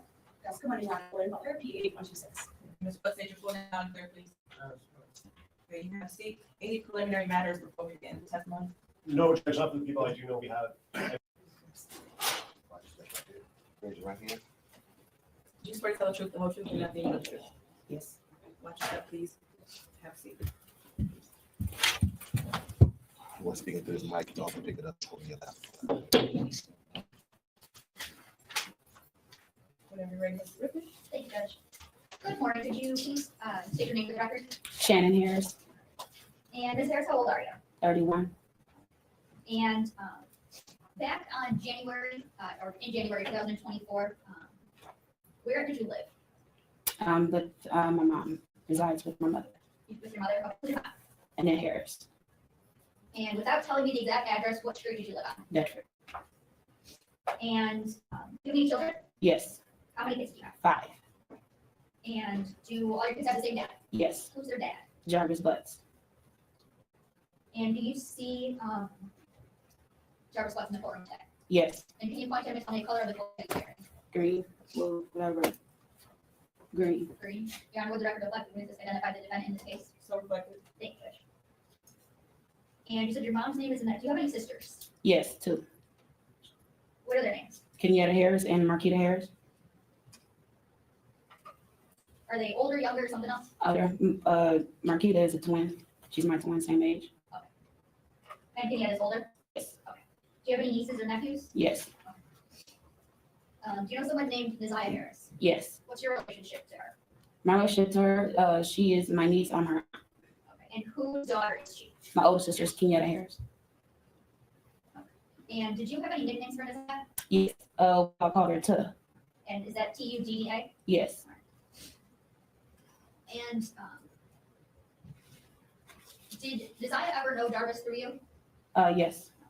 And when did Nasiah and Jarvis first meet? When she was little, like age 2. And can you kind of describe the relationship between Nasiah and Jarvis? Should be just the uncle and the niece relationship, no more than that. Would Jarvis be around, like at your house with you? He will call, or he comes to see the kids, or the kids will ask to see their dad, and he will come pull up either to my house where I used to live or at my mother's house. Would Nasiah ever be around? All the kids will be around. To your knowledge, would Nasiah ever text Jarvis? From my knowledge, no, unless I will have her. But to your knowledge, you didn't know of any separate outside relationship? No. Would there ever be times where, where did you know Jarvis Butts to work? Pardon? Where did you know Jarvis Butts to work? Where did I know him to work at? Yes. He worked at 2 different locations. The first location would be on East Warren, and the other location would be on Gratiot and Connor. And what were those locations? Those are the auto repair shop. Would you ever know Desire to help Jarvis Butts at his job? Yes, he will call me and say, hey, if I can get our daughter and Naziah come and work up at the shop. And I would say, let me ask my mom first regarding Naziah. And which daughter of yours would that be? That would be my oldest, Janiyah. Would you ever know Desire to go to Jarvis's alone? No.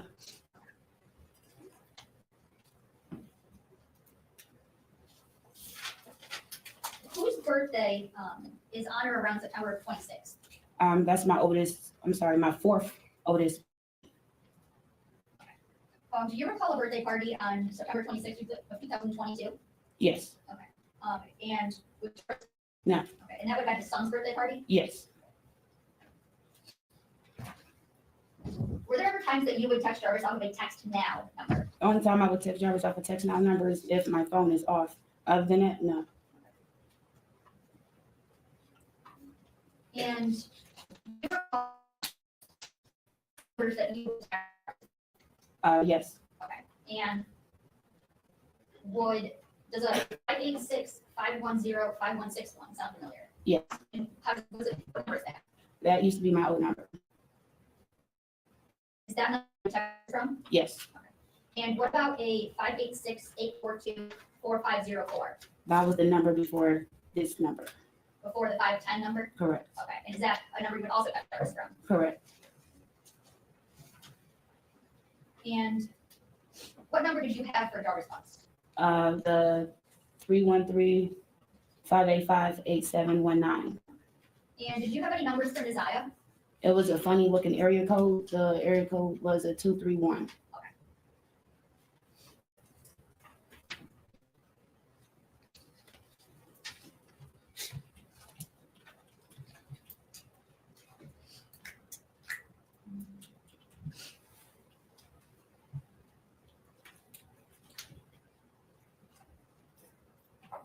I'm going to show you some messages from People's Exhibit 16 and ask you some questions about them, okay?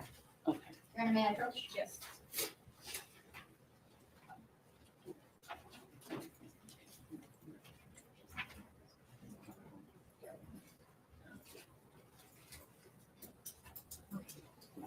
I'm going to direct you to messages on or about June 27th of 2023. Do you recall those messages? Did you send any of those messages to Jarvis Butts? No. Okay. And do you know, I believe there's a phone number here that's highlighted. Whose phone number do you know that to be? Jarvis Butts. Okay. And you don't recall ever sending any of those messages? No. Okay. And now I want to direct you to messages from June 28th of 2023. How about any of these? Did you send any of these to Jarvis Butts? No.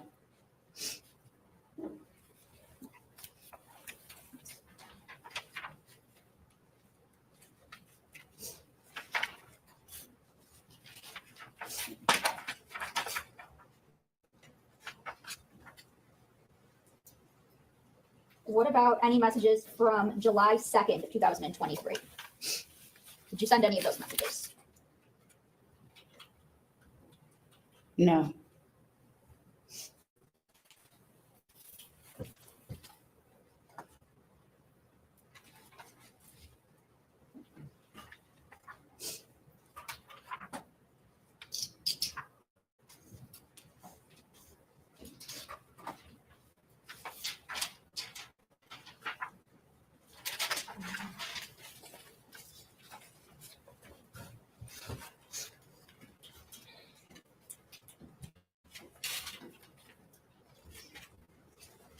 What about messages from August 26th of 2023? Did you send any of those to Jarvis Butts? I'm sorry, was it 26? August 26th.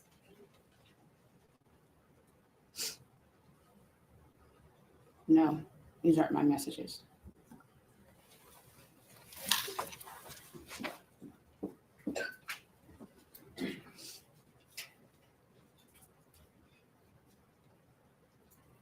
Did Jarvis Butts ever tell you that Nizaya texted him to meet up on January 9th, 2024? No. Did you tell Jarvis Butts about not being able to locate Nizaya on January 9th, 2024? Yes. And tell me, how did you tell him that? I called him. He didn't answer. I sent him a message asking him, has he seen Tuda and your whereabouts? And I said no Tuda, and he responded back. Oh, wow. I didn't hear what you said, the last part. Last part I had, I texted him. Well, first I called him. He didn't answer. The second time I sent him a message, still no Tuda. He replied back, oh, wow. Okay, thanks. Okay. And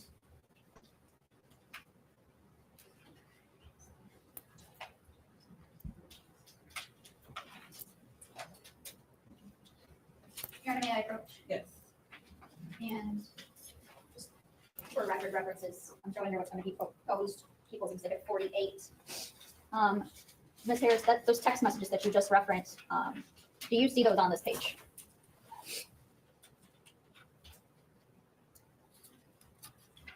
Yes. Okay. And so it's fair to say you stated to Mr. Butts, well, first of all, whose phone number is this at the top? The phone number is my old telephone number. Okay, and who is the phone number below that? Jarvis Butts. Okay. And is this, I guess, do these fairly and accurately represent these two messages? 3, 4, 5, 6 messages sent between you and Mr. Butts on January 9th, 2024 through January 11th, 2024. The first page is, yes, it's correct. Second page is correct. Yes. Okay. And so on January 9th, like you had indicated before, you had stated that you told him that there was still no Tuda. Correct. Okay. And you said he responded, oh, wow. Correct. Okay. And on January 11th, was Nizaya still missing? Yes. Okay. And did you ask Mr. Butts to do something? At this point, I just asked that if she's going to read from the text message, just admit the exhibit. I can, Moving to mid. no, Judge. Did these fairly and accurately represent text messages between you and your phone to Jarvis and his phone between, well, they start back earlier, some from December 3rd, 2023 through January 21st of 2024? These fairly and accurately represent text messages between Yes. you and your phone to Mr. Butts and his phone? Yes. Okay. You're not moved for the admission of People's Exhibit 48? Thank you. Thank you, Judge. So on January 11th, did you ask Mr. Butts to do something? Yes. And what is it that you asked him to do? I asked him, can he share the missing flyer on his Facebook page? Okay. And did you send him a copy of that missing flyer? Yes. Okay. And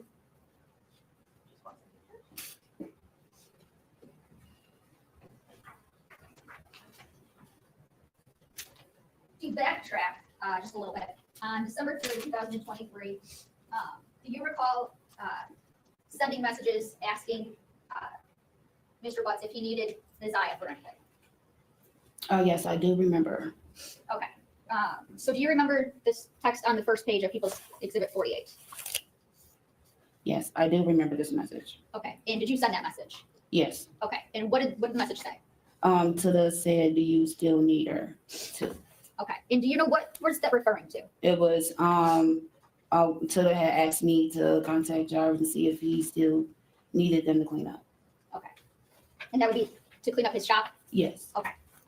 And to fast forward, on January 21st of 2024, you sent some messages to Mr. Butts. Is that fair to say? Yes. Okay. And can you read these last 3 messages? These last 3 messages is, to be honest, these messages I seen into the inbox to you, I really don't know what to believe anymore. Stay away, Ramon, I mean it. The next message is, I don't know what to say, or Tuda is on. Says, this shit doesn't sit right with me. Call it what you want. I'm good, period. It says, this for life. Nigga, I thought about it, and you can pass it. And And don't call me, no need to explain shit. I already see it. Okay, so you were referencing some messages that you saw in Tada's inbox. Correct. Tell me, how did you see some messages? Well, first of all, where these messages, where were they at? The day of, Officer Gardner came to pick up Nazia's tablet. My mom asked me to put it on the charger. I put it on the charger. Officer Gardner, after that, Officer Gardner called and said she's on her way. Hearsay. Without saying what. Okay, I'm sorry. The officer had called and said that they was on their way to come Still pick up hearsay. the tablet. Okay, so, Sustained as far as hearsay. yes, thank you, Judge. Okay, continue. So before the tablet was picked up, I looked inside to this tablet. She has 2 passwords that I normally know. So one of them is referenced for her brother's birthday, and the other one is referenced from my password. So I put the first password in, it didn't work. So I put the second password in. So the first thing I went to was Instagram, which I was scrolling. And I seen Jarvis Buck's Instagram page. I clicked on his page and I seen 2 messages. Okay, and what were the messages that you saw? Who were they between, first of all? Nazia, my niece, and Jarvis. Okay, and what were the messages that you seen?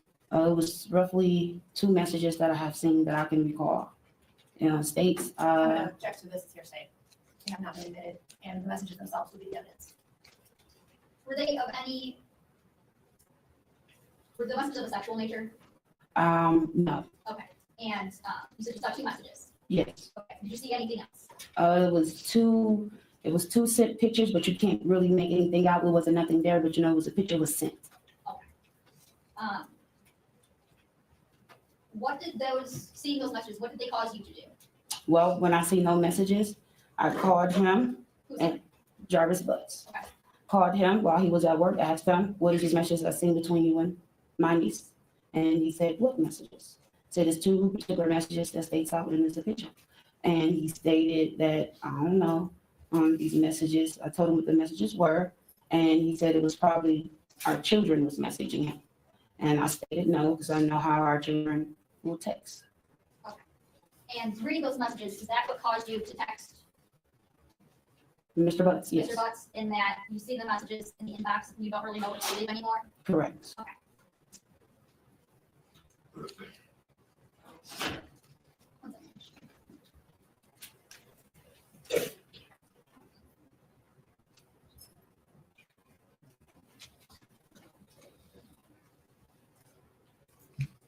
So, Sharon, I want to take you back to January 9th.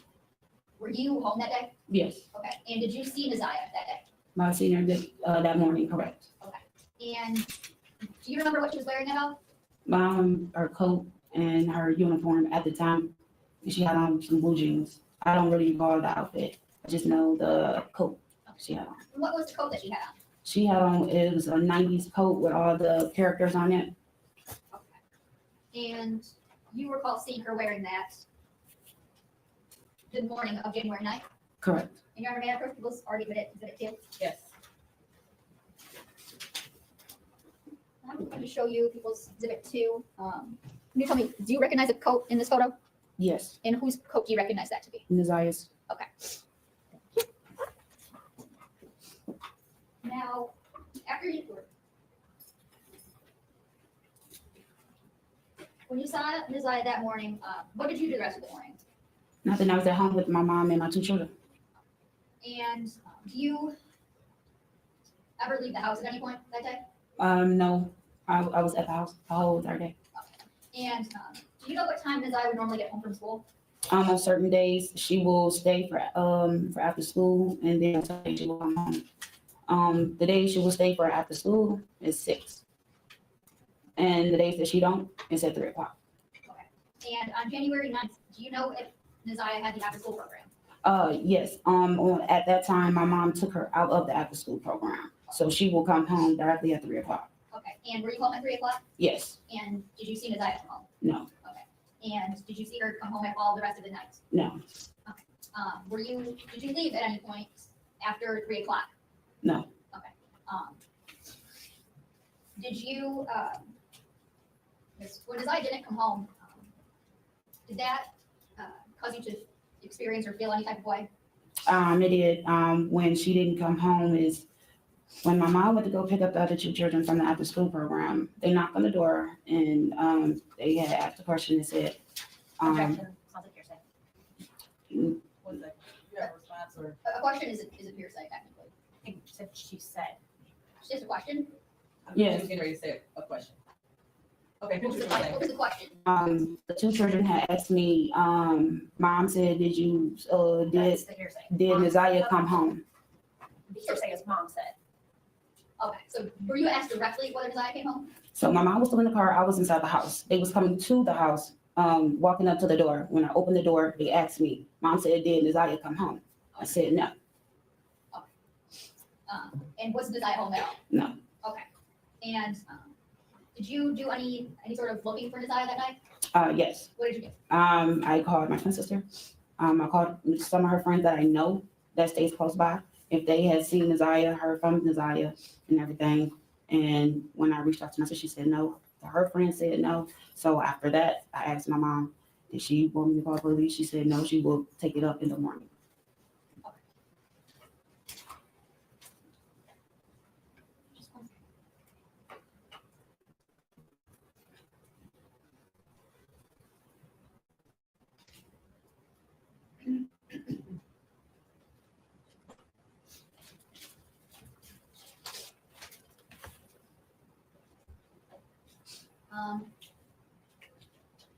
Shannon, did you know Desire to have a pair of red and black Nike shoes?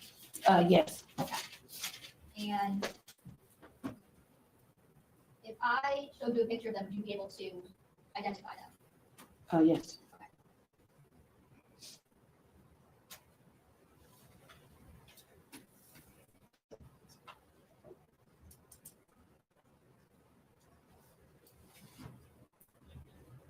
Karen, may I approach? Yes. And for the record, this is going to be from People's Proposed Exhibit 14, and it'll be picture 34. Do you recognize these shoes? Yes, that's a pair of shoes that my mom bought for to the birthday. Okay.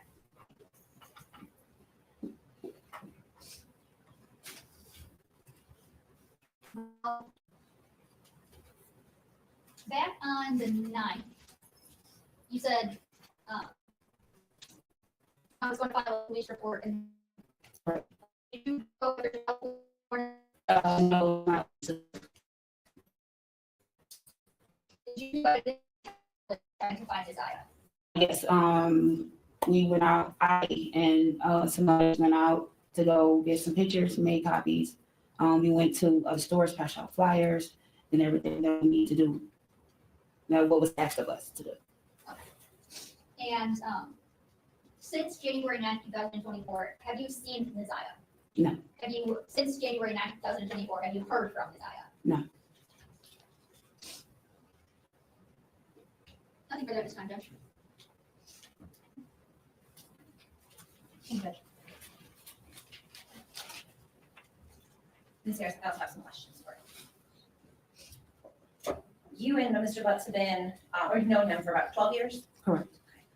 And fair to say that you were in a dating relationship with him for most of that time? Correct. But towards the end, like last year, it was more off and on, fair to say? No, it was on and off for years. For years, okay. But you have 5 children with him? Correct.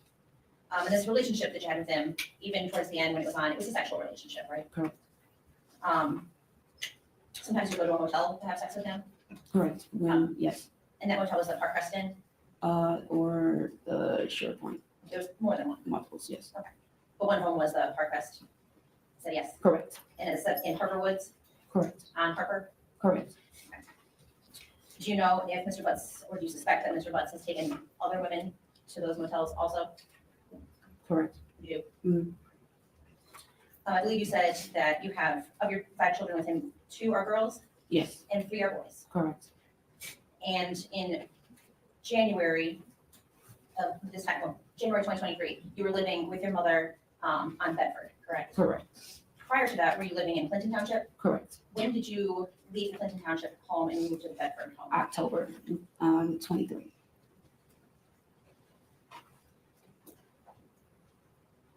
And so there were times when you were in Clinton Township that Mr. Butts would travel out there to see the kids. Correct. And then when you moved to the Bedford address, he would go to the Bedford address to see the kids. Correct. And then the Bedford address is when Messiah was also living there, correct? Correct.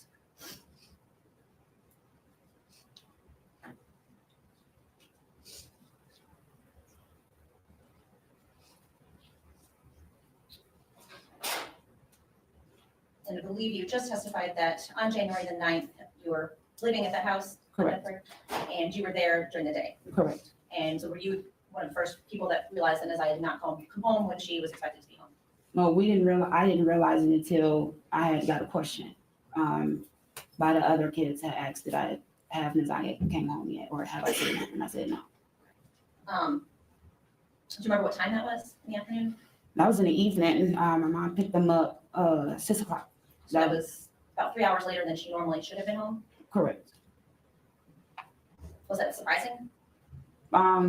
Yes, it was. One, we thought that she was at the after school program, but it didn't dawn on no one until my mom came back to the house and she wasn't here, or she wasn't in the car when they had got in the car. And so when you all realized that she wasn't at school and she wasn't at home, was that surprising? Yes. But you didn't go to police that night. No. Did she ever not return home previously? No, this is her first time ever doing this. Did she have friends in the neighborhood that she would go visit? Yes. And you said, are those folks that you contacted to ask? Yes.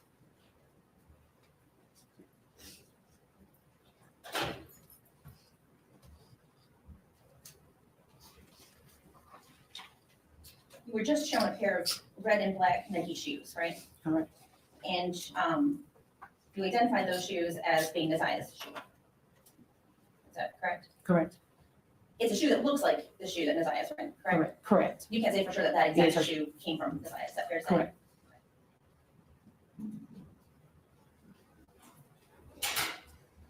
I think you testified that very rarely would you ever use text now to contact Mr. Butts. Right. Only if your phone was turned off. Right. And that was not very often. Right. Would Naziah ever have access to your phone to use it?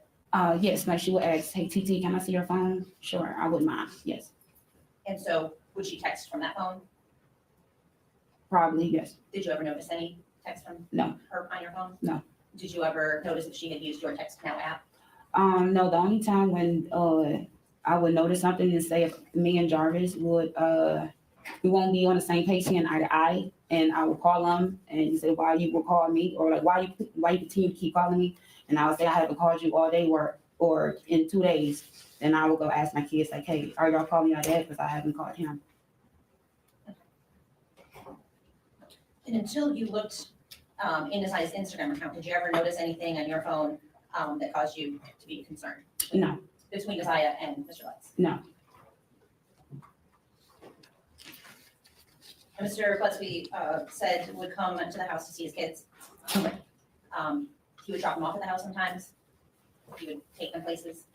Yes. He would pick Janiyah up from there. Like he depending on like if he will pick up the kids, if I need him to pick up the kids from the pickup or drop off spot for school, he will do that. Yeah. And then take them either to Clinton Township when you lived there or to the Bedford Street address. Correct. Okay. But most times he wouldn't even come to the house, right?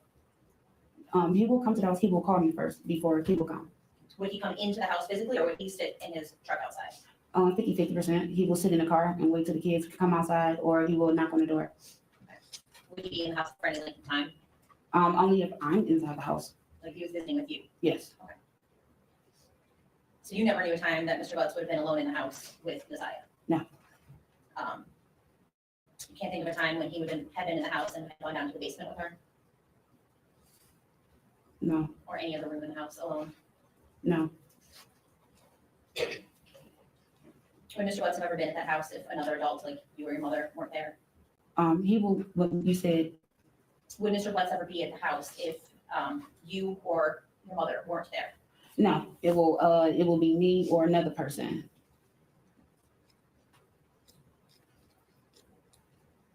The idea that anything between Mr. Butts and Naziah is shocking to you, right? Correct. You had no idea. No. You never noticed anything between Naziah and Mr. Butts that made you concerned? No, You never saw any inappropriate behavior. not at all. You didn't notice Mr. Butts paying any special attention to her. No. Certainly, if you had noticed that, that would have caused you concern. Yeah, it would have raised a whole bunch of red flags. Likely, you wouldn't have invited him into the house, correct? Correct.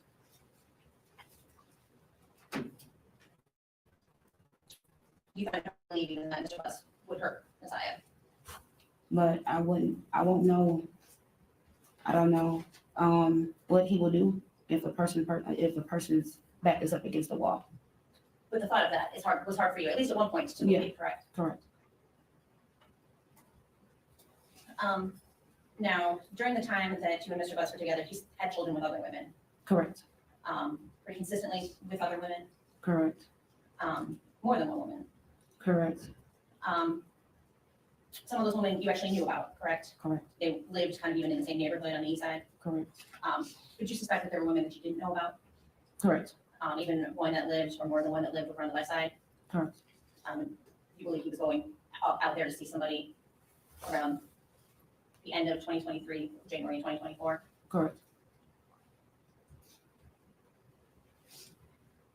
Before January the 9th, you had a conversation with Naziah about a location on Outer Drive in Belfort, Yes. and that was surprising to you, right? Correct. That's on the east side of Detroit. Yes. Did you end up giving her directions on how to get to that location? Yes. Why did you give her directions? I was just getting out the shower and just getting myself together. She asked me, she said, "Hey, Titi," she said, "where is Belfort and Outer Drive?" And I told her, I said, "You know exactly where Belfort and Outer Drive at?" I said, "Outer Drive is right where the wine basket at," and I said, "You know where Belfort at?" And she was like, "I get Balfour and Bedford mixed up." So I said, "You already know Belfort is before Bedford." So she said, "Okay." She said, "Because we are in school and we are learning about our surroundings." So I said, "Okay." But that was the only two things that she had asked, was where was Outer Drive and Balfour at. Does that location have any special significance to you? No. Do you know anybody at that location? No, the only thing that I'm familiarized with just picking up Jarvis on Outer Drive in Belfort. It's just on a corner. On a corner? Mm-hmm. Not at an address? Not an address. When was this conversation that you had about that location? Do you recall? This was right before Lila went missing. Like how soon before? Weeks? Maybe it was still like in that same week she went missing.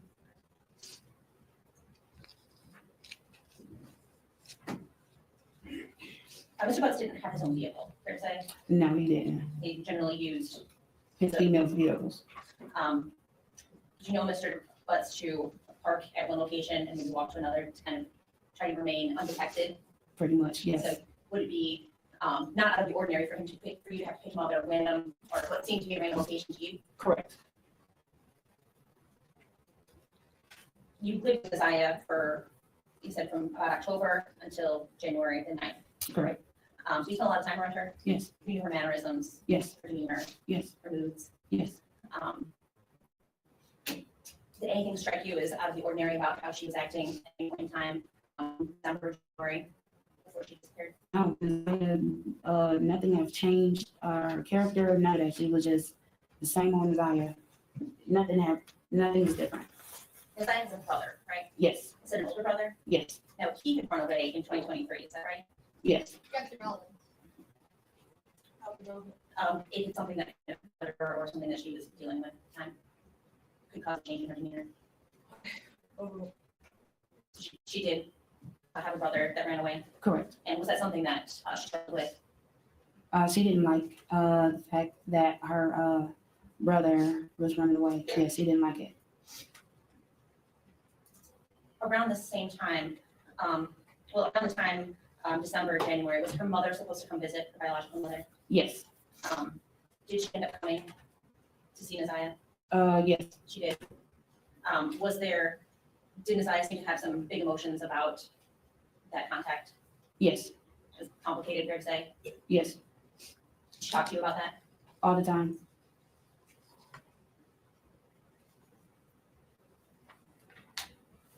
Did you notice anything? You said you didn't notice anything in a changing mood. So No. what about physically?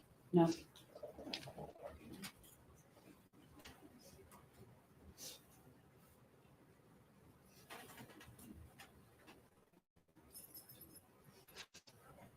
I don't have anything else, thank you.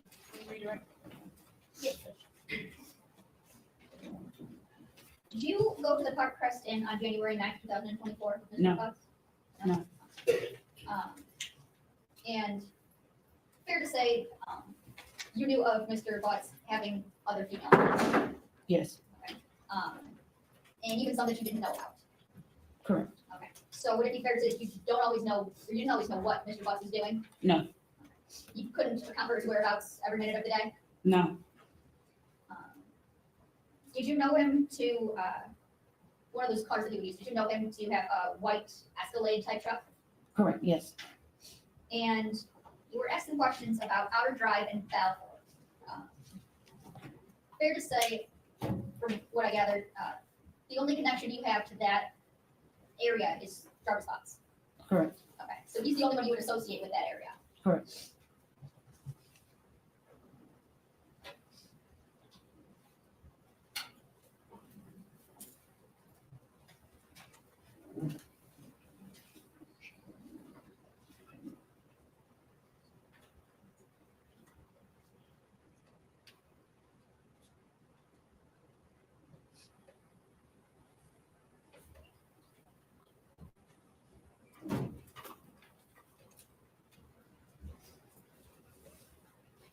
And you knew Mr. Butts to have other children. Correct, Okay, and you knew him to have clearly gotten other women pregnant. correct. And to your knowledge, were all those women adults? To my knowledge, yes. Did he, to you, ever hide getting another woman pregnant? No. Nothing further, Judge. Okay, you are going to testify. Please watch yourself. Take them.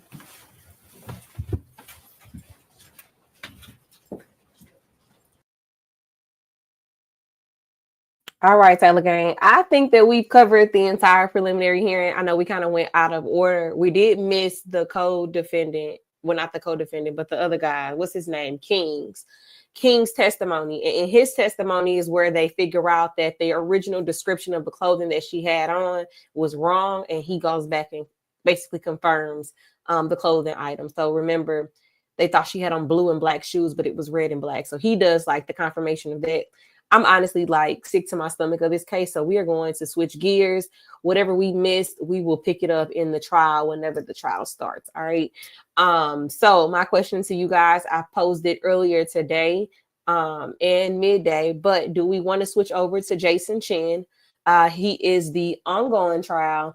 Started on yesterday. He allegedly stabbed up his girlfriend and put her in a suitcase. Or we can go back to watching Amar Arbery. So yeah. Y'all know what, high key, this was like late fall and winter. She might have been able to hide it under hoodies and coats. Absolutely. I think she was wearing layers, Tia, to be honest. Everybody, I just want y'all to know that this is my cousin Tia. I love her so much. Love her dearly. Everybody make sure y'all show Tia some love. Yes, I made her a moderator without her permission, but I know she's gonna do what's best for the chat. She's gonna keep the chat together. Not that any of our people ever need redirecting, but everybody say what up to Tia.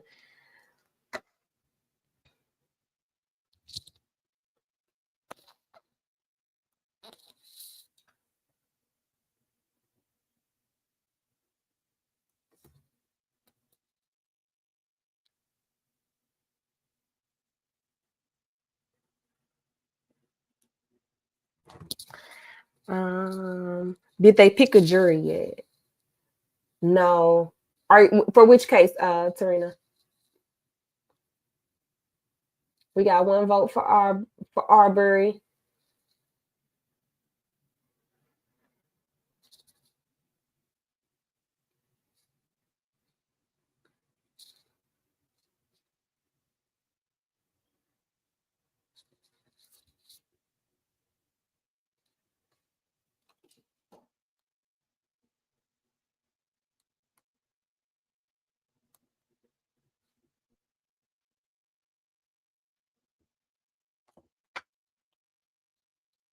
Okay, I'm gonna put a poll out here.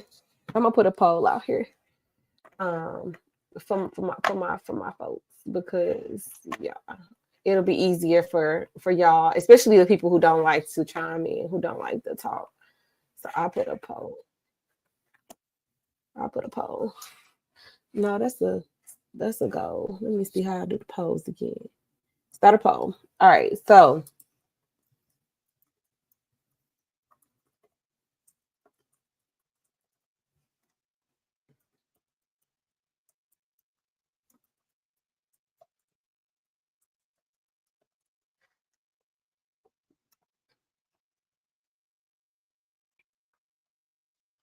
all right, so I got the poll out there for the good folks, for my good folks. And she did say something for the 16th, Tarina. And honestly, I've been looking out there on the dockets, and the hearing isn't listed. So we're gonna keep our ear to the streets. And if a feed comes up on Thursday, we will be watching. Yes, fancy. So we will, if we do Jason Chen, it started on yesterday. So we would watch yesterday's to catch up with today. So we'd be behind. Y'all know I like to be behind a little bit because we can skip through the breaks and the sidebars. So y'all let me know what y'all want to do. Did I eat today? I made breakfast. I made me a breakfast. Which is nice, y'all, because your girl trying to save $1 or $2. So I haven't been ordering breakfast anymore. I got up and made me a sausage, egg, and cheese sandwich. Baby, it's fire. It's one of the best things that happened.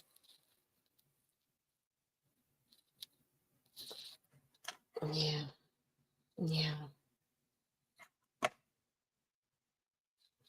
All right, I'm gonna give. We got 11 votes out there. 55% is wanting to watch Jason Chen, and we got 45 wanting to do the rewatch. All right, I'll give it about 10 more seconds to see if the tide shifts. Otherwise, I will be queuing up for Jason Chen, and we don't listen to him unlock his girlfriend. Let's go on over to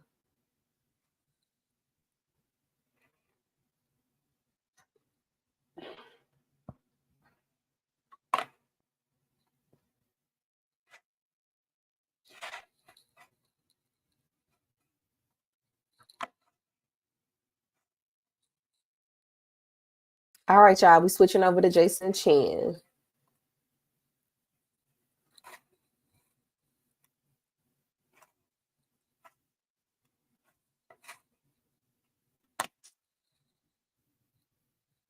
Was not like. Takes motion to exclude. Sure. And the state did file, as the court just noted, a lengthy response with much law included. Procedurally, for the record, the parties were in Davidson County on the 8th and the 9th of last week to choose a jury. Mr. Chen had been transported on January 6th to Davidson County Jail. Jury selection began promptly on the 8th and ended in the late afternoon of the 9th. The court did inform the parties that court would be closed on January the 10th due to inclement weather. Friday, January the 10th, all parties, including Mr. Chen, were back in Hamilton County. And at approximately 2:15, the state received notice from Mr. Weiss, the defendant's attorney, that they were giving notice to the state that they intended to introduce expert testimony regarding the defendant's mental condition, presumably at the time of the offense in 2022. Of course, this caused concern for the state for many reasons, primarily the timeliness and the violation of Rule 12.2b in terms of notice of a defendant's mental condition. The state asked for a phone conversation with authorities on Friday based on that concern and, quite frankly, just confusion, as this had not ever come up in any type of hearing or discovery or meeting with the parties. It is significant to note that Mr. Moyle and I, General Moyle and I, have met with Ms. Morris and Mr. Weiss multiple times throughout the last several months to exchange even undiscoverable evidence. The state has gone out of its way to provide demonstrable exhibits, PowerPoints. We allowed them to look through our own box account. We've had several met the police departments to review evidence. Never has an expert witness been mentioned. And the defendant's notice did not provide any information as to what mental condition was being alleged or asserted by their expert. The court then ordered informally on that phone call that the defendant basically turn over what was in their possession in regards to the mental condition and any information about the expert. Mind you, the name of the expert was not listed in the notice that was filed at 2:15 on a snow day. And on Friday, later in the day, Mr. Wise did send a email to General Moyle and I with the expert's name and his curriculum vitae. And I believe in that email, it was also notice. It was a letter that signified that while the expert was not licensed as a psychologist in the state of Tennessee, he had received temporary licensing for January the 7th, 2025. That letter was written by the state of Tennessee, 2024. It was not until approximately 5:30 on Saturday that the state received what is entitled memorandum pertaining to expert testimony. In that memorandum, the psychologist kindly explains and articulates the law to this criminal court, of which 4 attorneys involved in this case and a criminal court judge are aware. And there's one paragraph in that alleged expert's report that has to do with Jason Chin. There is one sentence in that report that states that Mr. Chin was not able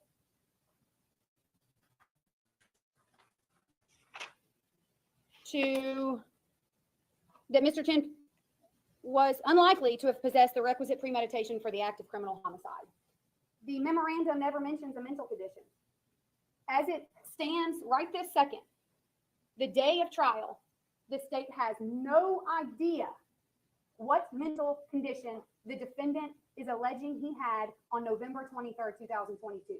We don't know if it's an intellectual disability based on the tests that were apparently administered to the defendant, which are attached to the expert's memorandum. Based on those, it would indicate it was some type of intellectual disability, as those are psychological examinations that go to reasoning and critical thinking. We have no idea if it's a mental health disorder such as schizophrenia or bipolar. We had heard on the phone call with Your Honor the words voluntary intoxication. Voluntary intoxication, the word intoxication, the word substance abuse, the word addiction is never in the alleged expert's memorandum. This is the epitome of unfairness, Judge. The state has the right to present rebuttal proof. It's one of the reasons why Rule 12.2 has a timing subsection to it. There is no way, it is not virtually impossible, it is absolutely impossible that the state ever could have searched for or investigated any type of rebuttal proof for an expert that we not only knew what we didn't know of, but we still, as of 9:30 on January 13th, have no idea what the expert is going to allege or opine at trial. We were not able to voir dire jurors on whatever mental condition this expert is going to allege existed on November 23rd, 2022. In fact, if the jury was sitting in the box right now for voir dire, we would have no idea what to voir dire the jury on. We have the right to a fair voir dire. We would have, in fact, asked questions that pertained to some mental disorder, I don't know, still don't know, mental condition, mental health issue. I have no idea, intellectual disability, no clue. We would have, in fact, voir dire on that issue. It would have changed the process of voir dire for us. It would have changed the preparation for trial for the state of Tennessee.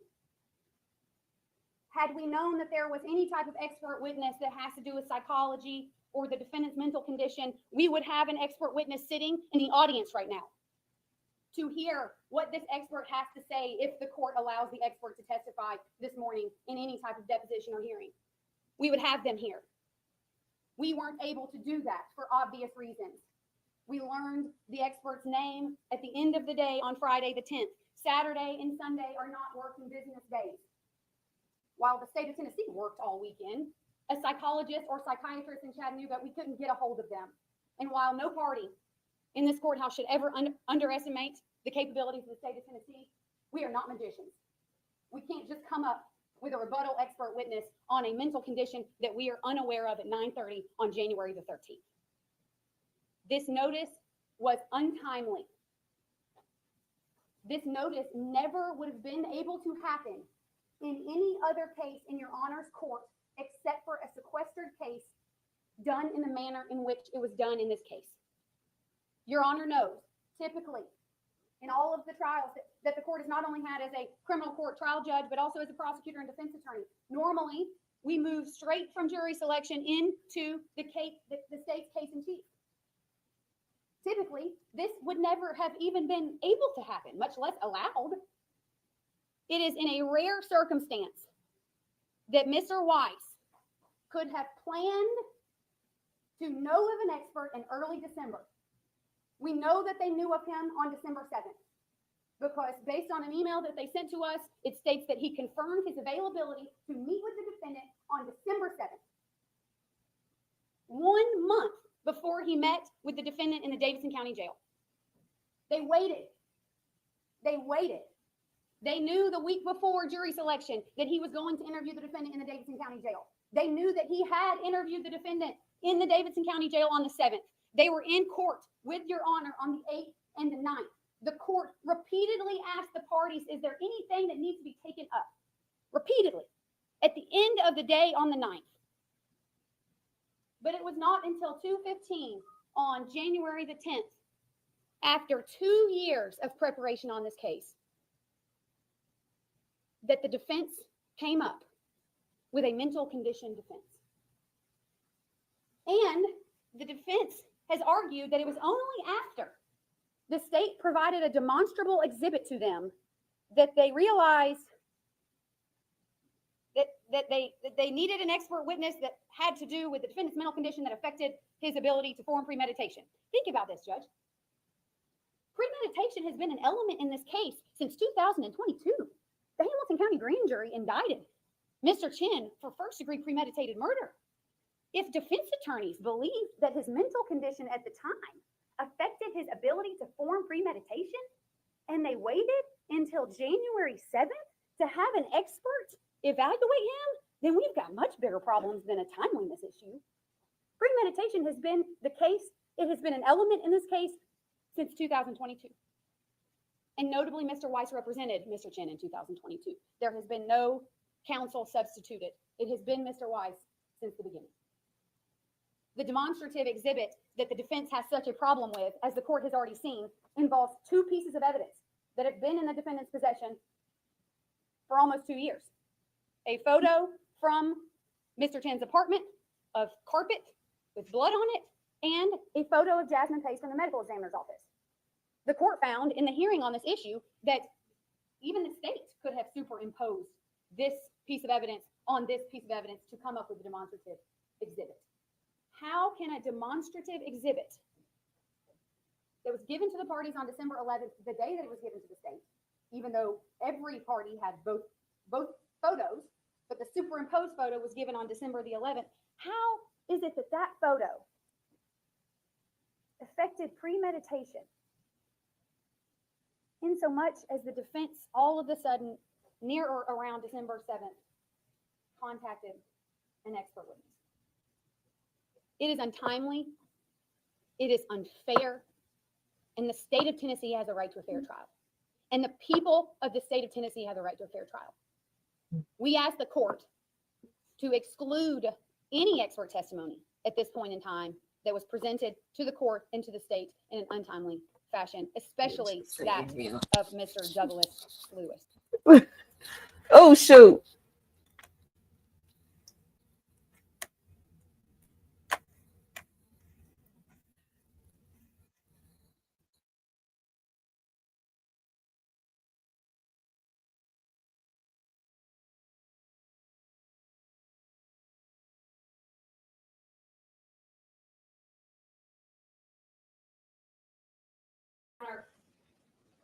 The medical examiner issued an autopsy report. The date of examination is 12/1/2022. The autopsy report was given to the parties just within a month or two. Of course, it takes the medical examiner a month or two to finalize an autopsy report.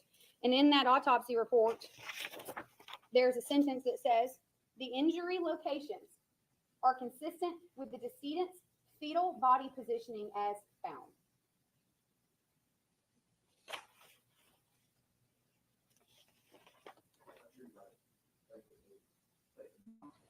say for sure that the victim's handcuffed while alive in the apartment. I heard Chris right.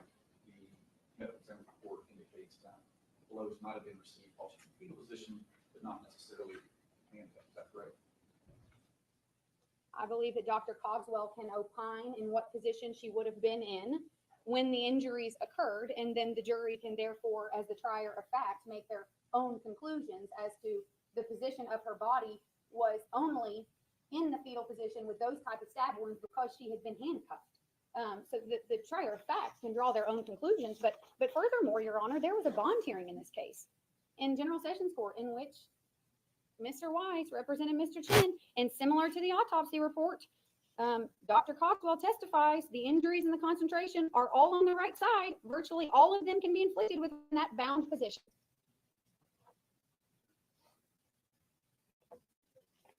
So I believe that there is evidence in the record that would allow Dr. Cogswell to testify that she was in the fetal position. Whether or not he is going to testify that she was, in fact, in those handcuffs, that is for cross-examination. You can obviously cross-examine. That is part of the trial experience. So the defense did have information and evidence in discovery for years that would have indicated that she was in the fetal position. She was in that fetal position because she'd been handcuffed, and the jury, as a prior fact, can find that.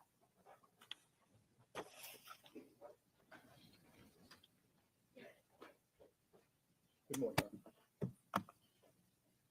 Let's be clear. Rule 12.2B2 says timing. Notice described in 12.2B1 shall be filed within the time provided for filing of pretrial motions or at such later time as the court may direct. The timing to file pretrial motions has not ended. As of right now, without a jury sworn, I could file a pretrial motion right here, right now. This rule does not limit my ability to file a notice right here, right now. This court, and I say this with the utmost respect, could have ordered a scheduling order or a docketing order requiring the parties to have provided certain proofs, certain discoveries, certain evidence, certain motions at this point. The court has never ordered that. The defense is not in violation of the Tennessee Rules of Criminal Procedure, and the defense is in violation of any of the court's orders. So this is not untimely. It is timely. Secondly,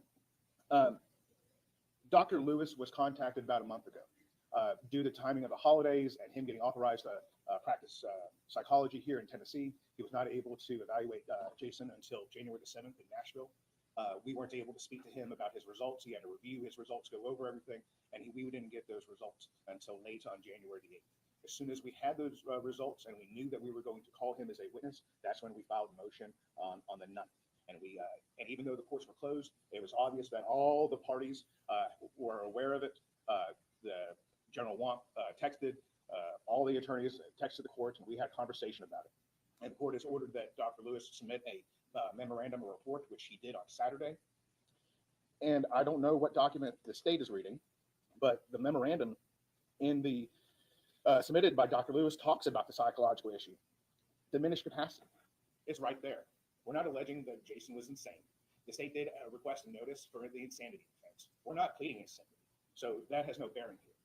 We're not saying that he has some type of mental condition. He's not have any type of mental health condition other than what's stated in here. So it is very clear the state has exact notice of what's being alleged by Dr. Lewis. And even if they don't, Dr. Lewis has been ordered to be deposed this morning. He is ready and waiting in the virtual waiting room for the court to admit his testimony. And finally, I find it rich that the state says this is untimely. This court, again, didn't file a scheduling order. That means Rule 16 discovery applies up until the day of. I was given a video from Walgreens that I had never seen before.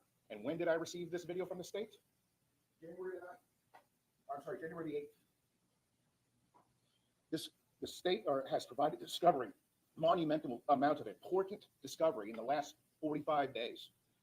At no point did this defense seek a continuance for providing this discovery. The state hasn't sought, or the defense hasn't sought to exclude the discovery based on Rule 16 violations because there isn't one. There isn't a court order. It really wasn't until the defense met with the state and we saw the theme and theory of their case. The state is asking you to read between the lines of an autopsy report. But General Moyle said at the last hearing, and in his own response in the to this notice that they are going to allege that Jasmine was shackled while alive and then killed. That is nowhere contained in any discovery, any evidence. We are surprised. We are being ambushed with the same information. And once it came to the realization that they're providing this information to prove their theme, well, then it became necessary to show that Jason doesn't have or has a condition that would prevent it or negated premeditation. And that's what Dr. Lewis's testimony is all about.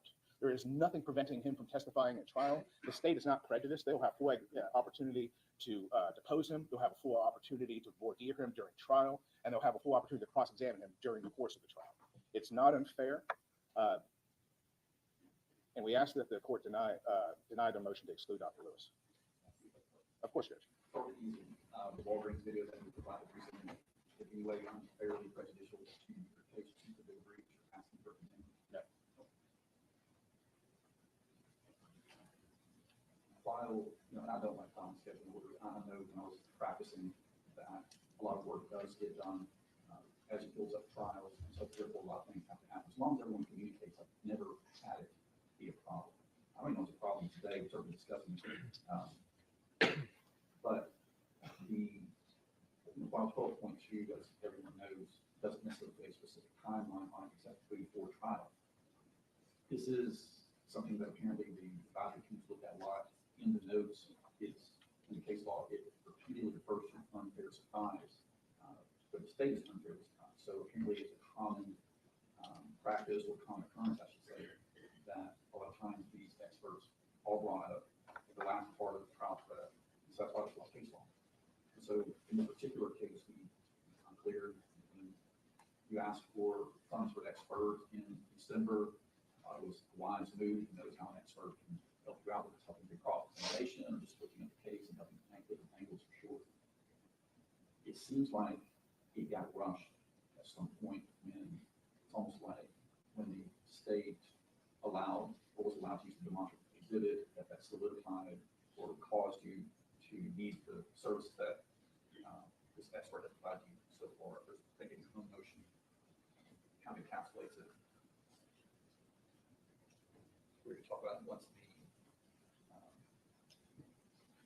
the defense attorney, as a defense attorney, you promptly secured an expert use report. The link for that is the state discloses the last minute evidence with limitation of the month before, despite the case being for 2 years. Upon receiving this late disclosure, the defense promptly secured an expert use report. So that's how I'm interpreting that. Is the acceleration came from the hearings in December where we talked about exhibits and the ones that came to be missing. Is that a fair assessment? Yes, sir. Okay. Thank you. Your Honor, may I briefly respond to some of that timeline? The defense states that it was only once they learned the theme and theory of the state's theme and theory that they realized that the state was going to allege that she was shackled at the time the injuries occurred.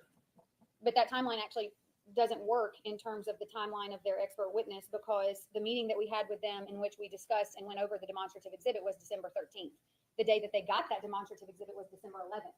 Based on email communication and the representation of defense counsel, they confirmed Dr. Lewis's availability on December 7th. Yes, Your Honor. Yes, Your Honor. There are many reasons to retain an expert, and Mr. Wise approached me on it. I wasn't sure exactly how this expert could be used. It might be just for consultation, for sitting court cross-examination. And so I don't really hold that against Mr. Wise for retaining an expert. It seems that the purpose for which this expert being offered now seems to be accelerated with the demonstrative exhibit issue.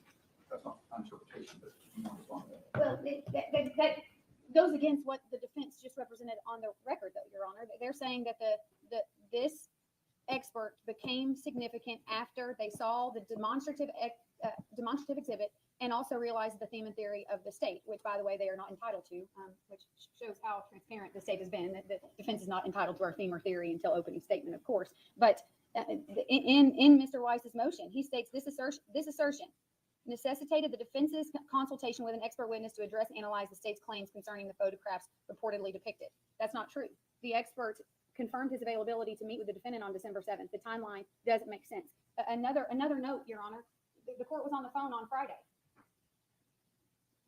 The court asked Mr. Weiss if he could describe the mental condition just so that the parties could know. He says voluntary intoxication. This morning it's diminished capacity, which is not a mental condition. It's a legal conclusion. So he actually put us on notice of voluntary intoxication, which is not the mental condition. Again, unfairness. The state is now more confused. Diminished capacity because he was intoxicated. Well, that's voluntary intoxication, which is not mentioned in the expert's memorandum. Again, more confusion. And let me add, Your Honor, it's not just that the state will need to, over the next 2 weeks, while General Moyle and I are proving Mr. Chin guilty to a jury of 12, it's not just that we need to secure a rebuttal expert, but we also have to subpoena records. We would be interested in all types of records of the defendant if he's claiming diminished capacity on November 23rd, 2022. We're going to be interested in new witnesses, witnesses that maybe he was communicating with, witnesses that may know about his capacity on or around November 23rd. This requires the state to do more.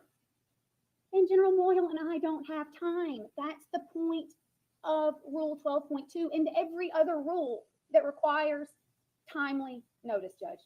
That is the point. Any questions, Judge?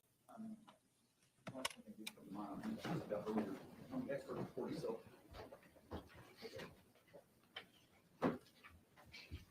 Looking at page 4, bolded, I guess, conclusion, what you testified to. I concluded to a reasonable degree of psychological certainty that it's highly unlikely that Mr. Chin possessed requisite premeditation to be active in a homicide. I assume that that is the central aspect of his testimony. He'll elaborate on that, but it would be that. Yes, sir. Okay. So, my question is that it says highly unlikely, which introduces an amount of speculation about this particular. It's not conclusive. I'm not saying the state has to agree to it, but it seems that highly unlikely is subjective, that it cutting to the Daniel factor. I don't know whether that would be substantially helpful to try our facts, to introduce a speculative opinion that it's highly unlikely, instead of he's concluded that Mr. Chin did not possess a requisite premeditation. Could you respond to that? Yes. I don't think it's, forensic psychology is not an exact science. We even give leeway to exact sciences. This court deals with BACs all the time, and BACs are 99.7% effective. It's not 100%. So there's no type of empirical way that a forensic psychologist can say with absolute certainty that this did or didn't happen, or this person or didn't have this mental condition. They can only base it on a number of factors. I would show the court that in the last part of the memorandum, you can see the testing that Dr. Lewis conducted. And that testing shows which are standardized testing, it shows the base raw scores from where he gets his opinion from. I think the question that the court asks is a very good question, but it's better directed towards Dr. Lewis. Looking at this, I understand, and looking at page 6, it says a single standard score, generally be indexed and produced by measure having a mean of 100. If I'm understanding this correctly, Mr. Chin scored a 94. Seems pretty close to the mean. I don't know how much that would impact his decision. It mentions that the test that gives everyone. The other scores to go test the trauma symptom inventory looks like based upon self-report, where the person taking the test is asked how often each symptom happened in the past 6 months when the Chin was incarcerated. So I'm not sure how helpful to a jury would be to have these scores. Someone who's obviously been incarcerated for a long time. I asked Dr. Lewis, that's a very interesting set of questions. I asked Dr. Lewis about that. I said, well, wouldn't the evaluation been more, better, effective, more closer to the event than now? And he actually said, no, that's not the case. It gives, after time and reflection, and gives them an ability to answer, I guess, more honestly. But again, that's a better question directed towards Dr. Lewis. Thanks, sir. Anything else from say? No, Your Honor. For the court on this particular motion by state to exclude the expert as the record reflects, there was an effort by Mr. Weiss to secure an expert to file Weiss. And everyone agrees that this particular expert's testimony in this report was generated from the court's ruling about allowing a demonstrative piece of evidence. And so, looking at it in that lens, we did pick a jury, and I'll start by saying this: while we're picking a jury, none of this was mentioned, but I don't see this as unethical. I don't see it as something that Mr. Weiss waited until the last minute and orchestrated this from day one. It does feel very rushed. Again, this evaluation happened on Tuesday, less than a week ago. The state points out that they did not get the voir dire on mental condition because they didn't.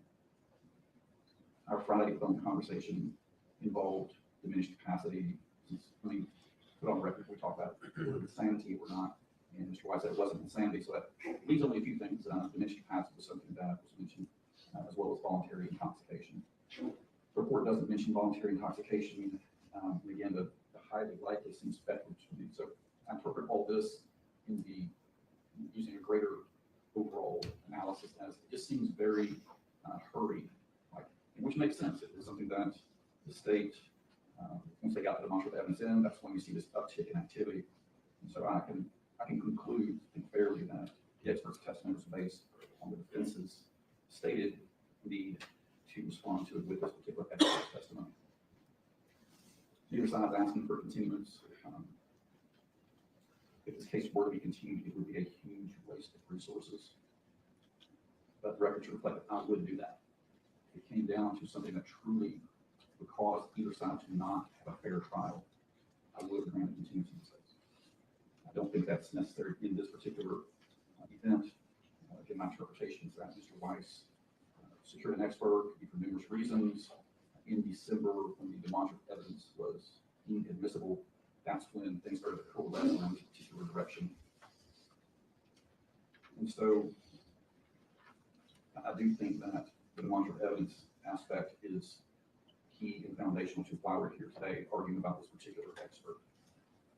So the ruling from the court is that, as talked about, as discussed by defense counsel, concedes that the expert's testimony would be that it would be highly unlikely that Mr. Chin possessed the record of premeditation to the act of criminal homicide. I don't see that as actually being rising to the level of anything that's going to be helpful to this jury. I don't think it introduces speculation. What is highly unlikely? Perhaps you could answer that, but in contrast to the DUI experts or the engineering experts for crash reconstructions, yeah, they have a range. They can say clearly that it happened to where the defendant's speed was within this range. It's not less than this amount or not more than this amount. With DUI, they can speculate it's at least 0.05, but not more than 0.12. In this particular case, I don't think that the expert's testimony is concrete enough to be helpful to the jury. I don't think we need to depose him for that if that's what his opinion would be. I do think that out of an abundance of precaution, the state's not going to like this part, but out of an abundance of precaution, I'm going to modify my ruling about letting the demonstrative evidence in. Rulings that the demonstrative evidence cannot come in as an exhibit. The state can certainly use it demonstratively if they wish, and let the jury draw the conclusion. Also about the expert in the state's Dr. Cogswell.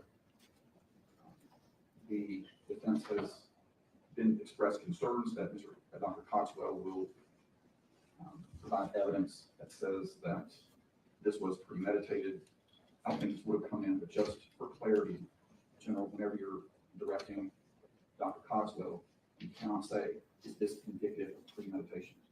That's something that would have been objectionable to anyway. I'm not saying you would, but just for where we are today, based on defense attorneys' assertions that the medical examiner's testimony might be unfairly utilized for him to opine that it was premeditated.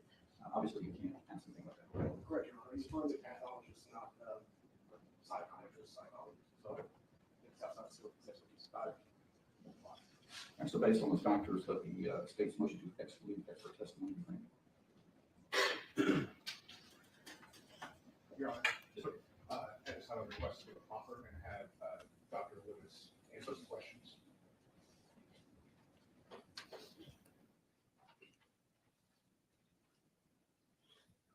At this point, I'll let you direct the witness.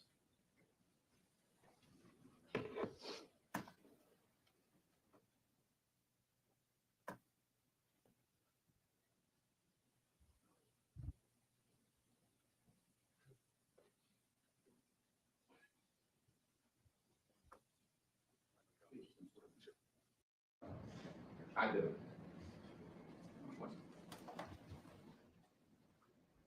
Felix, no, we got there. Yes, sir.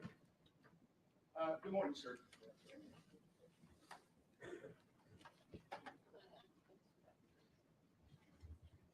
Good morning, sir. Can you hear me? Yes, I can. Okay. Can you please state your name? I am Dr. Douglas E. Lewis Jr. And Dr. Lewis, what do you do for a living? I am a forensic psychologist. What is a forensic psychologist? A forensic psychologist is a clinical psychologist who uses psychological principles to answer legal issues. How long have you been doing that? I have been in practice solo for about 5 years now. To become a forensic psychologist, you have to get an education? Yes, so you have to. So you have to earn a graduate degree, in particular a doctorate in psychology. In order to do that, one must have 4 years of didactic instruction, in addition to 3,000 hours, usually minimum, in practicum experience, which is hands-on experience under supervision. Then one must go through a match process in order to get a pre-doctoral internship, which is a year-long internship, and then you earn the doctorate. Once you earn the doctorate, you must participate in a postdoctoral experience, and that is for at least 1 year, and then you become licensed as a psychologist. So what schooling did you receive? So initially, I earned my bachelor's degree from the University of Virginia in mathematics, finance concentration in 2009. And then later, I earned a terminal master's degree of education and clinical mental health counseling from Lynchburg College, which is now referred to as University of Lynchburg, in 2013. And then in 2019, I graduated with a Doctor of Psychology and Clinical Psychology from the Chicago School of Professional Psychology in Washington, D.C. And then later, I completed a postdoctoral fellowship at Emory School of Medicine in the Department of Psychiatry and Law Service in 2020. And when did you graduate with your doctorate? I graduated in 2019 with my doctorate. And you've been in practice now for the last 5 years? Yes. And what does your practice? Approximately. What does your practice entail? My practice entails both civil and criminal justice cases. So I conduct competency to stand trial evaluation, criminal responsibility for mental status at the time of the offense evaluation, violence risk assessment, psychosexual evaluation, independent medical evaluations, workers' comp evaluations, personal injury evaluations, and that's for both juveniles and adults. Have you ever worked in the prison system before? Yes. So I began supervised work in the prisons in 2015. And then I became someone of the de facto clinical director within a prison in 2021. Not only did I work with housing placements in terms of their psychological status, I also provided treatment in what is considered here in Georgia high max. So those are individuals who have not only committed murder or other heinous crimes outside of the prison, but also those of which who have done the same thing in the carceral environment. Have you ever testified in a court before? I have. How many times? I would say approximately 10 times. Right. I've testified in court. Is it just criminal cases, or do you go to criminal and civil? It has been criminal and civil. In the criminal cases that you have participated in, have you always represented the defendant? No, I have not. I have been on the prosecution side before. I think the last time I was on the prosecution side was probably in 2022 or 2023. Are you licensed in Georgia? I am. Are you licensed in Tennessee? I am not licensed in Tennessee. What I got was a temporary authorization to practice psychology through the board in Tennessee. Thank you, Dr. Lewis. I want to talk a little bit specifically more about this case involving Jason Chen. Do you remember when my Would you like me to recognize the expert? oh, yes, sir. At this time, the defense moves to offer Dr. Douglas E. Lewis as an expert in forensic psychology. State one audience, please. Your Honor, this is, as a proffer, the state doesn't have a right to cross-examination. So if this is just a proffer, I'm proceeding if you want to, you have to qualify as an expert. sure. The state would like to lawyer.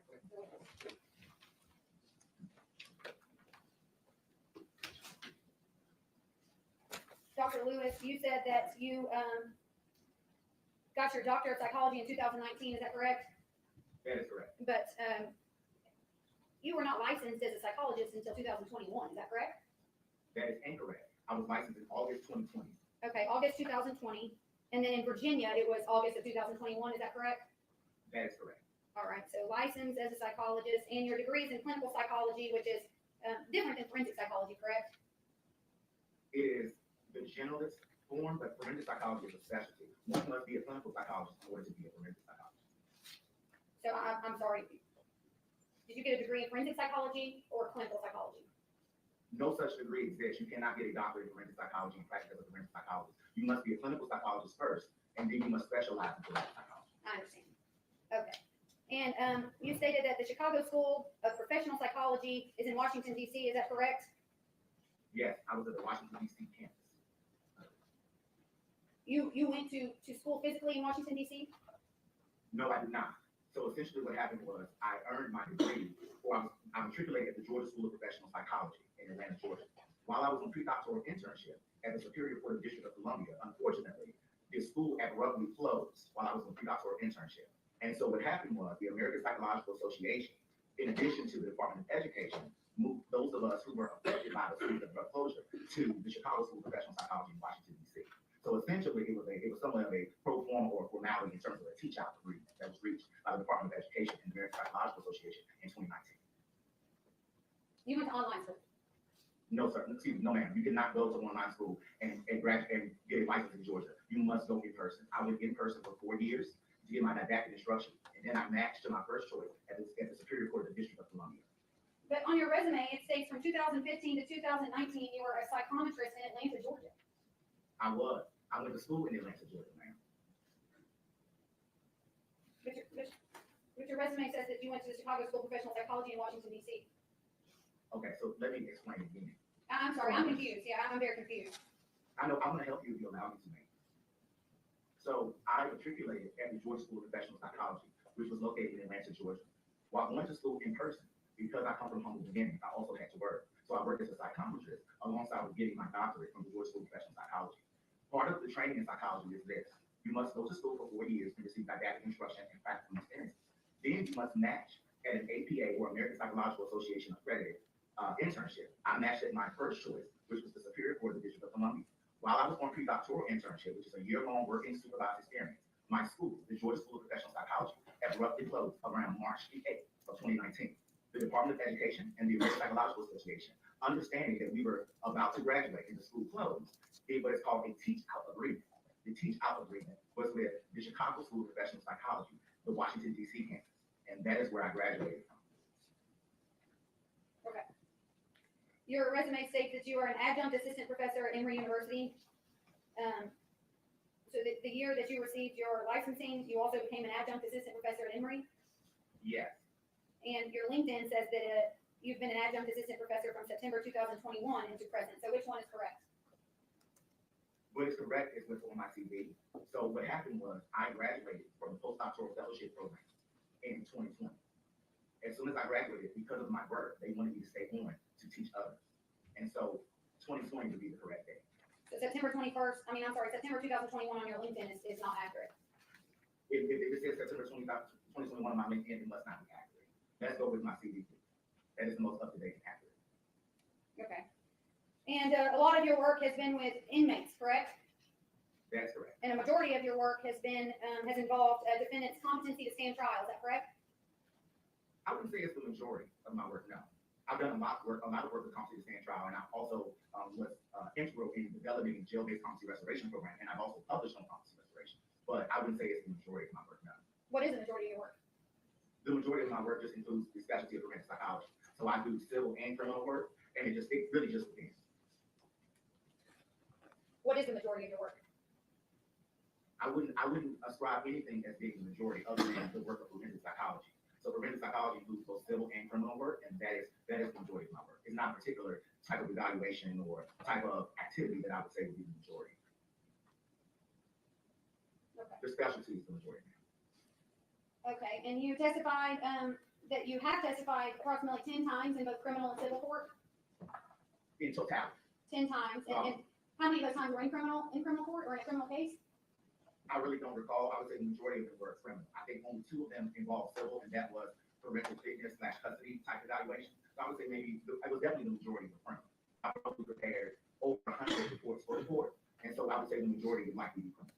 Okay, so 8 criminal cases. Of those 8, how many involved a homicide? 1. Okay, and what did your testimony involve in that case? I don't know if I can get into the specifics of that, but what I will say is that I was retained by the defense on that case. Was your testimony regarding the defendant's competency to stand trial? Oh, no. My testimony was regarding mitigation for sentencing. So you testified at a sentencing hearing. Yes. And you understand there's a difference between testifying and being tendered as an expert witness and qualified by a court as an expert witness, correct? In the state of Virginia, where I testified for this particular case, I was here. How many times have you been qualified by a court as an expert witness? I would say approximately 10 times. Where, Each time that I testified, I had before here by both sides. I'm not asking about what here, I'm asking about tendered and qualified as an expert witness in a case. Qualified as an expert witness. If I'm understanding correctly, approximately 10 times.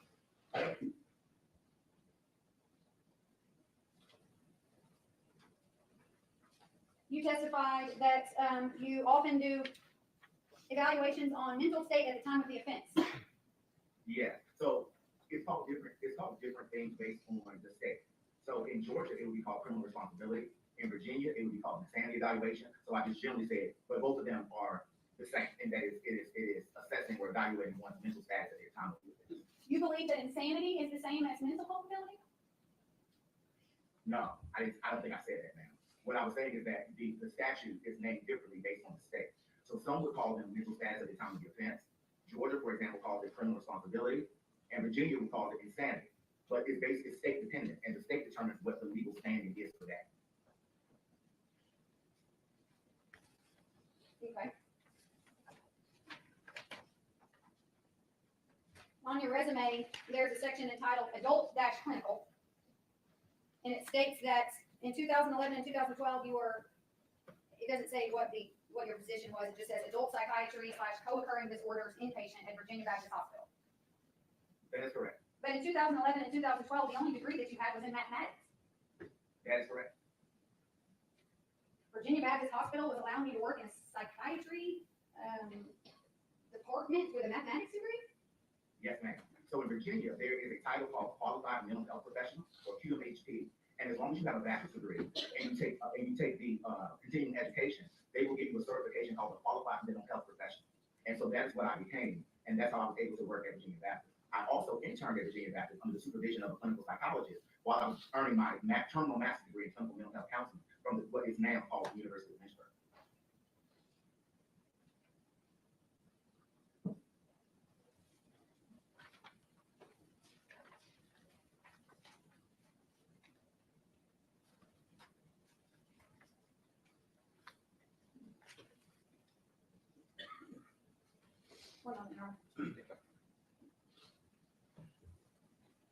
What is a psychometrist? A psychometrist is essentially an individual who has at least a master's degree, who has been trained to conduct psychological assessment, or which involves administration, interpreting, and scoring, and that individual must be supervised by a psychologist. And your resume states that you were a psychometrist from 2015 to 2019, is that correct? Yes. And this is while you were, what? In that role from 2018 to 2019, I was a reviewing psychometrist, which is a little bit different from actually administering the scores or administering the measures. So from 2015 to 2018, I was in person actually administering the psychological test, scoring and interpreting and writing reports. From 2018 to 2019, as a psychometrist, they had me review other psychometrist reports for their accuracy and then send them to the psychologist. Okay. And let's turn to your teaching experience. From 2016 to 2018, you have two separate places in your teaching experience. It says that you were a teaching assistant with the Georgia School of Professional Psychology. What are the difference between those two? Why is that listed twice on your resume? Because I was a teaching assistant for multiple professors in my graduate program. And you were also a psychometrist at that time. Yes, ma'am. You were also working in Beaufort, Georgia in that time. That was as an intern, but yes, ma'am. And you were also in College Park. Yes, ma'am.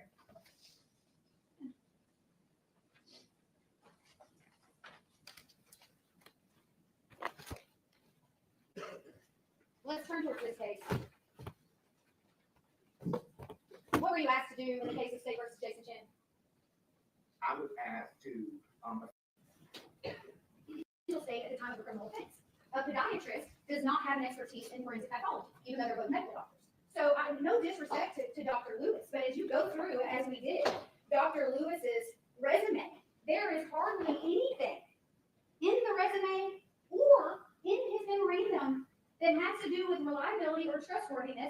finding says it has to do with the defendant's mental state at the time of the criminal offense.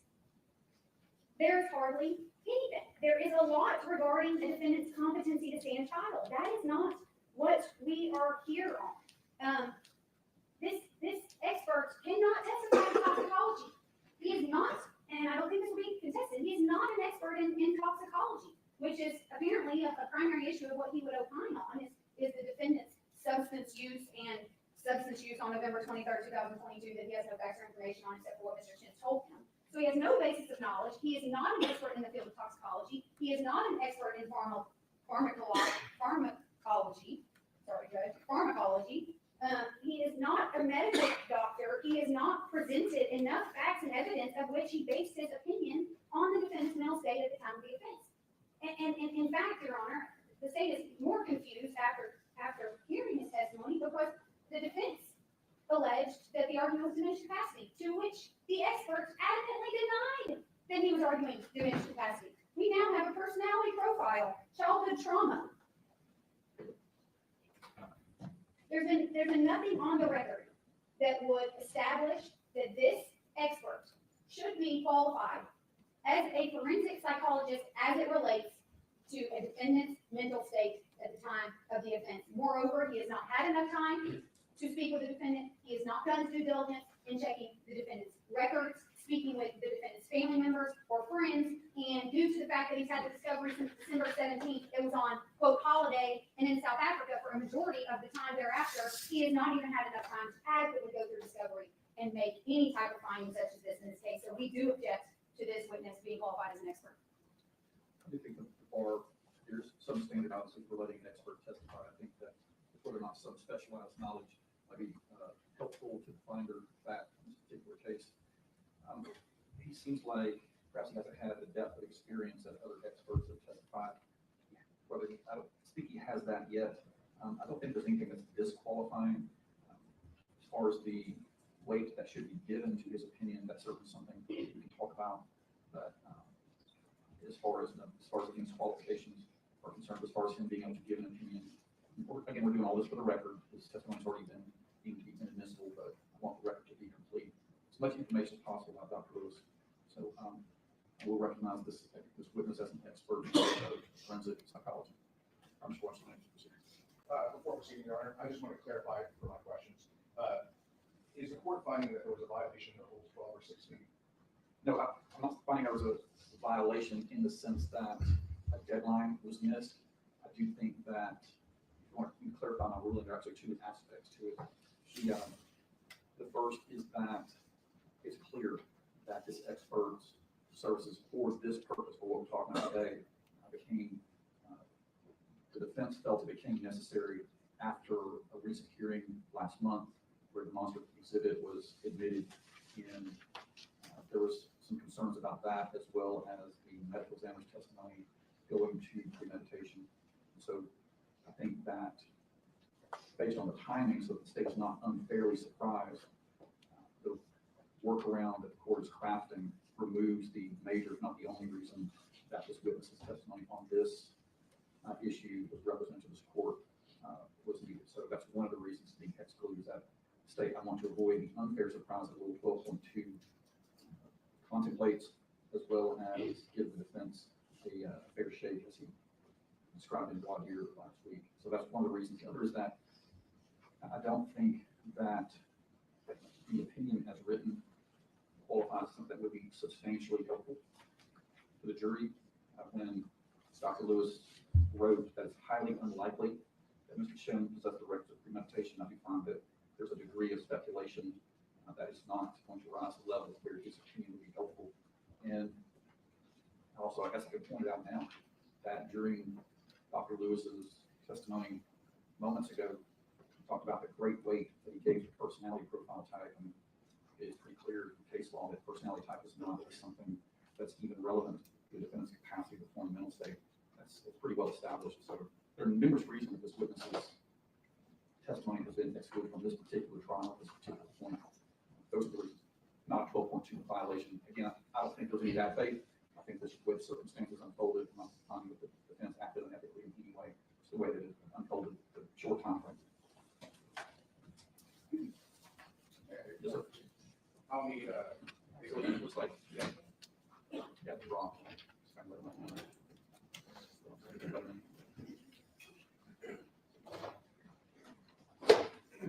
Start from scratch.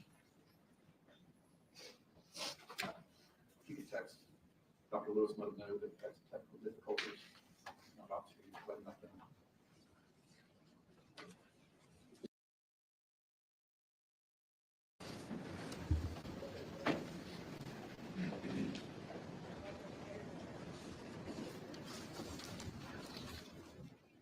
Feel free to sit wherever you want.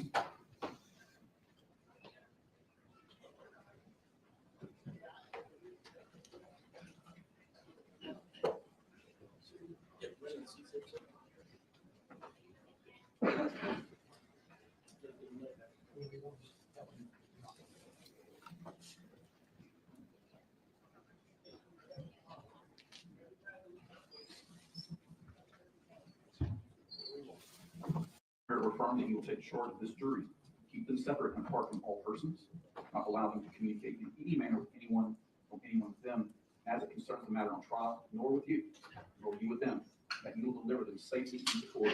So help you God. Thank you, gentlemen.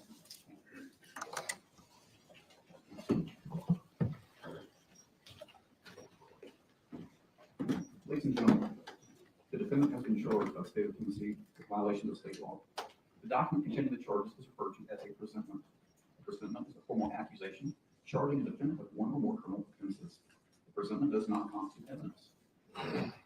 Presentment 315-228 charges the defendant with two offenses: first-degree premeditated murder and abuse of courts. These offenses and the lesser included offenses will be defined for you later in the trial. To presentment 315-228, the defendant pleads not guilty. The defendant is presumed to be innocent of the charges against him. He may not be found guilty unless, after hearing all the evidence, arguments, and instructions of law, the 12 jurors seated in this case unanimously find the state has proven its case beyond reasonable doubt. Reasonable doubt is defined as that doubt created by an investigation of all the proof in the case and an inability after such investigation to let the mind rest easily as to the certainty of guilt.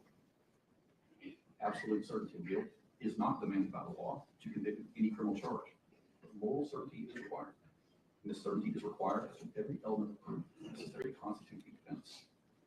The state carries the burden of proving the guilt of the defendant beyond a reasonable doubt. This burden remains on the state throughout the case. The defendant is not required to prove his innocence, produce any evidence, or make any statements or arguments. You, as jurors, must decide whether the state has proven beyond a reasonable doubt that the defendant has committed the offenses charged in the presentment. You must base that decision only on the evidence presented during this trial and the court's instructions about the applicable law to be applied. Next will be the parties' opening statements. The state will describe the evidence it intends to present so that you will have an idea of what the state's case is about. Opening statement itself is not evidence. It operates to help you understand the evidence that will be presented during the trial. After the state's opening statement, the defense may make an opening statement. Then comes the state's case in chief, during which the state will present its evidence. The evidence will most likely consist of physical exhibits, documents, and the testimony of witnesses. The witnesses will testify by answering questions. Both do present that Jason Chen, on or about the 23rd day of November 2022, in Hamilton County, Tennessee, and before the finding of this indictment, did unlawfully, intentionally, and with premeditation inflict mortal injuries on Jasmine Pace, which resulted in the death of Jasmine Pace on or about the 23rd day of November 2023, in violation of Tennessee Code Annotated 39-13-202 against the peace and dignity of the state. How does Mr. Chen plead to count one? Count two, the grand jurors upon their oath do present that Jason Chen, on or about the 23rd day of November 2022, in Hamilton County, Tennessee, and before the finding of this. This isn't me, y'all. This is their audio. The audio went out. The audio is trash. Sensibilities of an ordinary I agree person, with y'all. or It's freaking dispose trash. of a corpse in a manner. She just read the indictment, so skipping up.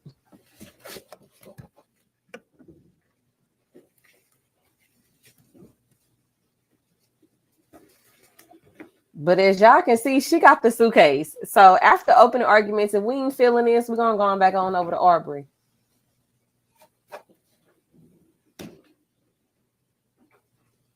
This is the suitcase in which Jason Chen stuffed the 98-pound body of of Jasmine Case.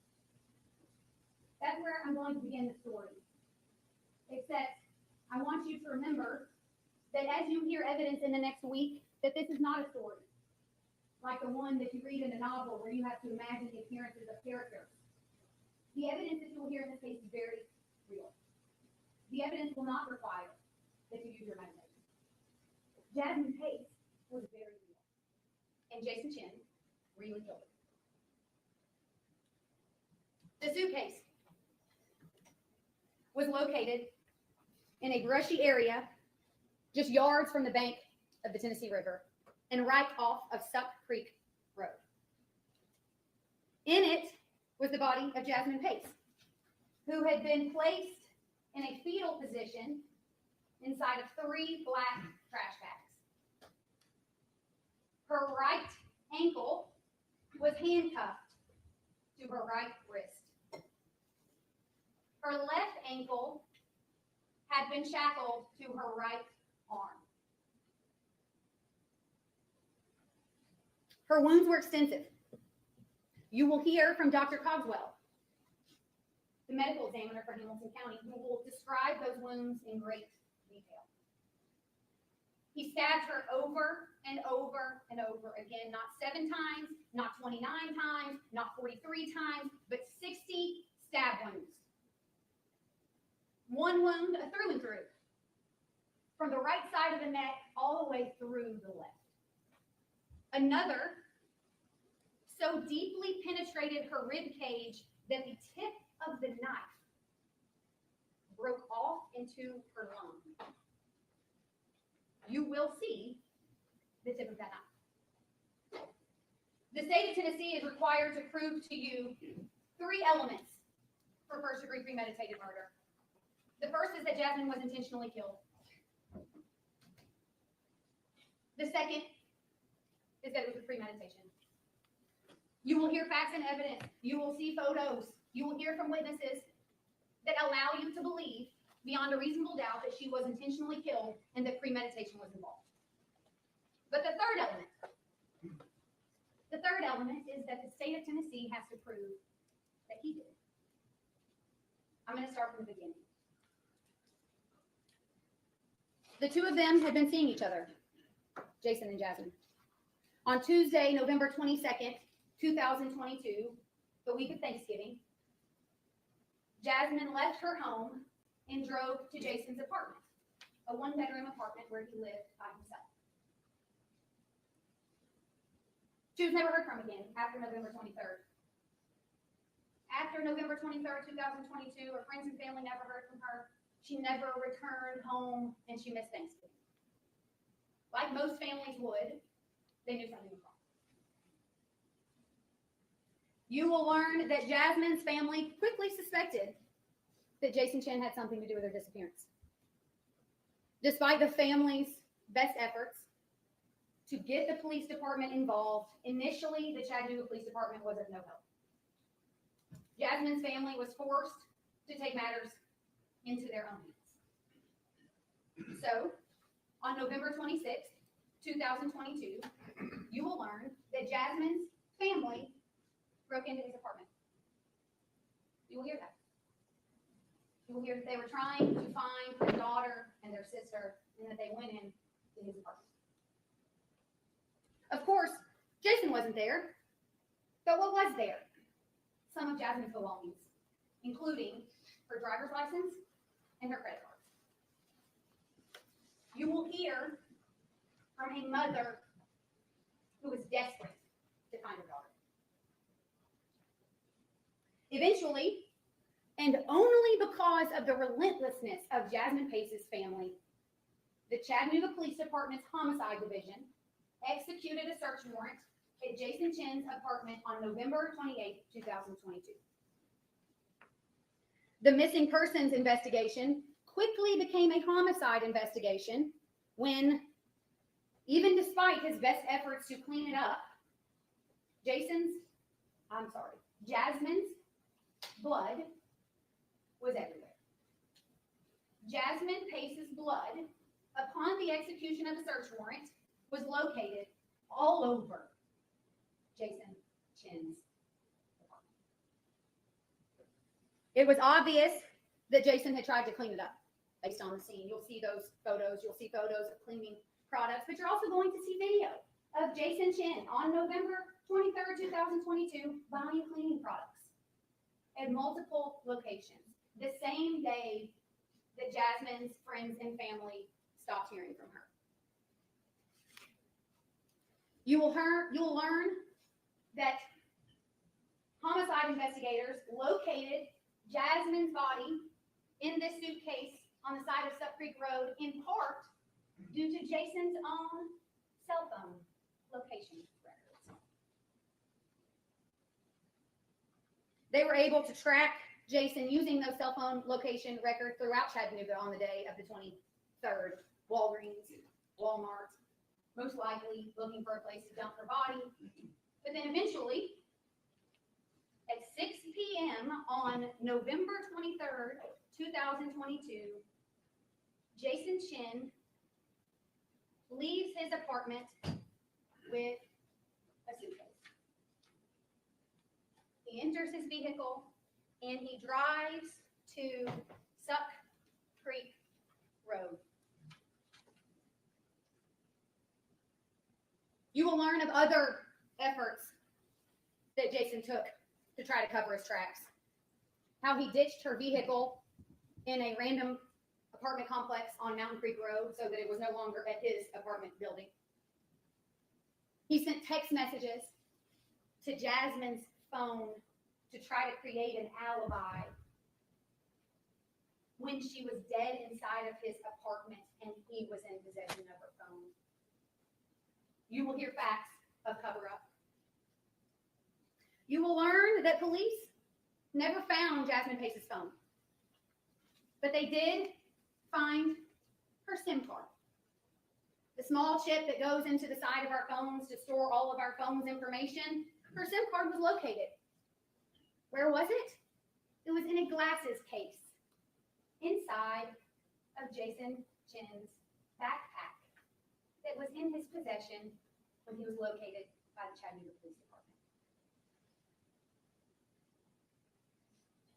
And when you think that you have seen enough evidence that Jason Chin killed Jasmine Pace, you will be convinced that he stuffed her body in this suitcase after placing it in trash bags, because you will hear from a fingerprint expert. The fingerprint experts will tell you that Jason Chin's fingerprints were found on the innermost trash bag that surrounded her body. In the first few days of trial, you're going to see a few witnesses that may at first seem confusing to you. Bear with me. They are going to be laying the foundation for evidence that you will see through Chattanooga Police Department homicide investigators Arbery Crawford. Over the course of the upcoming week, the state of Tennessee will prove to you beyond any reasonable doubt that Jason Chin handcuffed, sliced, stabbed, packaged, and discarded Jasmine Pace. I ask that you carefully consider this evidence. The state of Tennessee will give you the dots, and we will help you connect them. At the end of trial, I'm going to humbly ask that you find Jason Chin guilty of murdering Jasmine Pace in the first degree and then of using her corpse. Thank you.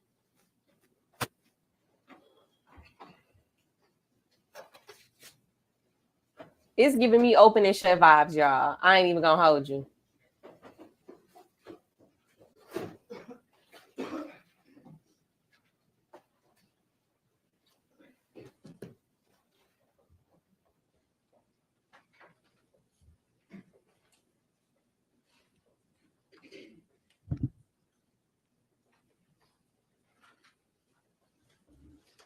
I told you when we were in Nashville that I wouldn't waste your precious time. I have no intention to waste it during the course of this trial. In the early morning hours of November 23rd, 2022, Jason Chin killed Jasmine Pace. He didn't do it with premeditation. This is a voluntary manslaughter case. Voluntary manslaughter is the intentional or knowing killing of another in a state of passion produced by adequate provocation, sufficient to lead a reasonable person to act in an unreasonable manner.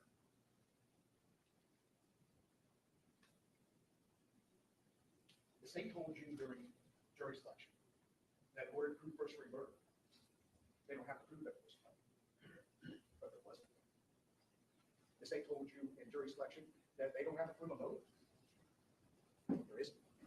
What the state does have to do is prove premeditation, and can't, because it wasn't. Jason Chen is a first-generation Chinese American. He grew up in Nolensville. His parents worked at a Chinese restaurant, worked very hard bringing him up. Jason graduated from high school and then went to college here at Chattanooga, University of Tennessee, at Chattanooga, UTC. In November of 2022, he was a senior with a major in computer science. The year before, he and Jasmine started communicating. They met on Tinder. And after exchanging messages back and forth, they started texting using iMessage. You're going to see the iMessages between Jason and Jasmine. You're going to see how their relationship progressed through these text messages. In 2021, they dated for a few months, but then lost touch. But then about 8 months later, in May of 2022, they rekindled that relationship. They started dating, seeing each other more and more. They obviously got much closer. They traveled to Chicago together that summer. And you're going to see through the text messages, someone was obviously more into this relationship than the other. Jasmine started getting feelings for Jason. And you're going to see through those text messages that Jason didn't reciprocate that as much as she did. Then you come to the week of November 22nd. It was Thanksgiving. Jasmine and her family lost their grandmother. She was in grief. And on the night of November 22nd, around 11 p.m., she came over to Jason's house. And they did what they always do. They drink wine, smoke pot, smoke wax, watch movies, and do what 22-year-olds do. On the night of November the 22nd, they were drinking wine in the back bedroom. You're going to see pictures of the apartment. This apartment is 500 square feet. You can get from the front door to the back door or back wall, less than 10 seconds walking. Very small apartment. In order to open one bottles of wine in the bedroom, Jason had to go to the kitchen and get a kitchen knife to take off that plastic wrapper that goes around the top of wine bottles. So he was able to get off the top of the wine bottle with plastic wrapper, and he placed it on his nightstand. At a certain point, they finish off the bottle of wine, and Jasmine goes back into the kitchen to get another bottle. And there on the counter is Jason's cell phone. Ding, ding, ding, ding. That familiar Tinder ding that Jasmine and Jason knew so well because that's how they met. Jasmine looked at his phone and saw all these messages with other girls. And this was infuriating to her. She was already in grief, and it sent her in anger into a rage, and they started yelling and fighting verbally. Jason came into the kitchen, and you're going to hear from witnesses that can hear both of them arguing. You're going to hear from witnesses that heard this dispute, not the words, but hear them yelling. Jasmine attacked Jason with an empty wine bottle. And in reaction, Jason kicked her, and she fell backwards, knocking over wine glasses. She picked up one of the wine glasses and ran towards Jason, and Jason retreated, going from the kitchen to his bedroom, which you have to go through the bathroom. She chased after him, and he was trying to close the door to the bathroom, but couldn't because the bathroom got away. Then tried to run from the bathroom into the bedroom, but there was a pocket door, and it's impossible to close. He gets back to his bedroom, and Jasmine's right there coming at him with this broken glass. Jason sees the knife. And he reacts. And he snaps. He blacked out. Your heart is racing.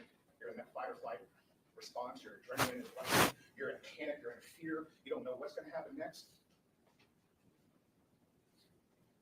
In panic. He comes to. He's laying over Jasmine's body. He's kneeling over it. He's bloody. Signified. Jason crawls on his hands and knees to the bathroom and throws up. He lays there for minutes. And then he goes back into the room and sees what he's done. He's scared, in a panic, and he doesn't know what to do. And I wish I was telling you right now that he called 911, that he called the police, but he didn't. He should have. the police, I still think that we'd be having the same trial today, arguing the exact same issues.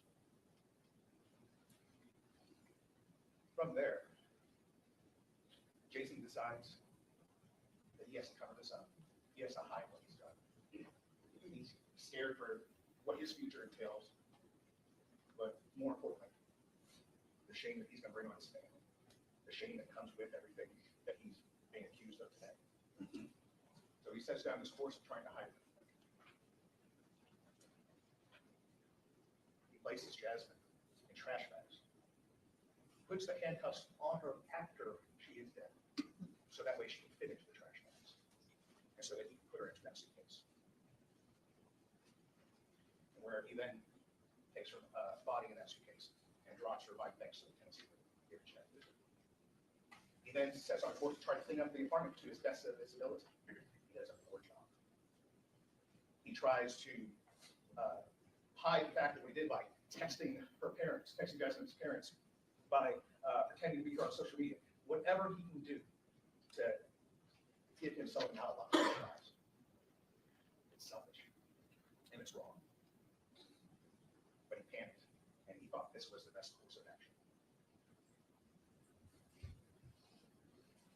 There's a couple other things that complicate this case.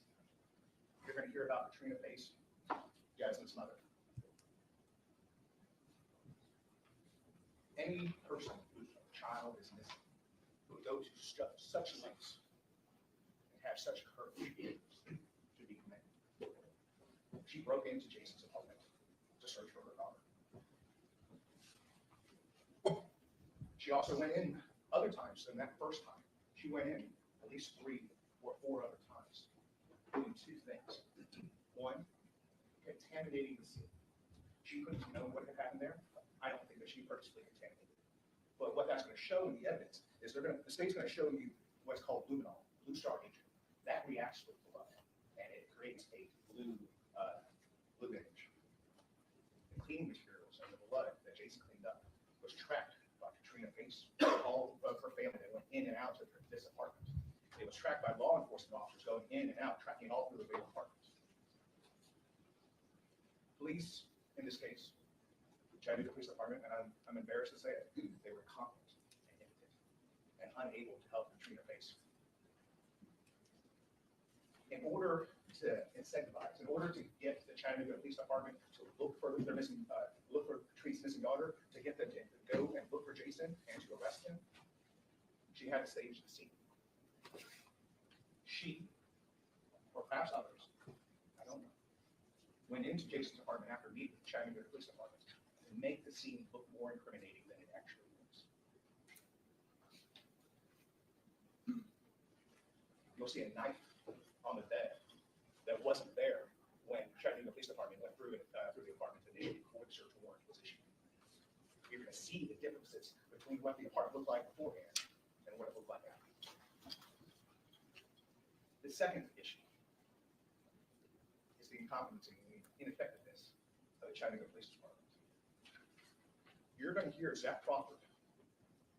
You're going to hear him testify at this trial that he told Katrina Pace and her family that he would tarnish this investigation if it meant bringing Jasmine back. Well, that begs the question, what did he do, or what could he have done to tarnish this investigation? What could he have done to manufacture premeditation so the state can show that to you today and over the course of this week?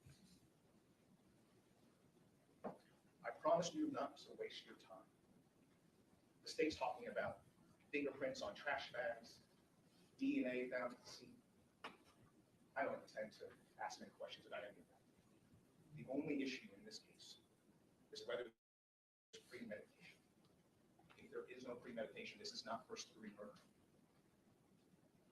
This killing didn't happen after calm and cool reflection as the law requires. This is Jason. After being sufficiently provoked, after having his girlfriend run at him with a bottle, with a broken glass, and him reacting in a panic, but acting irrationally. Jason Chen is guilty, but he's not guilty of the crime that he's charged with. Jason Chen should be found guilty The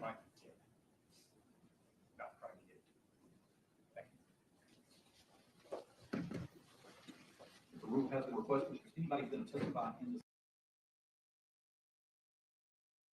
All right, so I restarted the poll in the chat. So we've just heard open arguments on this Jason Chin case. I mean, he's admitted they're basically saying he's guilty. They're arguing manslaughter. So I threw the poll back out there because I just wanted to get a pulse check just to make sure that we are we're still on track with our folks. So right now we've got 3 votes in, and 3 are, 1 is wanting to stay on this case, and 3 are wanting to go back over to Arbery. Your comment was flagged, Chloe. It's okay. And so I'm just gonna go with the majority. We'll watch this trial from afar unless something crazy happens. We'll come back, but we're gonna jump on over to what we've been watching. So that we are on par for Jackie Johnson's trial. I believe she's got jury selection next week. So here we go. Anything from the other defendants? Yes, Your Honor.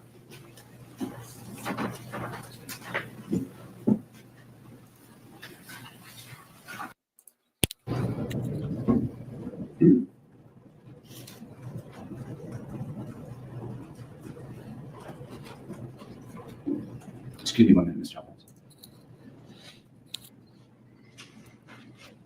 Thank you. That's all I have, Mr. Jones. Anything from the other defendants? Yes, Your Honor.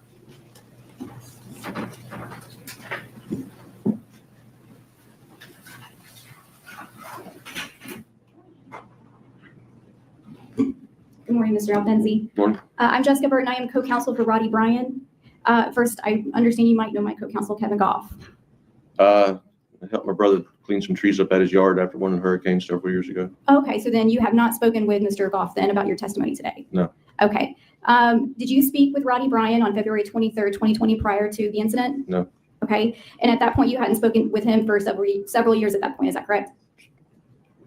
I suppose that's correct. Okay. And on February 23rd, 2020, prior to the incident, you also did not see him, No. correct? Okay. That's all I have for you. Thank you. Any redirect from the state? Yes, Judge.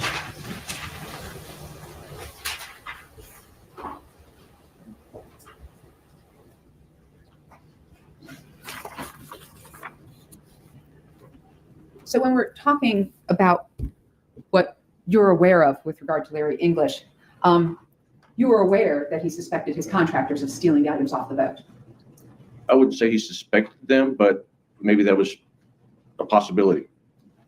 And how did you learn about that possibility? I mean, we spoke about it. And you're aware that he had no idea if the items were stolen off the boat while the boat was at that construction site or somewhere else? I have no idea. Okay.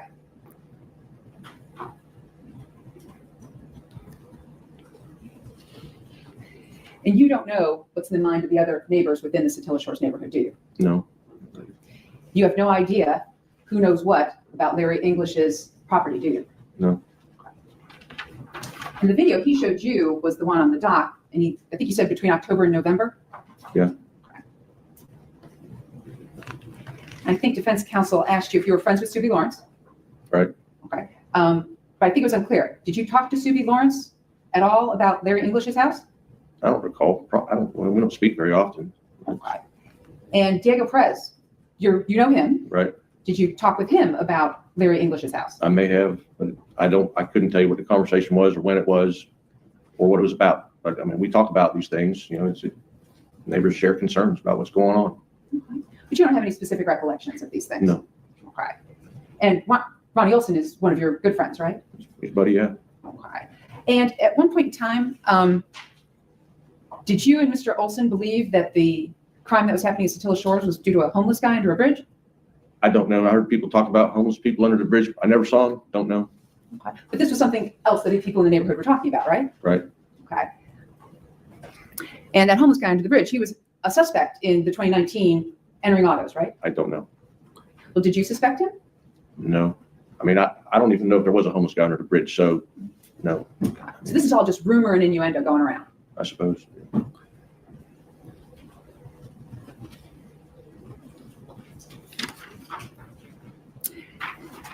Now, you just testified, you don't know if Mr. Arbery saw you or not from inside the house where you're standing under the tree, right? No, I don't. Okay. And you told Diego Perez that you didn't know whether he saw you or not. Is that what you told Diego Perez? I don't remember what I told Diego. Right.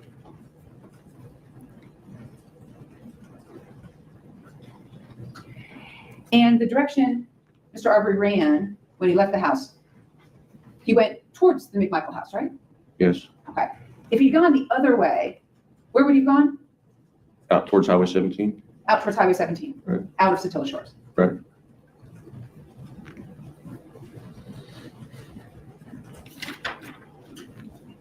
I'll pass the witness if there's anything across.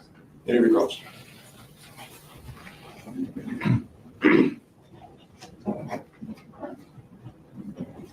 Hello, Mr. Albanzi. Hello. Quick question. Objection.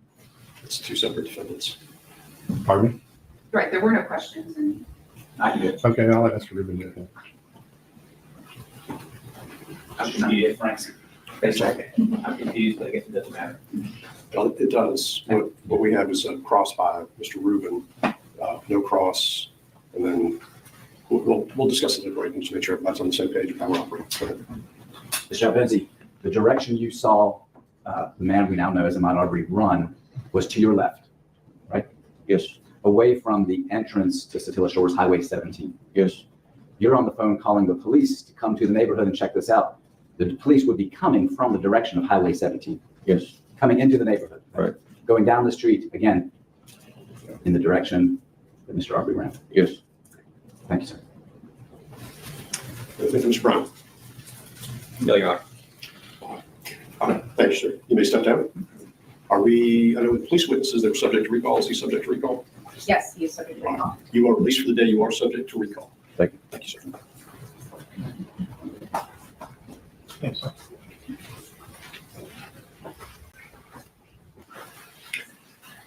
Trying to work through timing. Yes, Judge. I believe our next witness will be Stephen Lowry, and I think he's going to take a while.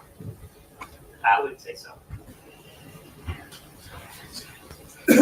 Maybe this would be a good time to put another matter on the record. You could get into him for an hour and then break for lunch, whichever the court pleases. I was planning to break it. I was thinking around noon. I think that works from a timing standpoint. I don't plan to get into a full hour. So that being the case, I plan to break the witness in about 30 minutes or so. That's fine, Judge. All right, state's next witness. The state called Stephen Lowry.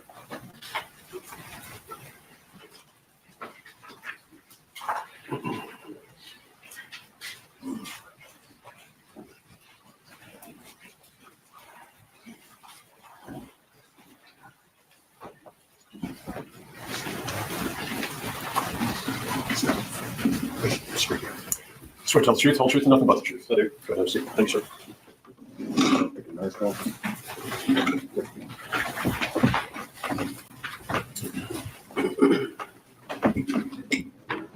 Good morning. Morning. Please go ahead and introduce yourself to the jury. Tell them your name and spell it for the court reporter. Okay. Good morning. My name is Stephen Lowry. It's STEPHANLOWREY. And Mr. Lowry, how are you currently employed? I do contract work at a local business for computer repairs. Okay. Part-time. Part-time. Are you also in school at the moment? Yes, ma'am. I'm a full-time student. Okay. And what are you studying? Network operations and security. It's more computer stuff. Computer stuff. Okay. Yes, ma'am. How long have you held your current job? I started there in May.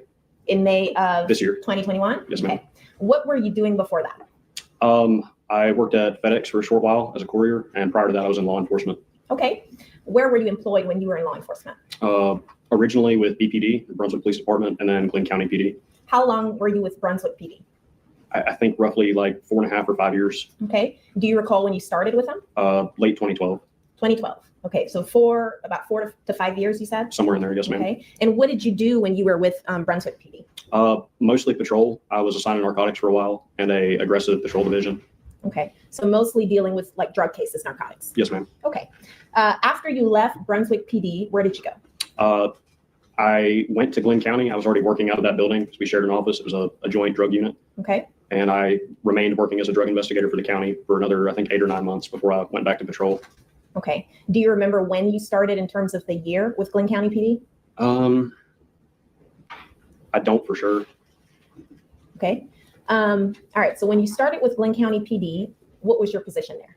A narcotics investigator. Okay. I want to turn your attention to February 23rd, 2020. Okay. Okay. Were you with Glenn County PD at that time? I was. Okay. What was your position at that time? Criminal investigator. Okay. And were you with a specific department? Yes, ma'am. The Glenn County PD. Okay. Department within that agency? Division. The criminal investigation division. Okay. All right. And can you just please tell the jurors what were your primary duties? Investigating crimes that surpassed, I guess, what patrol officers can handle with their equipment and their training. Okay. And were you post certified at that time? Yes. Does that essentially mean that you had arrest powers under Georgia law? Yes. Okay. Now, before February 23rd of 2020, had you worked homicide cases? I'd assisted with some, but never any of my own. Never any of your own? Yes, ma'am. Okay. Do you remember how many you had assisted with? Not many. A ballpark number? Maybe between 1 and 5. I don't think we had many. Okay, so between 1 and 5 homicide cases. Yes, maybe that's very, very rough. Okay. And homicide meaning someone's dead? Well, I can think of one that I did work on just in the sense of someone being dead, but it was a drug sale kind of thing. Okay. All right. And were you the lead on any of these homicide cases? The drug overdose case I was, but that wasn't kind of what I was thinking of with homicide. I've never had a homicide involving prior to this, any sort of, I guess, violent act, touching, shooting, or anything like that. Okay, so no shooting homicide. Is that correct? Yes. And no stabbing homicide? Yes, ma'am. Okay. So did you actually, strike that. How many citizens arrest cases had you worked prior to February 23rd, 2020? None. None. Okay. Did you become involved in the investigation into the death of Ahmaud Arbery? I did. Can you tell us how you became involved in that? Yes, I was the on-call investigator that day. I was called out to the scene. And which day are we talking about? February 23rd of 2020. Okay. So do you remember what time you were called out? I don't. I think it was somewhat early afternoon. Okay, so early afternoon. Yes, ma'am. Okay. And do you remember who called you out? I believe it was Sergeant Oliver. Sergeant Oliver. Okay. So when you're called out, what do you do? I got dressed in my uniform, got into my car, and responded to the scene. Okay. When you say uniform, describe that for us. At the time, it was, for us in CID, it was khaki BDU pants and a green polo. Okay. With a county badge and, yeah. I'm sorry, I spoke over you. Go ahead. Just a green polo with a county badge. Okay. Were you wearing any kind of body cam? No. Okay. Explain why not. The body cams we were using a fix with magnets. I wasn't wearing a plate carrier that had my magnet inside of it, so I wasn't recording. Okay. And what car were you driving? Did you drive to the scene? It would have been an unmarked county car. I don't remember the make and model, but it was probably a Ford Fusion. Okay. And when you say unmarked, what does that mean? It's equipped with police equipment like lights, sirens, all that, but it's unmarked. It doesn't have Glenn County PD markings or any police markings. Okay. And was that car equipped with dash cam? No. Okay. So no dash cam on that day? Correct. Okay. So where was this scene located that you were called out to? In Satilla Shores here in Glenn County. Okay. And when you arrived on scene, tell the jury what it looked like. What did you see? I arrived on scene. I saw the decedent laying in the roadway with caution tape or police crime scene tape surrounding him. I spoke to Officer Roberts, who kind of briefed me on the information that she had gathered at that point. Okay. So you spoke to Officer Roberts. Did Officer Roberts hand anything over to you? She did. What did she hand over? It was a thumb drive that was containing video footage from I think Diego Perez. Okay. And did you come to find out that there was a certain cell phone that was in another officer's car? I did. Okay. Whose cell phone was that? That was Mr. William Bryan's cell phone, and it was in Sergeant Leska's car. Okay. And what did you do after that? I spoke briefly with Mr. Bryan, who was on scene. Okay. I was told by another officer that he had already given consent for us to view a video that he had taken on his phone. I spoke to him and just reconfirmed that verbal consent, and I viewed it on scene. Okay. And then I spoke with him a little longer. I got him to agree to come back to Glenn County headquarters for an interview so that we could speak to him a little bit more in depth and do a download of the phone. He agreed. Where was Mr. Bryan on scene when you spoke with him? He was standing on the corner of, I believe it was Holmes and Burford, next to a bicycle and a tree. Okay. All right. And just going back for a moment, did you recognize any, other than the law enforcement officers who you obviously knew because you worked with them, did you recognize anyone else on scene that day? Yes, I recognized Greg McMichael. Okay. And do you see him in court today? And if you need to stand up, you can do that.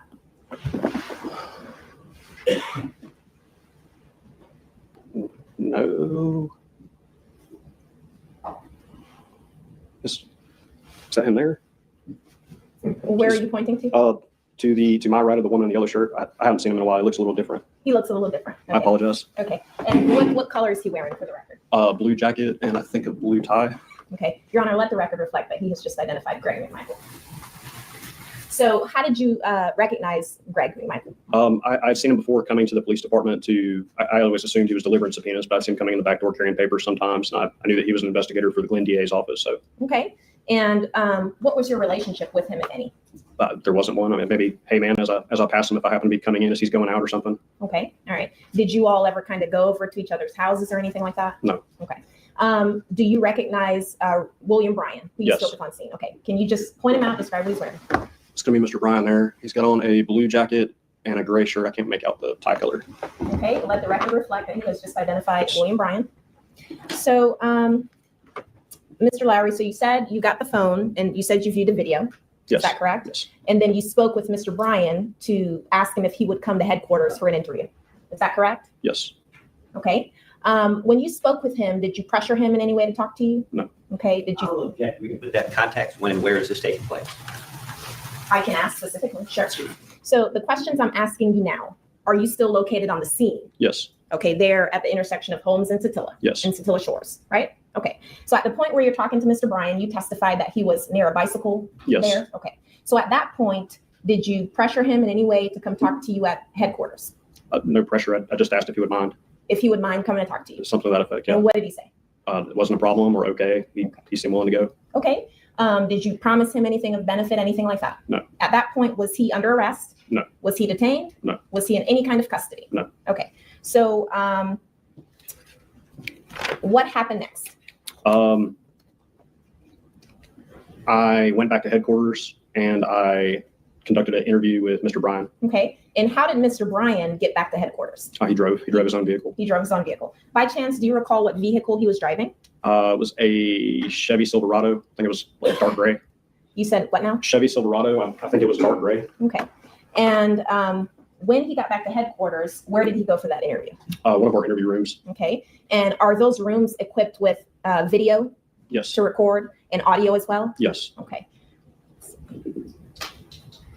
Now, in the beginning of your video interview, did you go over any kind of forms with Mr. Bryan? Yes. I think I went over a consent to search form.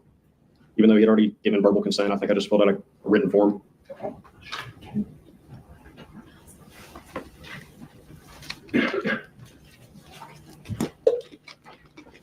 Your Honor, may I approach? Yes. Thank you.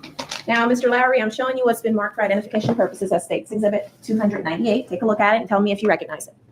Yes, this is the form that I filled out. Okay. And is it a true and accurate copy of that form? Yes. Appear to be altered in any way? No. Your Honor, at this time, we would tender States 298. No objection. No objection. It's a Permission to publish, Judge? Go ahead. Okay.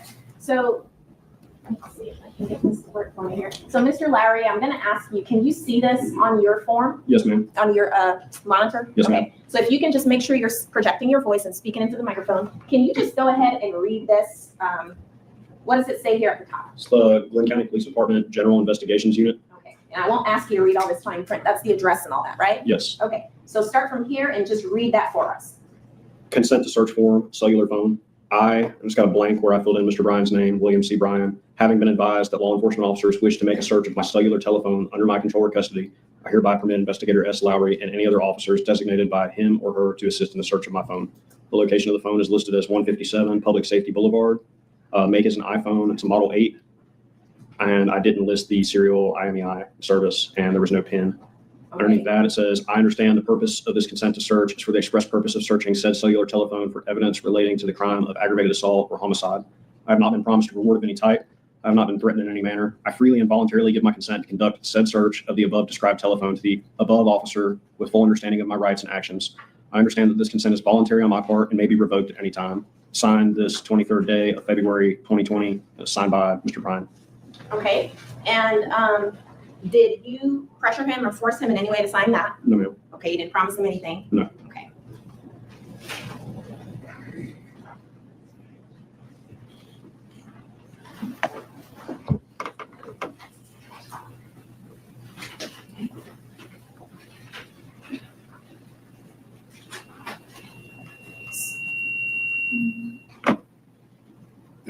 you may just, they're a little finicky today, so. Yes, sir.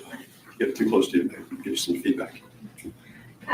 Mr. Lowry, you talked about the interview being audio and video recorded, right? Yes. Okay. Now, before coming to court today to testify, were you able to review that recording of Mr. Bryan's interview in its entirety? Yes. Does it appear to be accurate? Yes. Okay. At this time, we would tender states 195. No objection. No objection. No objection. Submitted. Thank you. Now, in conjunction with that audio recording and video recorded interview, did you also look at the transcript prepared of that interview? I did. Okay. And did you look at it in its entirety? I did. Did it seem to match up the interview itself? It did. Was the wording identical? Oh, yes, ma'am. Okay. And may I approach, Judge? Yes. All right. So I'm showing you what's been marked. For the purposes of identification as States Exhibit 195A, is that the same transcript that you reviewed that we just talked about? Yes, it looks like it is. Okay. At this time, Judge, we would tender 195A. No objection. Correct. Just for the record, Your Honor. Okay. It's submitted for the record.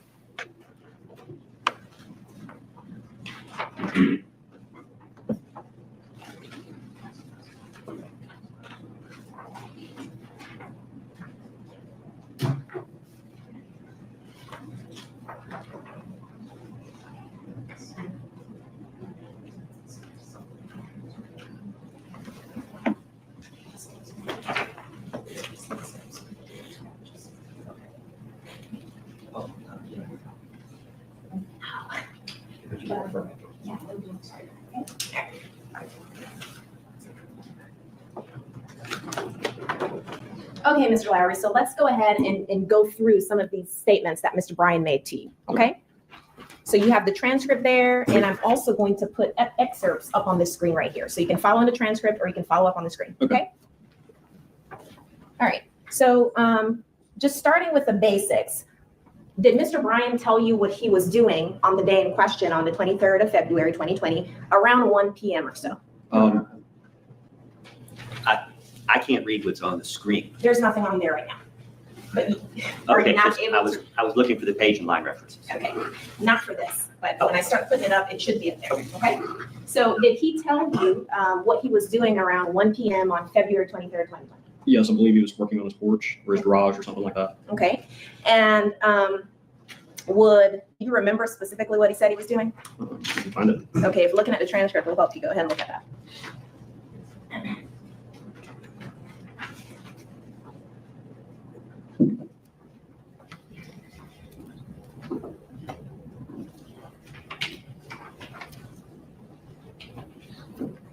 Yes, he did say on the front porch. Okay, so he's working on his front porch, and did he say that something happened to kind of catch his attention? Yes. As he's working on his front porch? Yes. What did he say happened? I looked up, can I quote it? Let me direct you to the line.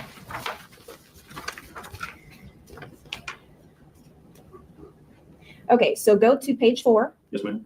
Lines 11 through 12, and stop at that period there after road. Okay. Mr. Bryan says, front porch of the house, I looked up, see a black guy running down the road.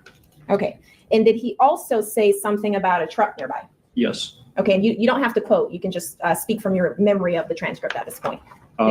Yes, he saw a truck paralleling or following Okay, the other person he identified.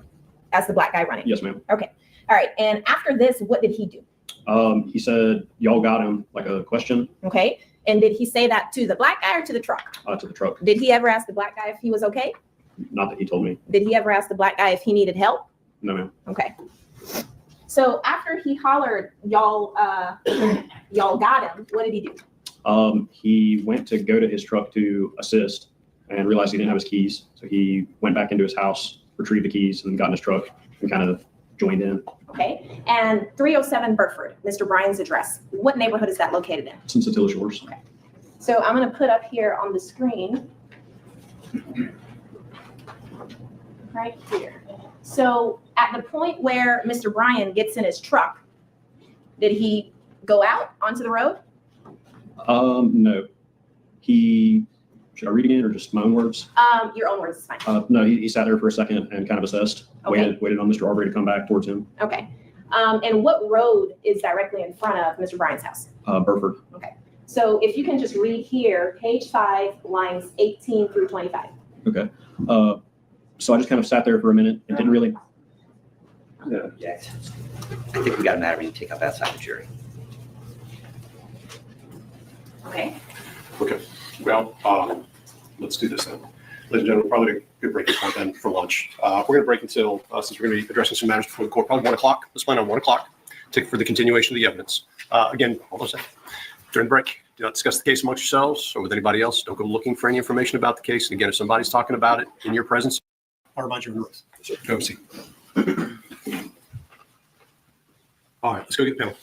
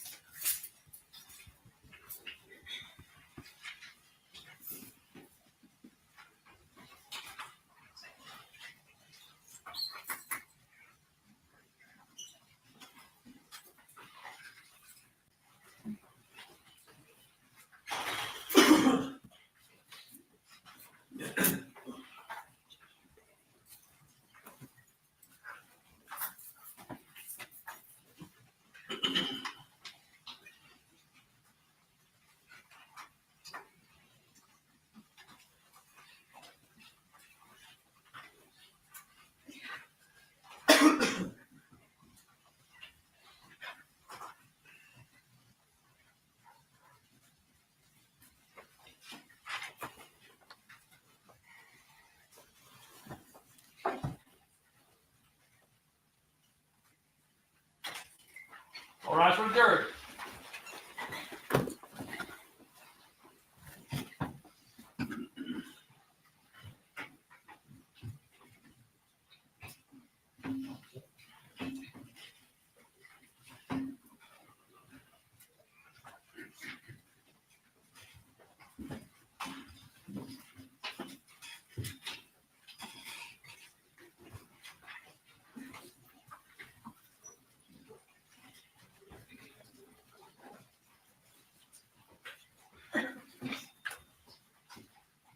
Please be seated.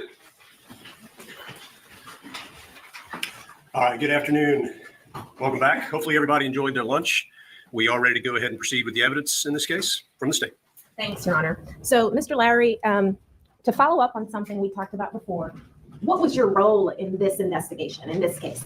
I was initially lead before it was given or taken by the GBI. Okay. Because I was on call that day. Okay, so you were a lead detective. Yes, ma'am. Okay, so before we took a break, you testified that Mr. Bryan hollered at the truck y'all got him. You Yes, remember ma'am. that? I do. And then he proceeded to get into his truck. Is Yes. that correct? Okay. Yes. So let's talk about what happened after that. If you can just look at the screen. Sure, I can. And Mr. Lowry, have you seen these excerpts I from have. the transcript? I have. Have we gone through them together in preparation for your testimony? Yes. Okay. All right, so if you can just read there on page 5, starting at line 18 and down to line 25. So I just kind of sat there for a minute and didn't really know what to do. And then he was trucking. So, I mean, he closed in on me quick. And as soon as he got up to me, I overshot the road. I was kind of angled. I overshot the road and forced him to go down into the ditch right there. I say, okay. And then Mr. Bryan says, I don't know if he went through. Okay, so starting from line 18, who is talking there? Mr. Bryan. Okay, so he's saying he kind of angled and then overshot the road and forced Ahmad to go into a ditch. Is that correct? Yes. Okay, and which road are we on here? Which road is he talking about, Mr. Bryan? I think this is still on Burford. Burford Road, okay. Is that right outside his driveway? Yes. Okay.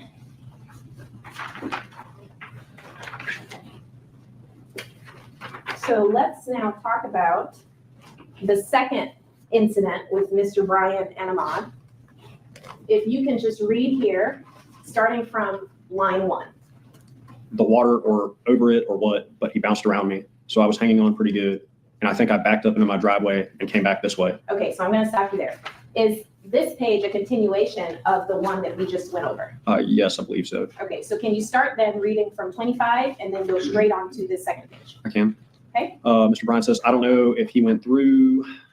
the water or over it or what, but he bounced around me. So I was hanging on pretty good. And I think I backed up into my driveway and came back this way. Okay, and what do you say? I say, okay. And then Mr. Bryan says, and I angled my truck at him again. I think he kind of turned around. I missed him or whatever, but that's when I told the other officer this. We were still right about in this area right here. And I say, mm-hmm. Okay, so this second incident here, when Mr. Bryan is talking about angling my truck at him again, which road are they on with the second incident? I believe this is still on Burford, just maybe a little bit further down. Okay, so Burford Road.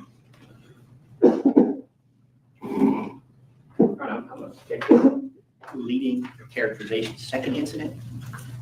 That wasn't what the witness said. Explain. So when we talk about second incident, Mr. Lowry, what are we talking about? What are we referencing? The second time that Mr. Bryan would have tried to use his vehicle to steer Mr. Arbery off the road. Okay. From your interview with Mr. Bryan, was there a third time he tried to do that? Yes. Okay, let's talk about that.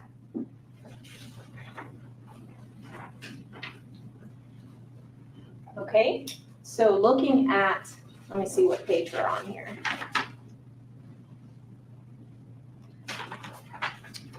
Page 6, lines 11 through 20. Can you go ahead and read that, please? I can. Mr. Bryan says, not back to the road that it happened on yet. I think I backed up and kind of went at him a little bit, and I can see that he was coming towards the truck. I mean, I had my window down. He was coming. He was trying to get in the truck at that point. So I slammed it in a drive and jumped out away from him. I mean, and me and the other officer looked. My truck's dirty. You can see where his hands were on the side, almost at the door, where he was, trying to get it open. So. Okay, so here, when Mr. Bryan says not back to the road that it happened on yet, which road did it happen on, meaning the incident? Holmes Road. Okay, so at this point, Mr. Bryan is saying he's not back on that road yet. So which road was Mr. Bryan on when this happened? Still Burford. Burford Road, okay. Is there another time in the interview that Mr. Bryan doubles back to talk about here again with his belief that the victim tried to get into his truck? I think the characterization doubles back. We find another way to ask that question that's a little less loaded. I can try. So, Mr. Lowry, during the course of your interview with Mr. Bryan, does he mention for a second time that his belief that the victim tried to get into his truck? I don't believe if he mentioned it a second. You're talking about during the sit-down interview. He did say it there, yes. Okay. I don't remember if that was the first or a second time. Okay, so go ahead and look in your transcript. Don't read anything, just look to refresh your recollection at page 18, lines 1 through 13.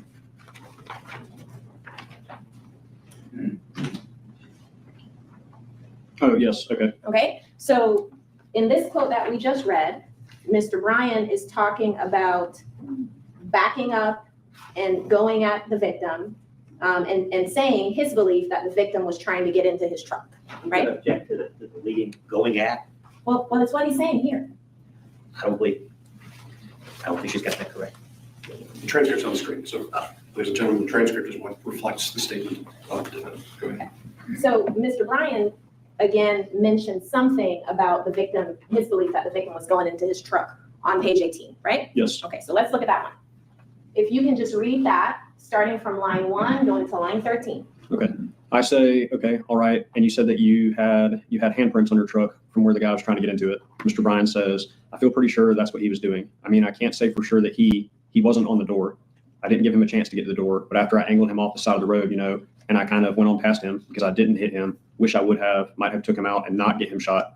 But, I probably got past him a little bit and he come up on me and I could see him in my mirror and he was coming for the door and I seen his hands on right behind the door.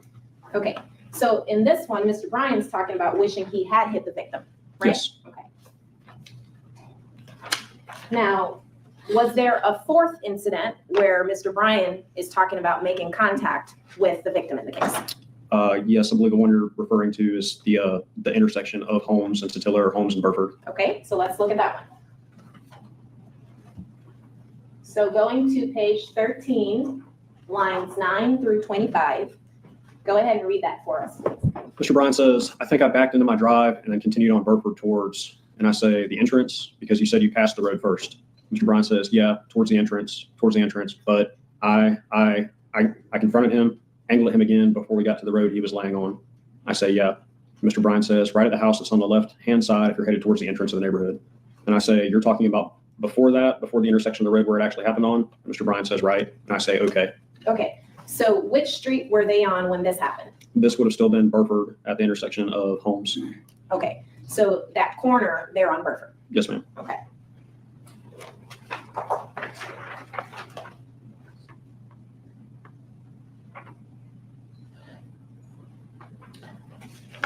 Is there another time in your interview where Mr. Bryan talks about this incident that we just looked at again?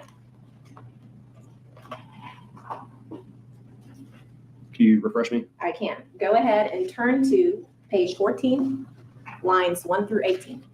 And just read it to yourself and let me know if your memory has been refreshed.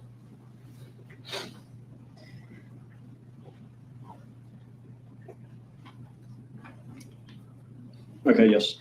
Okay, so at some point, he kind of talked about that some more during the interview, right? Yes. Okay, let's look at that. So page 14, lines 1 through 18. Go ahead and read that, please. Mr. Bryan says, yes. I mean, before then, I angled at him again. I say, okay. Mr. Bryan says, and he jumped out of the way, and I went on past. And I say, and then you passed the intersection of the road that it actually took place on? And Mr. Bryan says, right. I say, did you back up or just U-turn because you said you? And then Mr. Bryan said, I was fixing, I put it in reverse and was going to back up at him. I say, mm-hmm. Mr. Bryan says, that's when he made his move to go down the road it happened on. And I say, okay, so you backed up and then turned down that road? And Mr. Bryan says, yep. Okay, so what area are they in, meaning Mr. Bryan and the victim? What area are they in right here when this is going on? I'm believing this is still the intersection of Burford and Holmes, or Burford where it turns into Satilla and Holmes. Okay, because Mr. Bryan is saying that he jumped out of the way and I went past him. And then when you pass the intersection of the road it actually took place on, and then he says right. And what's the intersection where it took place? Burford and Holmes, or Satilla and Holmes. Satilla and Holmes, okay. And then you asked him, did you back up or just U-turn? And Mr. Bryan says, I was fixing, I put it in reverse and was going to back up at him. Is that correct? Yes. Okay. And then Mr. Bryan says, and that's when he made his move to go down the road it happened on. And what road did it happen on? Holmes Road. So this right here is when the victim made his move to go down Holmes Road where he was ultimately killed. Yes.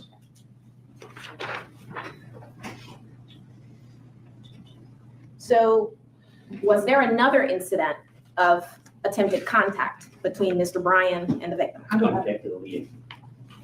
Was there another? Mine is a different objection, but I'll let you go on.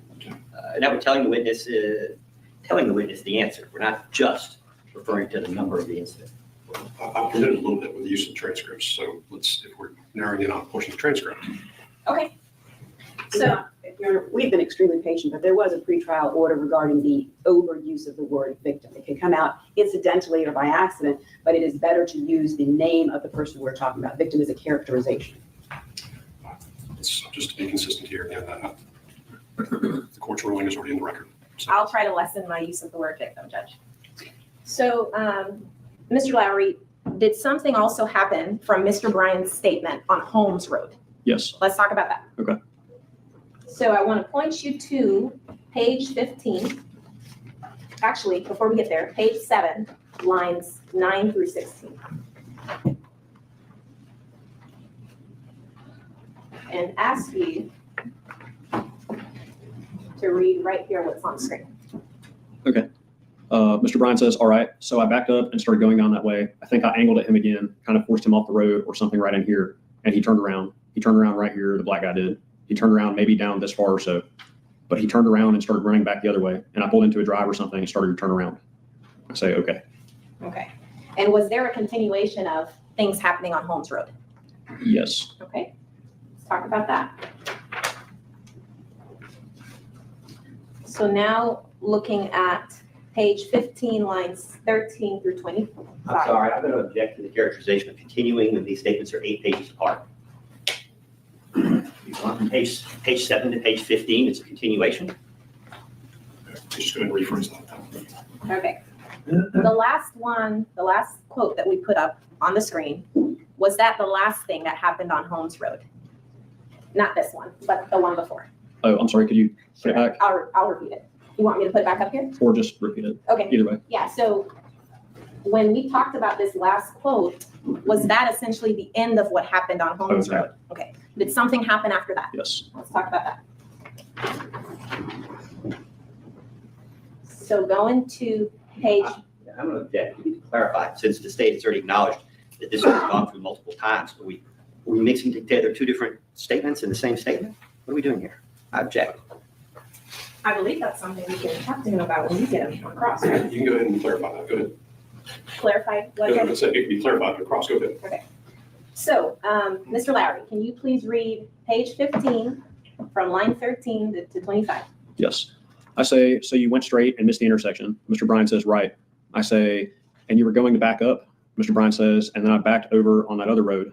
And I say, went up this road. And Mr. Bryan says, yeah. And he, at that point, he's still running from me. Okay. He's running from me and I'm coming at him. But in any case, he turned around and started coming back. At that point, I think I may have angled at him again or something, but I didn't put much emphasis on it. I just wanted to get turned around. Okay. And what road is Mr. Bryan and Ahmad on when we see this happening? This is on Holmes Road. On Holmes Road. Okay. And Mr. Bryan says, he's running from me and I'm coming at him. Is that right? Yes. Okay.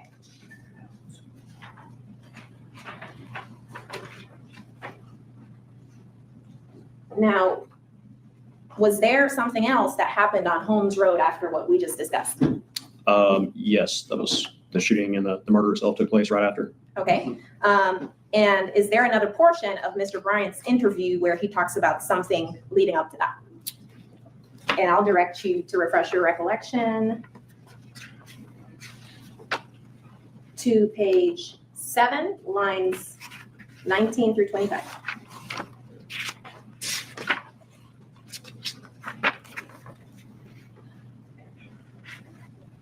Yes. 7, 19 through 25. You see it? Yes. Okay. So that was a yes, Yes. Mr. Lowry? Okay, let's talk about that. Go ahead and read this to the jury. Mr. Bryan says, at this point, I didn't really know, but I got turned around good. And by that time is when I rounded that corner enough to see the black guy was right there, but really wasn't running anymore. Looked like at this point, like I say, he just had enough of the running and he was confronted. Okay. So Mr. Bryan is saying when he rounded the corner enough to see the black guy really wasn't running anymore. Is that correct? Yes. And it looked like at that point he was confronted. Yes. Who was confronted? Mr. Arbery.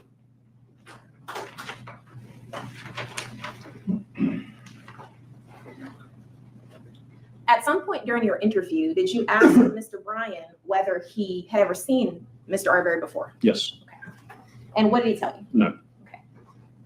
Did you ask him, if you can just go ahead and read page 18 on to 19, starting from lines 23. So is this where you ask him, have you seen him before? Yes. Okay, just read what he says. He says, I have not seen him. I say, okay, do you know of him being involved in any past instances? Mr. Bryan says, that I know of, no. I say, okay.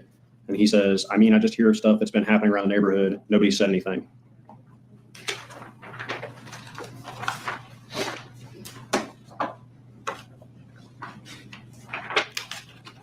So during the course of your interview, did Mr. Bryan tell you that there might be some sort of evidence on his truck? Yes. Okay, what did he tell you about that? That he believed there were palm prints or fingerprints and dents on his truck. Okay, and what did you do with that information? After the interview, I went outside and processed his truck, photographed and collected fingerprints and fibers. Okay, and where was that truck located? It was in the front of the Glenn County Police Department. Okay, did you also you said you took photographs? Yes, ma'am.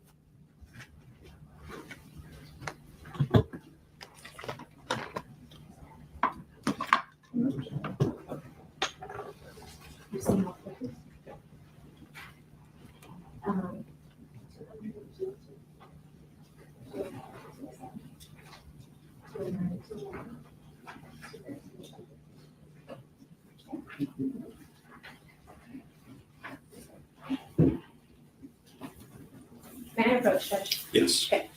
All right, Mr. Lowry, I'm showing you what's been marked for identification purposes, and some numbers are missing, but we'll go states 200, 201, 202, 206, 205, 207, 209, 210, 211, 214, 213, and 215. Okay. Go ahead and look at these and tell me if you recognize them Yes. Okay. Yes, look like the pictures that I took. that you took. And are they fair and accurate? Yes, ma'am. Okay. Do they appear to be altered in any way? No, ma'am. At this time, we would tender states 200 to 202, 205 to 207, 209 to 211, and 213 to 215. No objection. No objection, Your Honor. No objection. They're admitted. Thank you. Permission to publish, Judge. Go ahead. Thank you.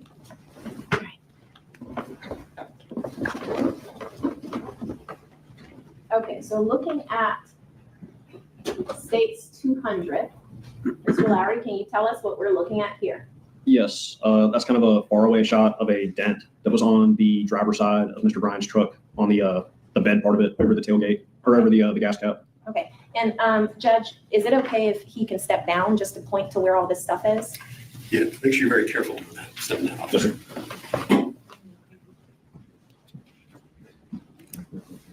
Okay, and just make sure, maybe we can kind of use this microphone. Oh, you don't have to point on the screen. We're just gonna point maybe with like this pen or your finger, whatever you want to use.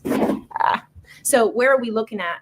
What part of the truck are we looking at here? This is the driver's side of the truck on the back by the bed. Okay, and what did you find on that side of the truck? There were several smudges with like fingerprints, a dent, and some fibers. Okay, so in states 200, what do we see here? And this, you can see one of the dents. That's going to be that right there. Okay, and you also mentioned some fibers. That's correct. Okay, do we see the fibers or what you believed to be fibers in states 200? I don't think you can really see them in this, but there's a closer shot of them. They're right above this dent on this black strip of plastic. Okay, so they're in that area. We just can't see them in this picture. Yes, ma'am. Okay, so I'm going to slide one more past you. So looking at states 201, what do we see here in this picture? I see some of the smudges and prints that I was talking about. You can see a little bit of one right here on the front of the back driver's side door, and another one right here just above the handle of the driver's door. Okay. So looking at 202, what are we looking at in 202? This is just a close-up of the last picture that was shown with the same smudge right at the start of the back driver's side door, and then the smaller smudge over the handle of the driver's door. Okay. 206? This is the same shot again, just from a different angle. I was trying to work with the reflection and everything in the background, but Okay. larger smudge on just the very start of the back driver's side door, and then smaller smudge on the driver's door just above the handle. Okay. And looking at states 205? This, I believe, is two smudges that were just above the, I guess you'd call it weather stripping, between the door and the window of the driver's door. Okay. States 207? And this is just a closer shot of the same bigger smudge that we saw on the start of the backside driver's door. Or, yeah, So this area right here, what area is this? that would be the driver's door. Driver's door. And then what's this? The rear side or rear driver's side door. What about states 209? 209 is, I believe, it was a smudge in the middle of the door right here. And which door? This would be the driver's side rear door. And states 210? Just be aware of the juror behind you. So Oh, I'm as you're sorry. moving, she's moving. So just be aware. This is another smudge. I believe this was also on the driver's side door. I just don't recall if this was from the front door or the back door. Okay, so driver's side, either front door or back door. Yes, ma'am. All right, and states 211? In this picture, you can't really see what I was trying to capture, but right about here, there was some kind of weird impression that it looked like it came from a volleyball. I can see it's like Y shapes that would be like hexagonal on a volleyball or a soccer ball or something. Okay, but it's not visible in states 211? No, you can't see it at all. It was very, very faint. Okay, did you process that at all? No, I think I just photographed it. Okay, and just tell the jury why not? I thought it was a ball. I thought it was impact with a soccer ball or something. Because it looked like a ball shape? Yes. Okay.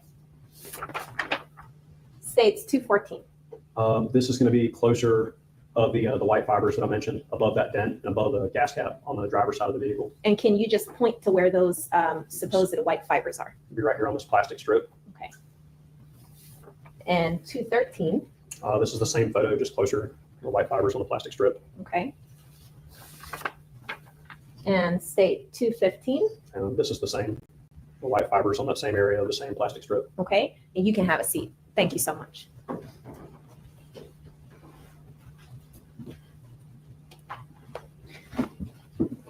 So did you note anything about the fibers as compared to the dent that you saw? That it was directly above it. It looked like they could have happened at the same time. Okay. Are you able to say, just by looking at all this, when any kind of contact happened? No. Okay, so you just saw whatever it was on the truck? Yes. Okay. Now, you talked about processing the smudges, as you call them. Is that correct? Yes. Tell us how you go about doing that. I used black fingerprint powder, a fingerprint brush. I used the black powder and they call it developing the latent prints or the ridge details. Okay. After they become more visible with the black powder, it's collected with Searchy brand tape and placed on it's basically an index card called fingerprint card. So I think there's like a light layer of lamination or something on them. Okay. So do you take a brush, put powder on the prints and brush it? Essentially, yes. Okay. And then you lift it with the tape? Correct. Okay. And what do you do after that? Those are submitted into a fingerprint box for those that have, I believe it's IAPIS. The certification allows them to do fingerprint matchups and fingerprint searches. Okay. Now, what about the fibers? What did you do with those? Those I collected with tape. I fixed those to a black index card and I submitted those to the GBI. Okay. All right. So after your interview with Mr. Bryan, did you find out that the person who was killed was identified? Yes. Okay. And how was he identified? Through fingerprints. Okay. And what was the identification? Mr. Ahmad Arbery. Okay. Now, after talking to Mr. Bryan, did you submit his phone for anything? Yes, I did. Okay. What did you do with his phone? After he signed the consent waiver, consent form, I handed it off to Sergeant Oliver for downloading. Okay. And did Sergeant Oliver then turn it over to another investigator? Yes. Who? Investigator Marcy. Okay. Now, after that, do you recall ever going over to 220 Satilla Drive? I'm sorry, I forgot the number. Which house was 220? Do you recall a construction site or a yes. house under construction being a part of this investigation? Yes, it was much later that evening that I went there though, but yes. But you went there? Yes. Okay. And who did you go with? I believe it was Investigator Marcy, Investigator Ramos, and maybe Sergeant Oliver. Okay.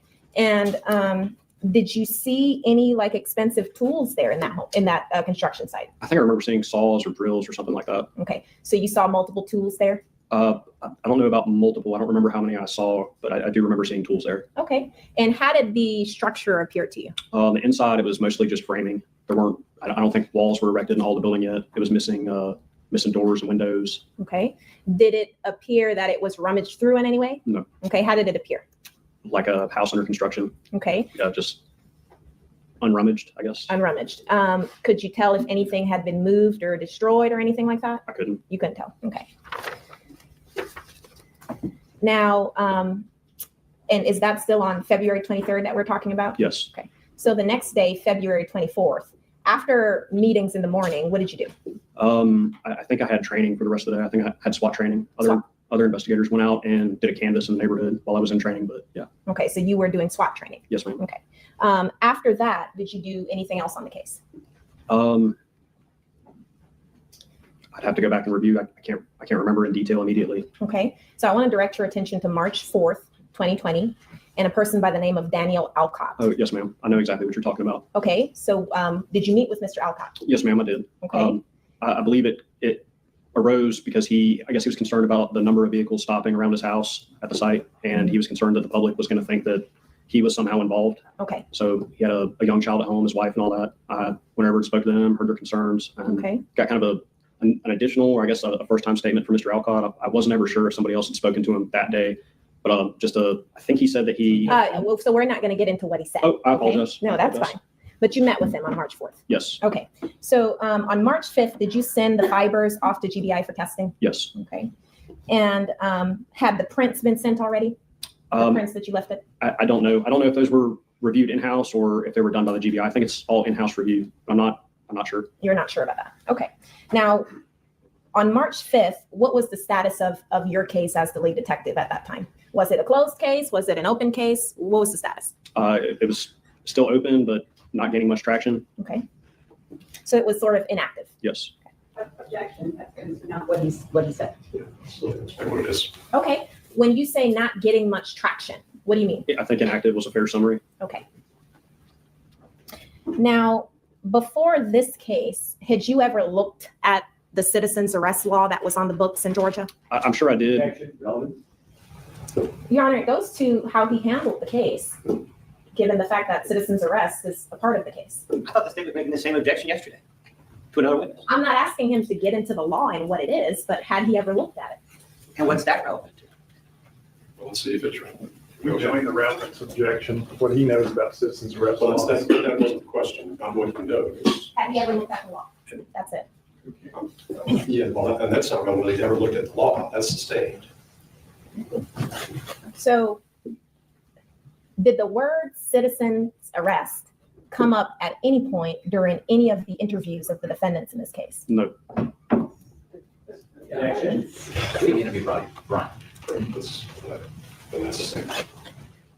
Did the word citizen's arrest come up in Roddy Bryan's interview? No. So at some point, did you become aware, I think you mentioned that the GBI took over the investigation? Yes. Okay. And did you turn your file over to them after that? I don't know if it was me specifically that handed it over, but it was relinquished. Everything that we had was provided to them. Okay. Now, going back to your interview with Mr. Bryan, did he have a cell phone on him during this incident where he was chasing in his truck? He did. Okay. Did he ever say that he called 911? No. Did Mr. Bryan ever say that Ahmaud had a weapon on him that day? No, ma'am. Okay. Did Mr. Bryan ever say Ahmaud made any verbal threats towards him or any other person that day? No. Okay. Did he make any threatening gestures towards Mr. Bryan or anybody else that day? I'm going to object. I let 4 leading questions go in a row. I think that's number 5. Can we find a way to ask the questions that doesn't suggest the answer to the witness? It's not suggesting the answer. He can say yes or no. In this context, no, she can't. Yeah, they are leading questions. It's been provided by the state. Okay.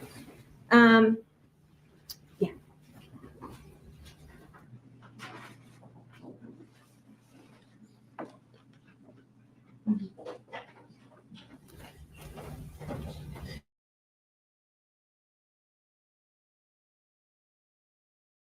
Did Mr. Bryan say about seeing Ahmaud commit a crime before he jumped in his truck? He didn't. He didn't say anything about that? No.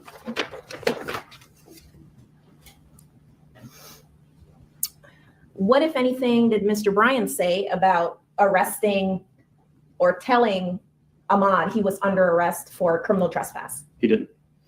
What, if anything, did Mr. Bryan say about telling Ahmaud he was under arrest for burglary? He didn't. What, if anything, did Mr. Bryan say about telling Ahmaud he was under arrest for attempted burglary? He didn't.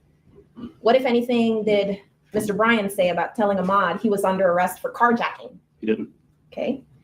What, if anything, did Mr. Bryan say about telling Ahmaud he was under arrest for aggravated assault? He didn't. Okay. Did Mr. Bryan ever tell Ahmaud during that chase that he was under arrest for anything? No, not that I was made aware of.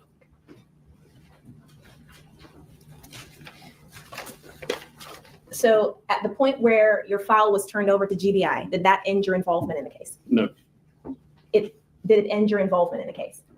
No. Okay. I had to keep taking calls as they came in regarding the case, but I would just forward that information to the GBI. To GBI? You Yes. still got calls as the lead detective that you would forward to GBI? Yes. Okay. Other than that, did you do anything else? It was calls for other concerned citizens and calls from the defendants in the case for their security, stuff like that. Okay. But all just forwarded to the GBI. One moment, Your Honor.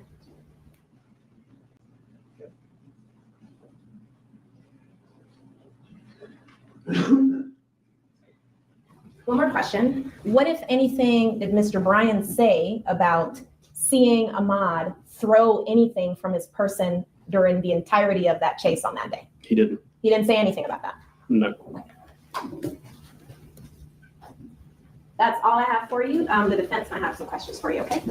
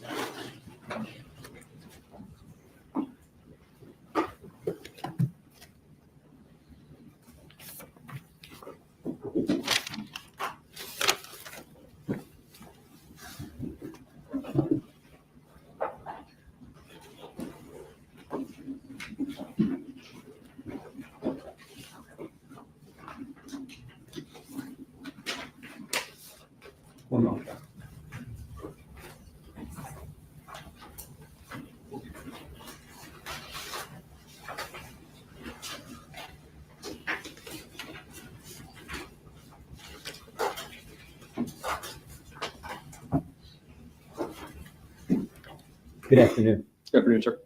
Have we met before? Just when I worked at the county, I think. See each other in the courthouse. Very good.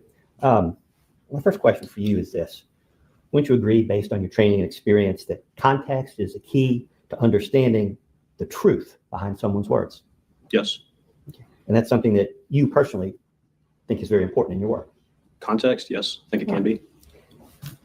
If you understood Roddy Bryan to have meant that he deliberately attacked Mr. Arbery with his truck, if you understood him to say that he made an aggravated assault with a motor vehicle upon Mr. Arbery, could you have ignored that? No, that wasn't the way I interpreted it at the time, though. Yes. Well, obviously, that would be a very serious violent felony. But that wasn't your understanding. No, sir.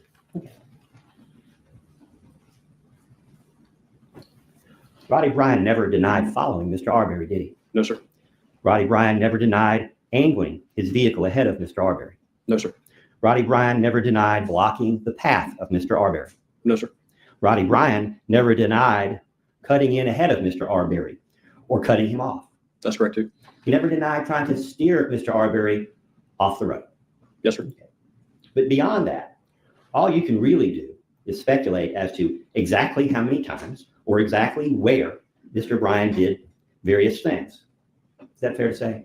I don't know that I could say it's speculation. It was what he told me. Okay, I'll rephrase.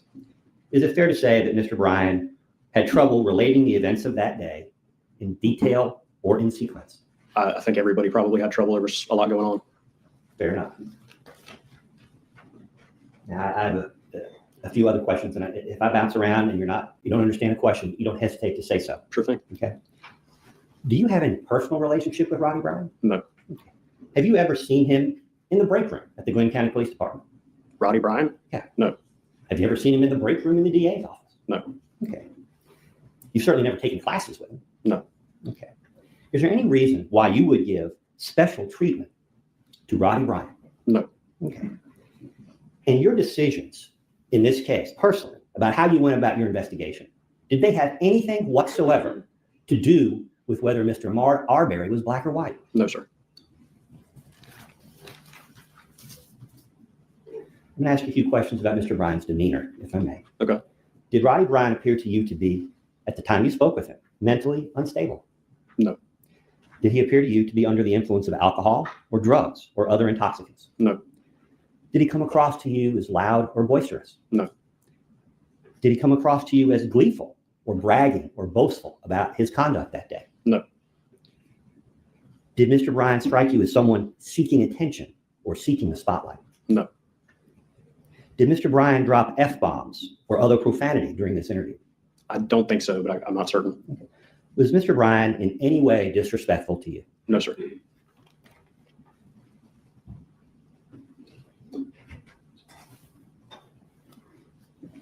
Is it fair to say that you personally in your department wanted Roddy Bryan's help to get to the truth about what happened to Ahmaud Arbery? Yeah, I hope for compliance and cooperation from everybody I deal with. At this point in time, you were not, quote unquote, after Mr. Bryan. No, sir. At this point, he's just a witness in your case. Yes, sir. And you're trying to reassure him that he's not the target of your investigation. I don't really know that I can agree with that. Fair enough. Is it fair to say that you were somewhat concerned, Yes. at least mildly concerned, about whether Mr. Bryan would, quote unquote, freak out when you went through the consent form? Oh, yes, sir. Okay. Because you wanted his help. Yes. Now, efforts had already been made to extract data from Mr. Bryan's cell phone. Am I correct? I think that you're talking about on scene on the roadside. Well, certainly on the roadside. That had just off of verbal consent, but the actual Cellbrite download wasn't until after the form. Now, Mr. Bryan doesn't know anything about Cellbrite, to your knowledge. Yes. Objection, speculation about what Mr. Bryan. I'll rephrase. Did you explain Cellbrite to Mr. Bryan? I don't remember. Okay, you would go to, before you went to school, did you know what Cellbrite was? No. Okay. But the bottom line is, notwithstanding the fact that he's already given you his cell phone, your department, his cell phone on the scene, you know that you need more than that. Not just a consent, you need a different kind of extraction of the material than Mr. Minshew can do on the side of the road. That's correct. Okay. Now, in that context, again, I need an exhibit, my apologies.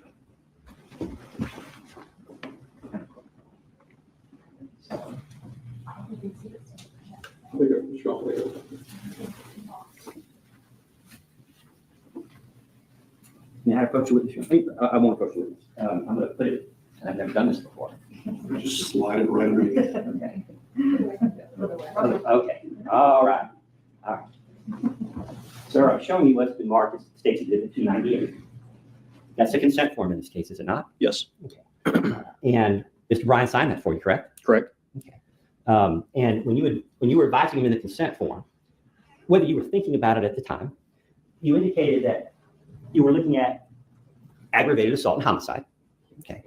In context, the aggravated assault that you're investigating is the tragic shooting of Ahmaud Arbery.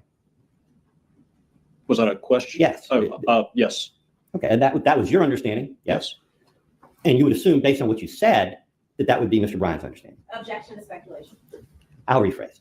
Did you give Mr. Bryan any reason to believe that you were investigating anything different Then an aggravated assault? than the shooting of Ahmaud Arbery? No, I don't think so. Okay.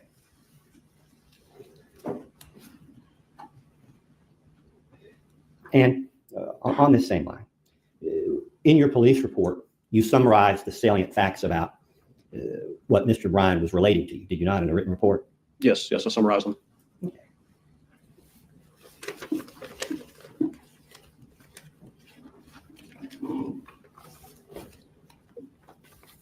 Is it fairly safe to say you've been trained in writing police reports?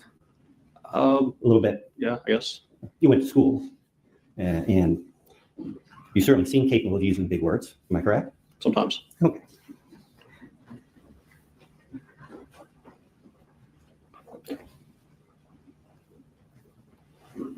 Your summary of the testimony you've related today amounted essentially to one sentence in that report. And I'm going to direct your attention to the bottom third of the third paragraph. If you'll take a moment and look at that.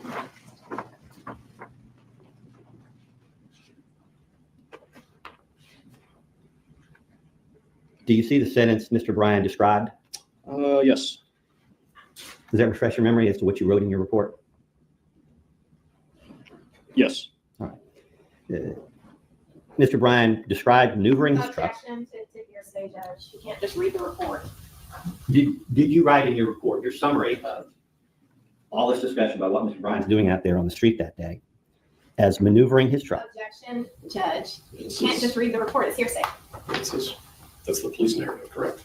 That's his. Right. So he's describing what he heard in the statement that was He's summarized all his testimony today. Yeah, let's not read from his report then. I mean, okay. You got the statement in. That's what I was discussing in the break. I stand corrected. You were the lead agent in this case, am I correct? Yes. Okay. And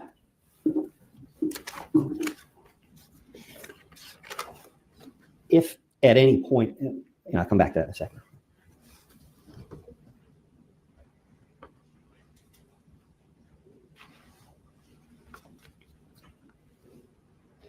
Now, is it fair to say that homicide cases are not like other cases?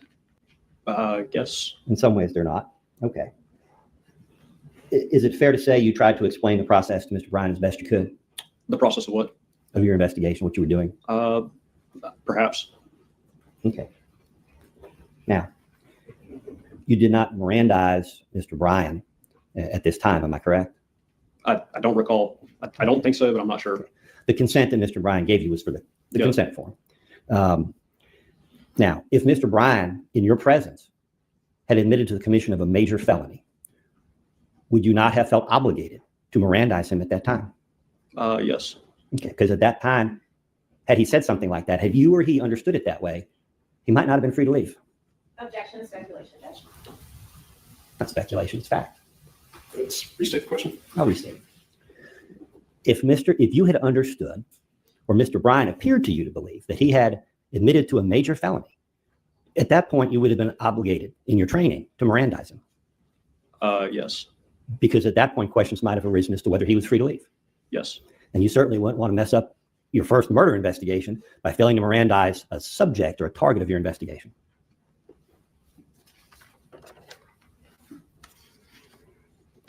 Sir, at the time that this case was transferred from the Wayne County Police Department to the Georgia Bureau of Investigation, Mr. Bryan was still considered by your agency, well after the date of this interview, a witness in this case. Yes. Okay. And that's memorialized in the report that your agency provided to the Georgia Bureau of Investigation. Yes.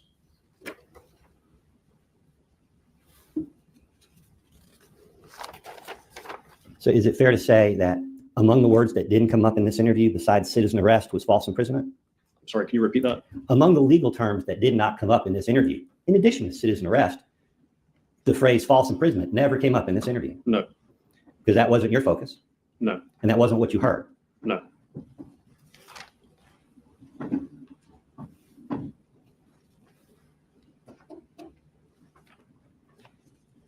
And I believe you reassured Mr. Bryan that your agency is required to investigate any homicide, regardless of justification. Maybe. I don't remember for sure. Okay.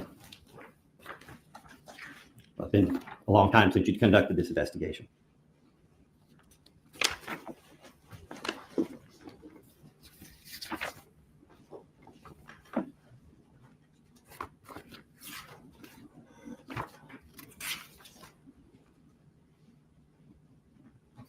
Okay. May I approach with Your Honor? Yes. Directing your attention to the bottom third of page 2.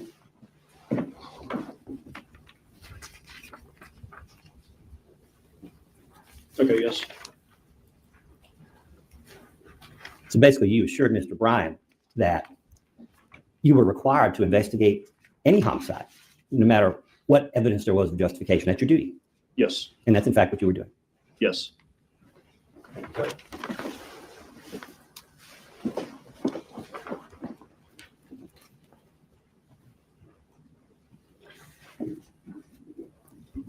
In that context, that you're talking to a witness in this case, you didn't ask Roddy Bryan how far he got in school.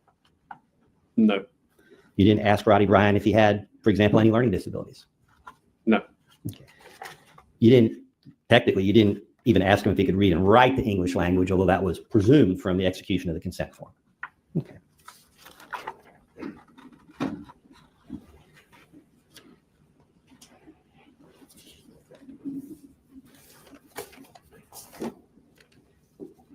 Now, there's been some discussion in this case of maps, and I'm not going to show you all of the maps, but I'm going to ask you if you recognize this document, which I believe is already in evidence. One moment.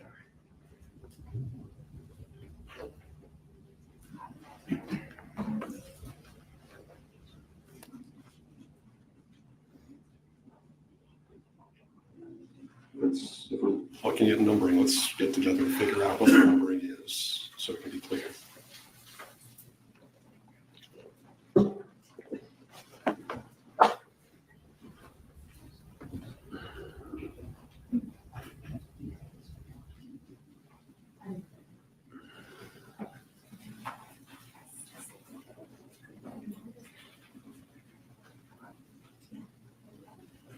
I'm moving simply with shortage of space. Our files are here and there, so I'll try not to be distracting.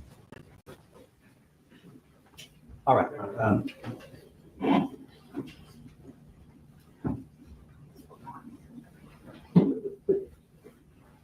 Brian 1. We're marking these Brian 50. 50.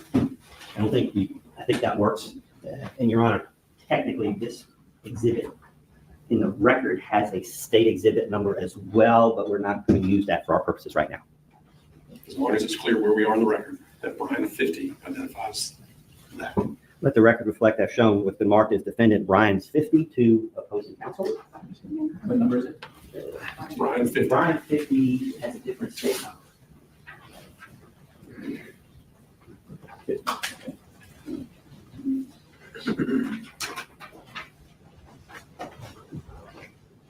May I approach you with Your Honor? Yes.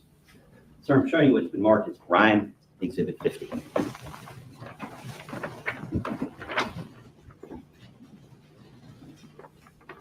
Have you seen that or a copy of that before? Yes. Is that the map that you used during the interview of Mr. Roddy Bryan? Yes. All right. Now, that map isn't as pretty as some in this case, but that's the map that in your interview, in the transcript you referenced showing Mr. Bryan. Yes. And you reviewed the actual video of this interview, have you not? Yes. Hopefully recently. Yes. Is it not fair to say that at times Mr. Bryan appears to be so focused on this map and these squiggles on there that his answers are not always responsive to your actual questions? I don't remember enough detail to say one way or another. Fair enough. This map is not color coordinated. It's all color coded. It's all one color. Am I correct? Aside from the blue ink, yes. Yeah. And would it be fair to describe the blue ink by the end of this interview as chicken scratch? Yes. Your Honor, at this time, I would tender defendant Ryan 50. No objection, Your Honor. Exhibit. No objection. No. Exhibit.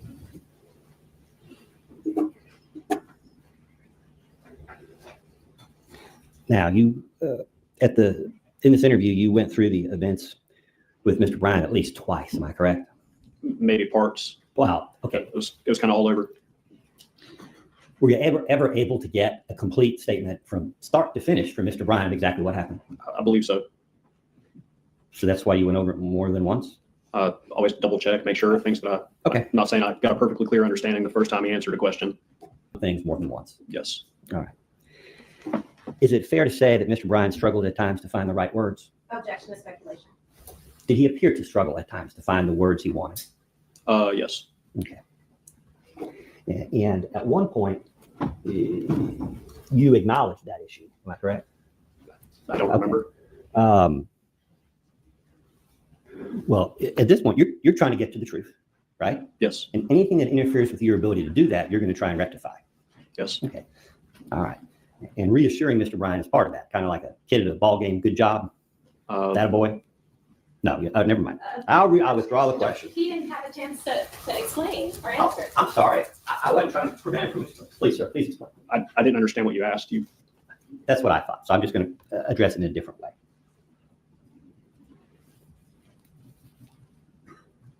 Directing your attention to page 9, lines 13 through, I have 19. 13 through 19. Objection, Judge, may we approach? This is something that Mr. Goff and I talked about before we even did this, and if we may approach, that would be great. Maybe this would be a good time for a break. Well, I need to address that. Ladies and gentlemen, if I can just have you step out in the jury room for just a moment. All right, for the jury.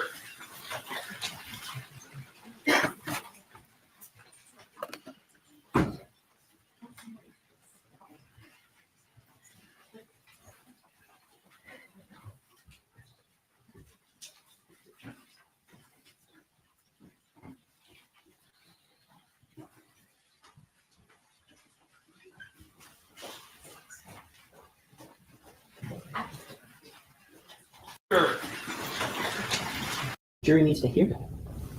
Yeah, I'm going to permit it. I'm going to say if you want to follow up on redirect, you're welcome to do so. All right, let's go get the panel.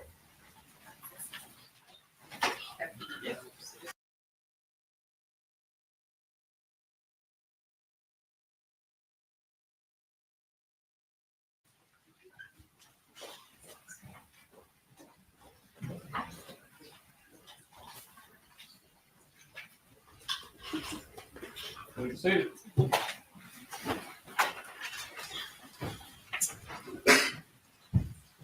Okay, we leave the witness on the stand, or do I need to have the witness step down? I'm comfortable with it. Your Honor. Okay, so what is the issue? Your Honor, what I'm trying to elicit is page 9, lines 14 and 19. Question from Investigator Lowry. I do understand where you're coming from because we've all, not necessarily this exact situation, we've all been there where crazy stuff happens that quick and you're still trying to process what just happened.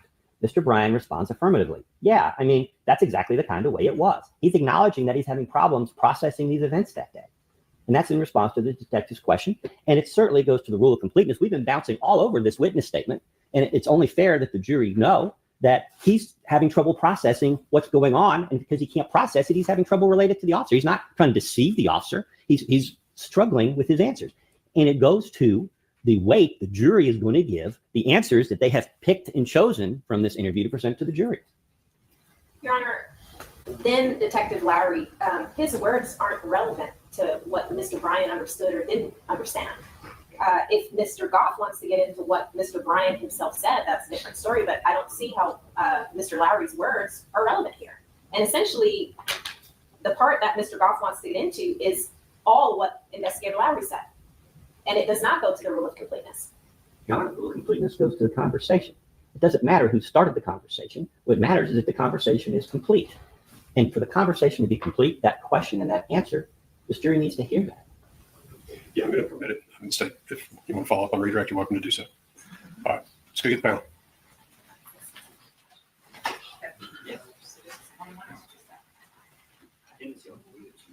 That's the one that you gave me. Yeah, that's it.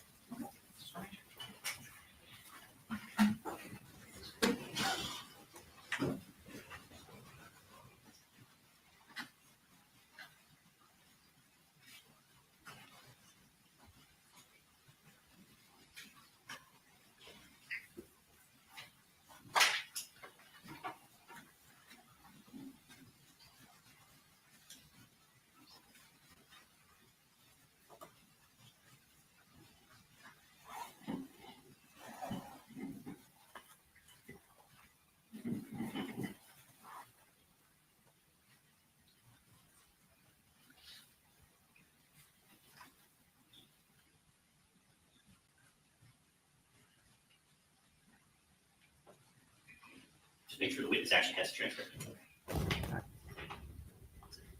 So, I'm sorry, Judge, I have one more thing as it pertains to that. Can I mention that I don't now? have anybody to stop them at the door. So whatever it is, go quick. Okay. Because when that door opens, we need to stop. So at the point where this statement comes in, that where we just discussed, that was Mr. Bryan. That was Mr. Bryan relaying the shooting portion of this incident. So Investigator Lowry was asking him about the actual shooting portion, what he saw, what happened first, what happened second, when was the gun pulled, etc. So it would be unfair to the state because then I can't get up there and ask him specifically what Mr. Bryan was confused about. Because of course I can't get into that because of Bruton. So it would be one thing if Mr. Bryan was saying, well, I'm confused about what I did with my truck. But that is not the context of this statement that Mr. Goff is trying to get Let me see the into. whole context, because that's not what I understood. And it's lines 13 through. 14, it's 13 through 19. I said 14, it's 13 through 19. But it starts on this page, Judge.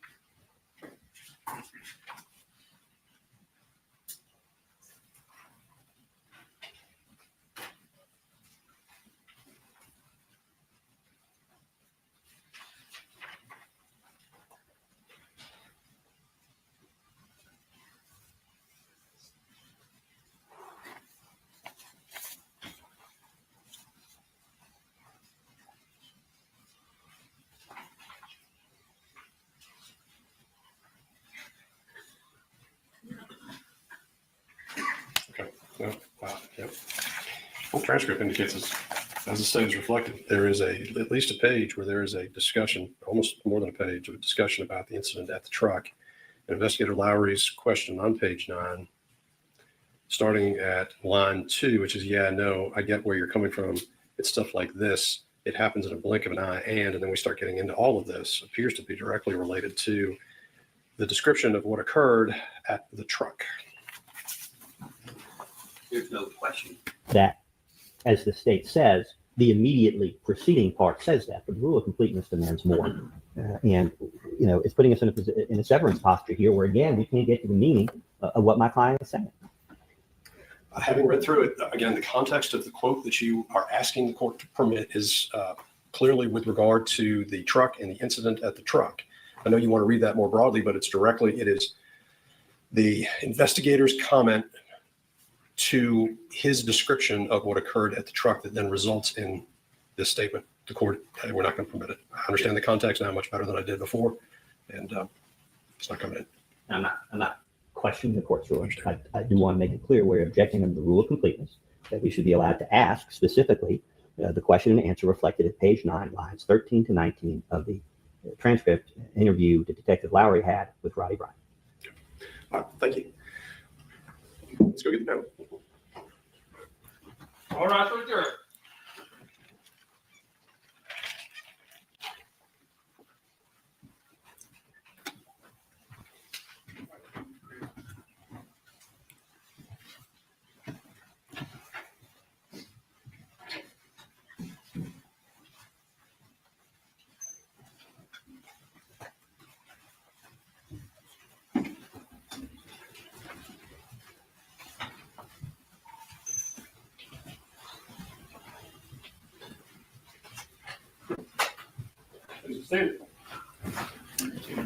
All right, ladies and gentlemen, welcome back. Again, I thank you for your patience. We've addressed the matters that we need to address before the court, and we are ready to proceed. Mr. Goff. Thank you. Sir, I believe when you interviewed Mr. Bryan, he discussed his becoming involved in this matter more than once. Yes. And the first time, if I recall your testimony correctly from earlier today, he used the word overshot the road. I think so. Okay. Directing your attention to page 12, lines 23 to 25, through page 13, lines 1 to 7.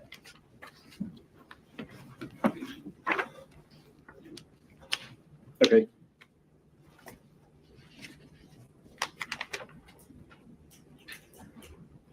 Okay. The second time that you reviewed this with him, he described what he did as creeping out of the driveway. Is that correct? Yes.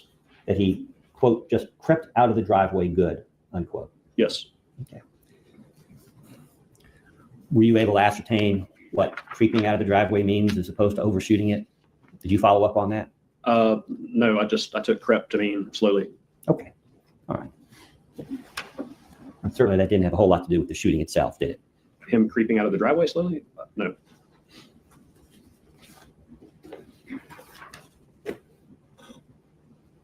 Now,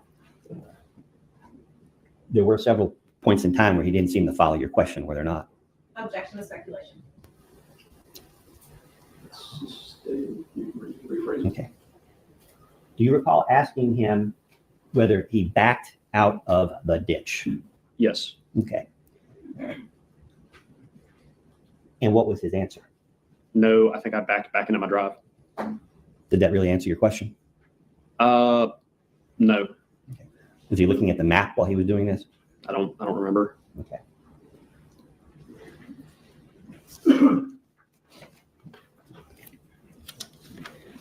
Directing your attention to page 7.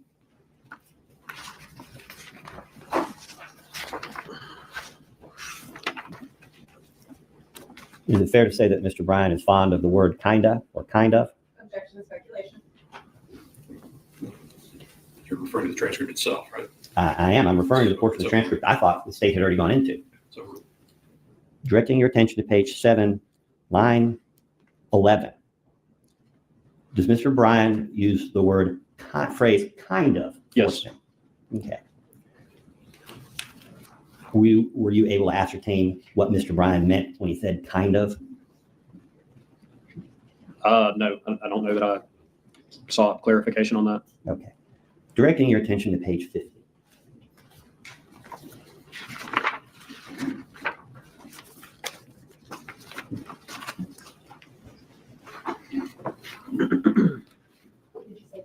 Page 15, I'm sorry, not page 50, page 15. And trying to find the line number for you, sir.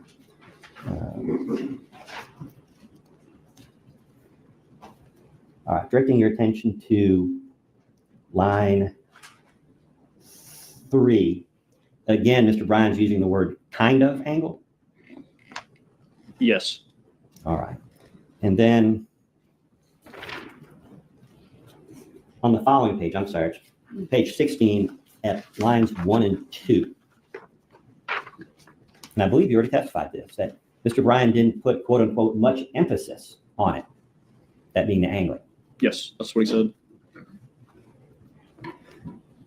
Do you have any idea what he meant by much emphasis? Objection to speculation. I'll rephrase. What did you take it to mean? Objection to relevance about what Detective Lowry took it to mean. Stay.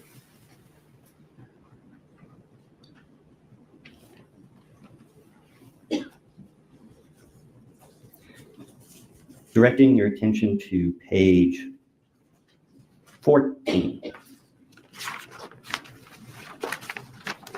Again, I believe that the state went over part of this with you on direct examination. Mr. Bryan told you that he was going to back up at Mr. Arbery. Am I correct?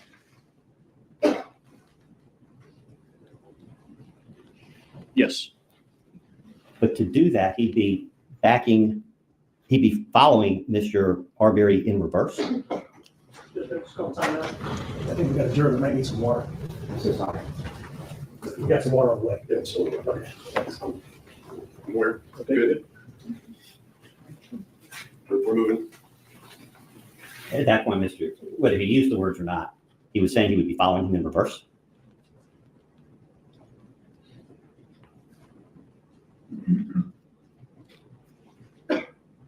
That he would be, no, I don't think that's what he says. He says, I was fixing, I put it in reverse, and was going to back up at him.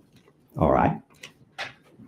And then before he could do that, he tells you that Arbery had run up the road. Am I correct? He, quote unquote, made his move to go down the road half a mile.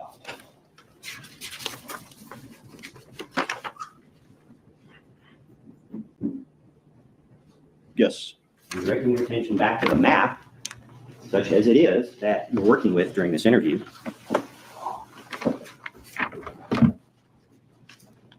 In order to follow Mr. Arbery up the street, he's basically backing up away from him to do that. Are you asking that? Yeah. I don't understand. You're asking if he is reversing up the road following him? Well, I believe you testified that Mr. Bryan is fixing. I think that's the word Mr. Bryan uses, to back up at him. But by this time, Mr. Arbery has already changed direction and is running up the other street. Okay. Correct? Yes. So at that point, when Mr. Bryan is backing up, he's got to back away from Mr. Arbery to follow him. I didn't see where he turned. Oh, fair enough. It's hard to tell from what he's describing exactly what he's doing. Is that fair? Can be, yeah.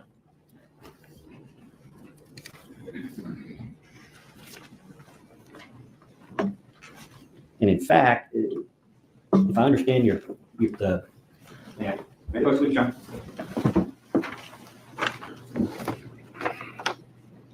All right, sir. I'll try and use this device here again.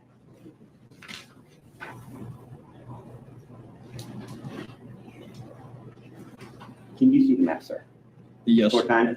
It's upside down. Does this help you? Assuming I can stabilize it. You see it now? Kind of. It's just.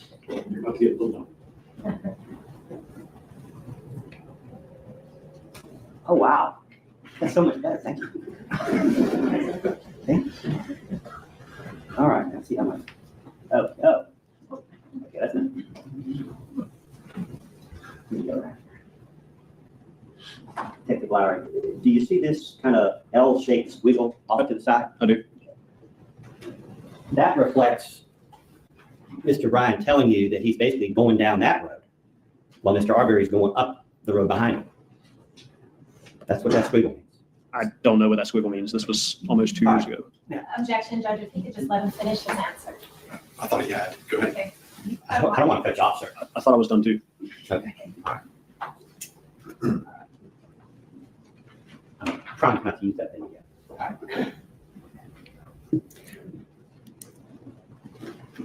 Now, did you ever ask Mr. Bryan what he meant when he said angle? I don't think so. It wasn't germane to the investigation at that point. No. Okay. And I believe earlier today you described it as steer. Yes, I think. Okay. And at no point did Mr. Bryan identify to you a mathematical angle, did he? No. So when we're talking about emphasizing angles or good angles or bad angles, we don't know whether that's a 90 degree, 45 degree, 180 degree. I don't even know the one in between, 225, 100. There's been no discussion made of that. Am I correct? Yes. Okay. And for the purposes that the state, when the state was examining you earlier this morning, did they ever ask you the distance between Mr. Arbery and Mr. Bryan when these angling events or steering events took place? No. Okay. That would make a difference to you, wouldn't it? If you were investigating an aggravated assault with a motor vehicle, that would make a difference, wouldn't it? Yes. I mean, say, for example, you're in a patrol car and you want to talk to somebody, and maybe they don't want to talk to you, and you angle your squad car in front of them. If you do that 6 inches away from them, that's a little bit different than if they're 60 feet down the road, isn't it? Objection irrelevant, Your Honor. The hypothetical as it pertains to this case, relevant. So let's stick to what he knows and what was testified to in the statements. Yes. If you can wrap that together. I think I can. Yes, Your Honor. Thank you. Did Mr. Bryan ever relate to you tearing up any of his neighbors' yards? I don't think so. Okay. Did he ever relate to you making skid marks or other marks on the roadway when he stopped short? No. Okay. So it would be fair to say then that any angling that was done had to be at a relatively low speed. Objection to speculation. I'll rephrase. Did you ever ask Mr. Bryan, and I think I know the answer, but I have to ask, did you ever ask Mr. Bryan at what speed he was traveling when any of these angling maneuvers took place? No. Okay. But you were out there at Satilla Shores that day, were you not? Yes. Okay. I think at one point you testified you went down to 220 Satilla, the English residence. And of course, you were not very far from Mr. Bryan's house at that time. Did you notice any unusual marks in the road that you thought might be related to this case? In front of 220? Anywhere on the scene that day? Did you see, and I'm not talking about the body of the deceased. I mean, that's a different, I'm talking about tire tracks, road marks, skid marks. Did you observe anything out there that day that would have suggested aggressive driving? Not that I can recall.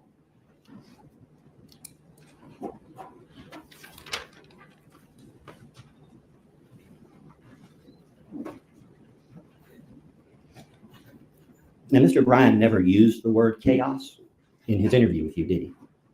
I don't think so. I'd have to go back and reread it. But from his description of the events, would you characterize that description as chaotic? Objection to relevance about how he would characterize the description of events, Judge. I'll move on.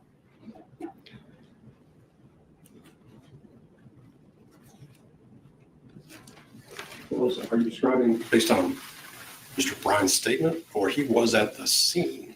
I should have been clear, based on his statement, but Mr. Bryan is related. That's his name. Okay.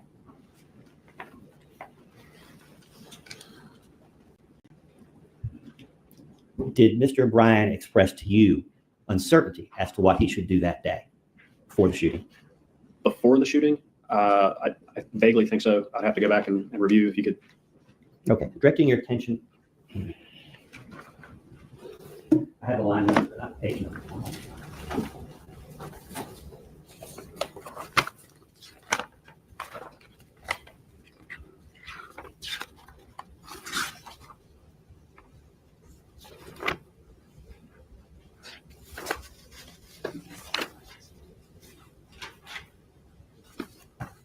Okay, directing your attention to page 5 to lines 18 and 19.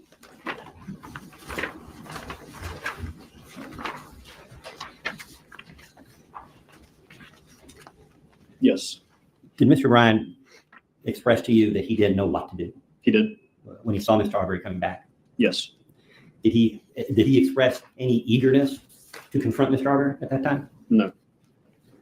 Did he suggest in any way that this was something he relished or looked forward to? No. And later in the interview, of course, and I got to be careful here. Is it fair to say that there are times during your interview with Mr. Bryan, is it fair to say there are times that he feels like he's alone out there with Mr. Arbery? Objection to speculation, Your Honor. I'll rephrase. In so many words, did Mr. Bryan essentially tell you that there were times when he felt like he was alone with Mr. Arbery out there? I think I understand what you're trying to ask. If you're referring to the statements he made about Mr. Arbery trying to get into his truck, then at that time, did he describe to you being out there alone with Mr. Arbery? I don't know that he used the words alone or described it in that way. Well, did he use the words at some point he come to find out later? Do you remember that? No, I'll have to look. Does he describe moments when he can't see anybody else out there other than Mr. Arbery? I don't remember. Fair enough.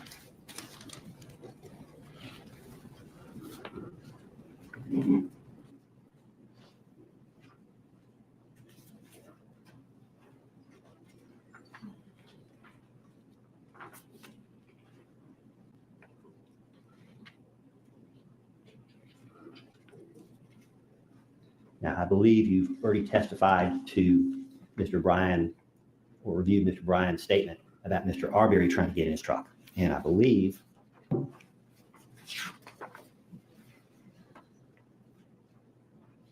directing your attention to page 18.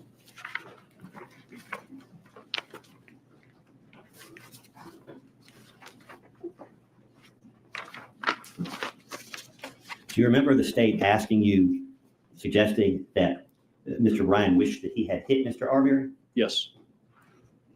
That's not actually reflecting the nature of that statement, is it? I don't know.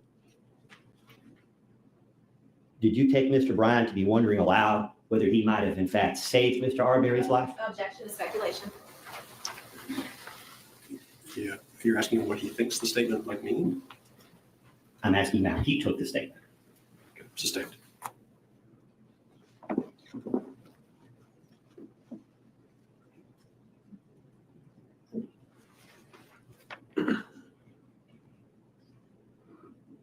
When Mr. Bryan said that he did hit him, was there anything about his demeanor or body language suggesting that he intended to?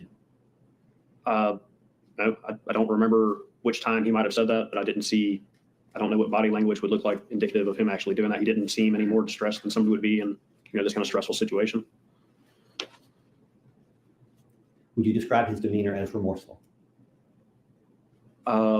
I don't know that I was around him long enough to see remorse. It looked more just kind of shocked.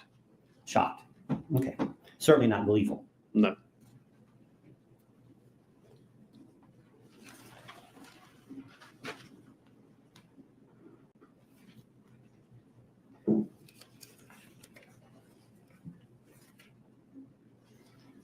A few easy ones.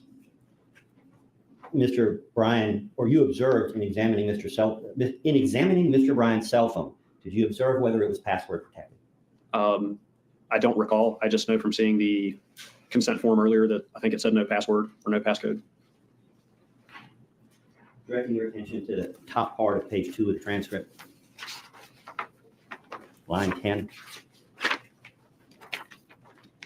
Correct. Do you recall asking him whether there was a password? Yes.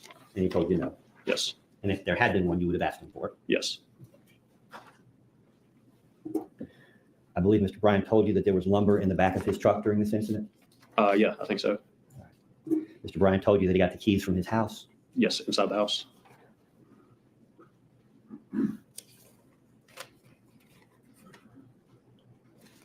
Okay.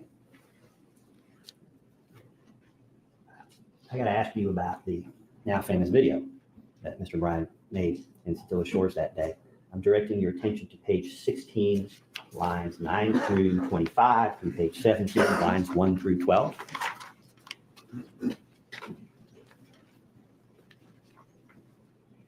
If the state has no objection, I'm simply going to ask you to read that portion of the transcript, beginning at line 16, line 9, page 16, line 9. You said page 16, line what? Page 16, line 9, excerpt 5. Pretty good understanding of it now. So I think if I'm recalling correctly, when you're on the side of the road, you were telling me you might have had another video of the same guy on your phone from a previous incident. And Bryan says no. I say, okay, I misunderstood that then. Bryan says, no, I thought those two videos and I must not have been recording. And I say, well, the first you do, you said stop at 19? I'm sorry, continue to page 17, line 12. Okay. Well, the first you do have two videos of the same incident today. Bryan says, well, one of y'all copied it somehow or another or something maybe. I say, okay. He says, I mean, exact same incident? I say, yeah, it's weird. I'm sorry, you're turning the page. Okay. Yes. What line do you want me to stop at on 17? Start with, so you got, I think it's at the top of the page. Got, line 12. Okay. Got like the very last two videos, photos, anything. One is a longer video that contains the same. And Mr. Bryan says they tried to crop it and send it, the original Officer Minshew. I said, okay. He said, tried to crop it and send it, and he couldn't do it. So I thought there was two of those. I thought I had started filming him before we got to the major intersection right there. I thought I had started filming there, but apparently I didn't. Apparently I didn't hit the button. I say, so you don't, from what I recall watching the video, it looks like it starts as you're like coming up this road, catching back up to them, like going back towards that intersection. So Bryan says, yes. I say, okay. So yeah, like roughly though, there's somewhere, seems like you start recording, because Bryan says, probably, yeah. I say, coming up that road and watching, as you round the corner, you can see him running. Mr. Bryan says, mm-hmm. Thank you, sir.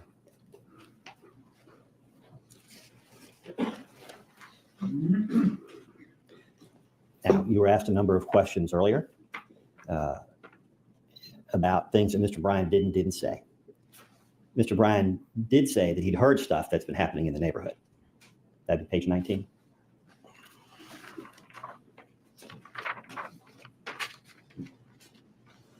Yes. But at that time, you didn't follow up with him about that, did you? No, not there because I don't remember if it was before or after, but I'd already asked if he knew Mr. Arbery, recognized him, had ever seen him before. Fair enough. You didn't ask Mr. Bryan whether his family had been victims of theft and property crimes in Satilla Shores, did you? No, not specifically. You didn't ask whether Roddy Bryan had installed a home surveillance system? No, I have no reason at the time. I'm not questioning your judgment of your techniques. I'm just covering a few facts. Yes, almost done. You never asked Roddy Bryan about his night owl video? His night owl video? Yes, no. sir.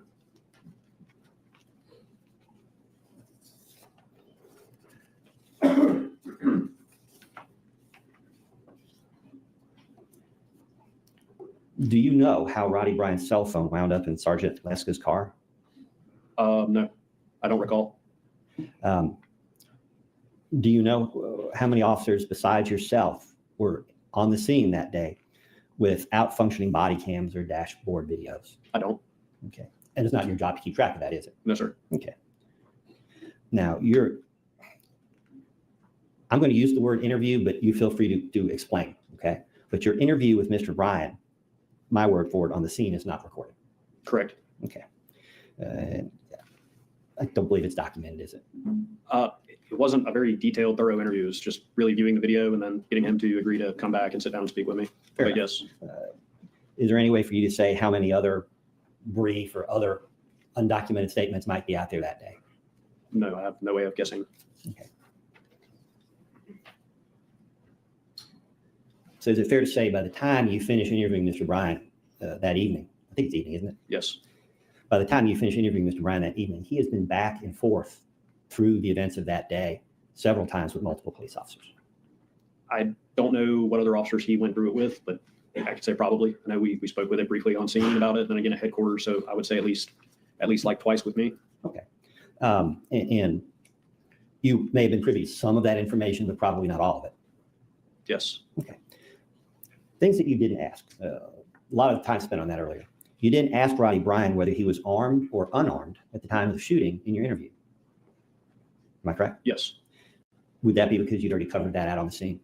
Yes. So I thought, I don't know that I asked him that on the scene, but. All right. Well, from the circumstances, it seemed clear to you that he was unarmed. Yes. You didn't ask Roddy Bryan about Matt Albenzi? No. Okay. Wait, ask him about Matt Albenzi. What about Matt Albenzi? Well, in terms of trying to understand why Mr. Arbery was running in the way that he did you ask him whether he and Mr. Albenzi had any contact? Oh, no. No. Did you ask him if he could see Mr. Albenzi? No. Okay. And of course, you didn't interview Mr. Albenzi. You don't know. No, sir. Okay. You didn't ask Roddy Bryan whether he called 911, did you? I don't remember if I did. Okay. And partly that would be because under Georgia law, Mr. Bryan had no legal obligation to do so. Under Georgia law? Should I rephrase? Yes. Okay. The subject of 9/11 never came up with Mr. Bryan, did it? No, I don't think so. You didn't perceive it to be pertinent to your investigation at that time? No. Okay.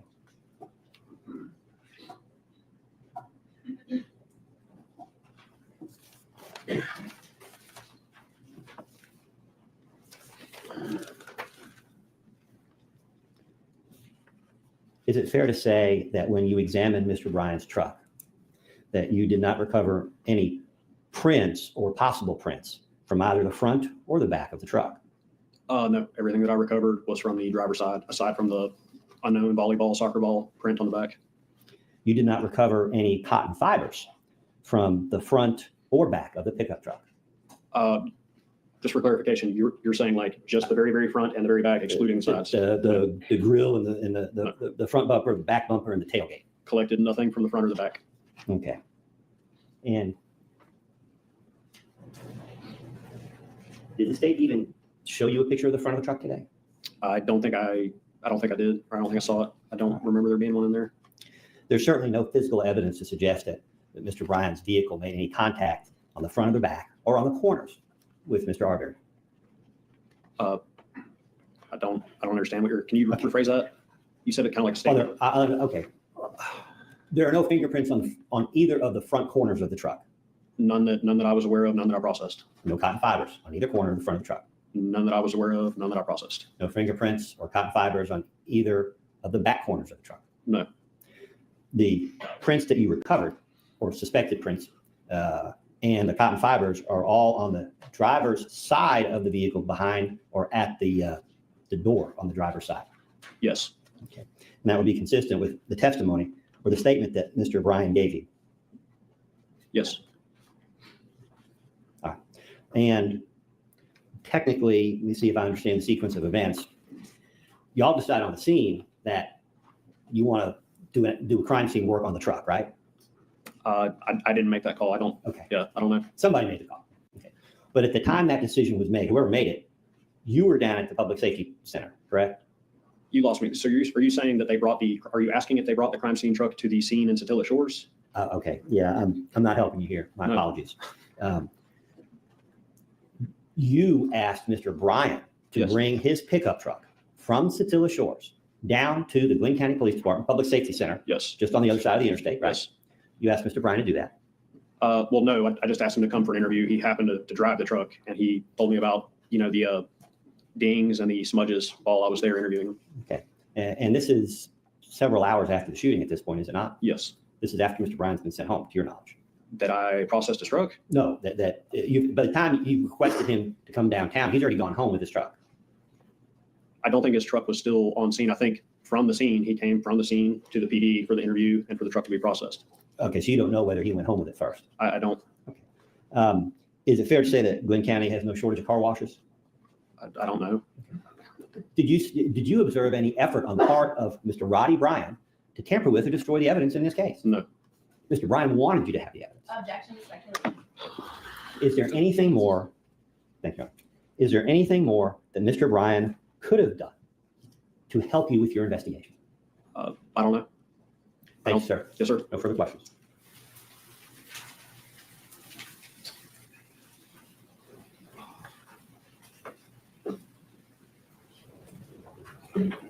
That crossing that you would break before crossing. Let's go ahead and do that. Ladies and gentlemen, let's take a 15-minute recess, and we'll come back for continuation.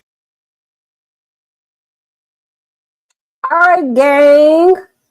We have come to the end of the day. We are at our natural stopping point. I know we bounced around today. All right. We finished up the case with Naziah. We jumped over her open arguments from the Jason Chin. We decided that we wasn't going to do that. And we picked that up with Ahmaud Arbery case. All right. So we know that this case is important to us over here because we will be watching the trial of Jackie Johnson, who was actually supposed to have jury selection start on the 21st. So I'm not gonna let us get sidetracked again because I was like, this kind of seemed interesting. That was a little suitcase case, but my people said, Taylor, this ain't it. So we quickly shift gears and got back over to Ahmaud Arbery. So first and foremost, I want to thank you all for, being flexible and pivoting with your girl, because that is what life is about, right? Whenever we reach roadblocks or we come across something we don't like, we just pivot and keep it moving. So I will start us up on our we'll get us a stream schedule for tomorrow. I'm going to update our calendar because I think our calendar says that we're watching Naziah tomorrow, but we finished. So I'll get our calendar updated to reflect that we are actually going to be watching Ahmaud Arbery.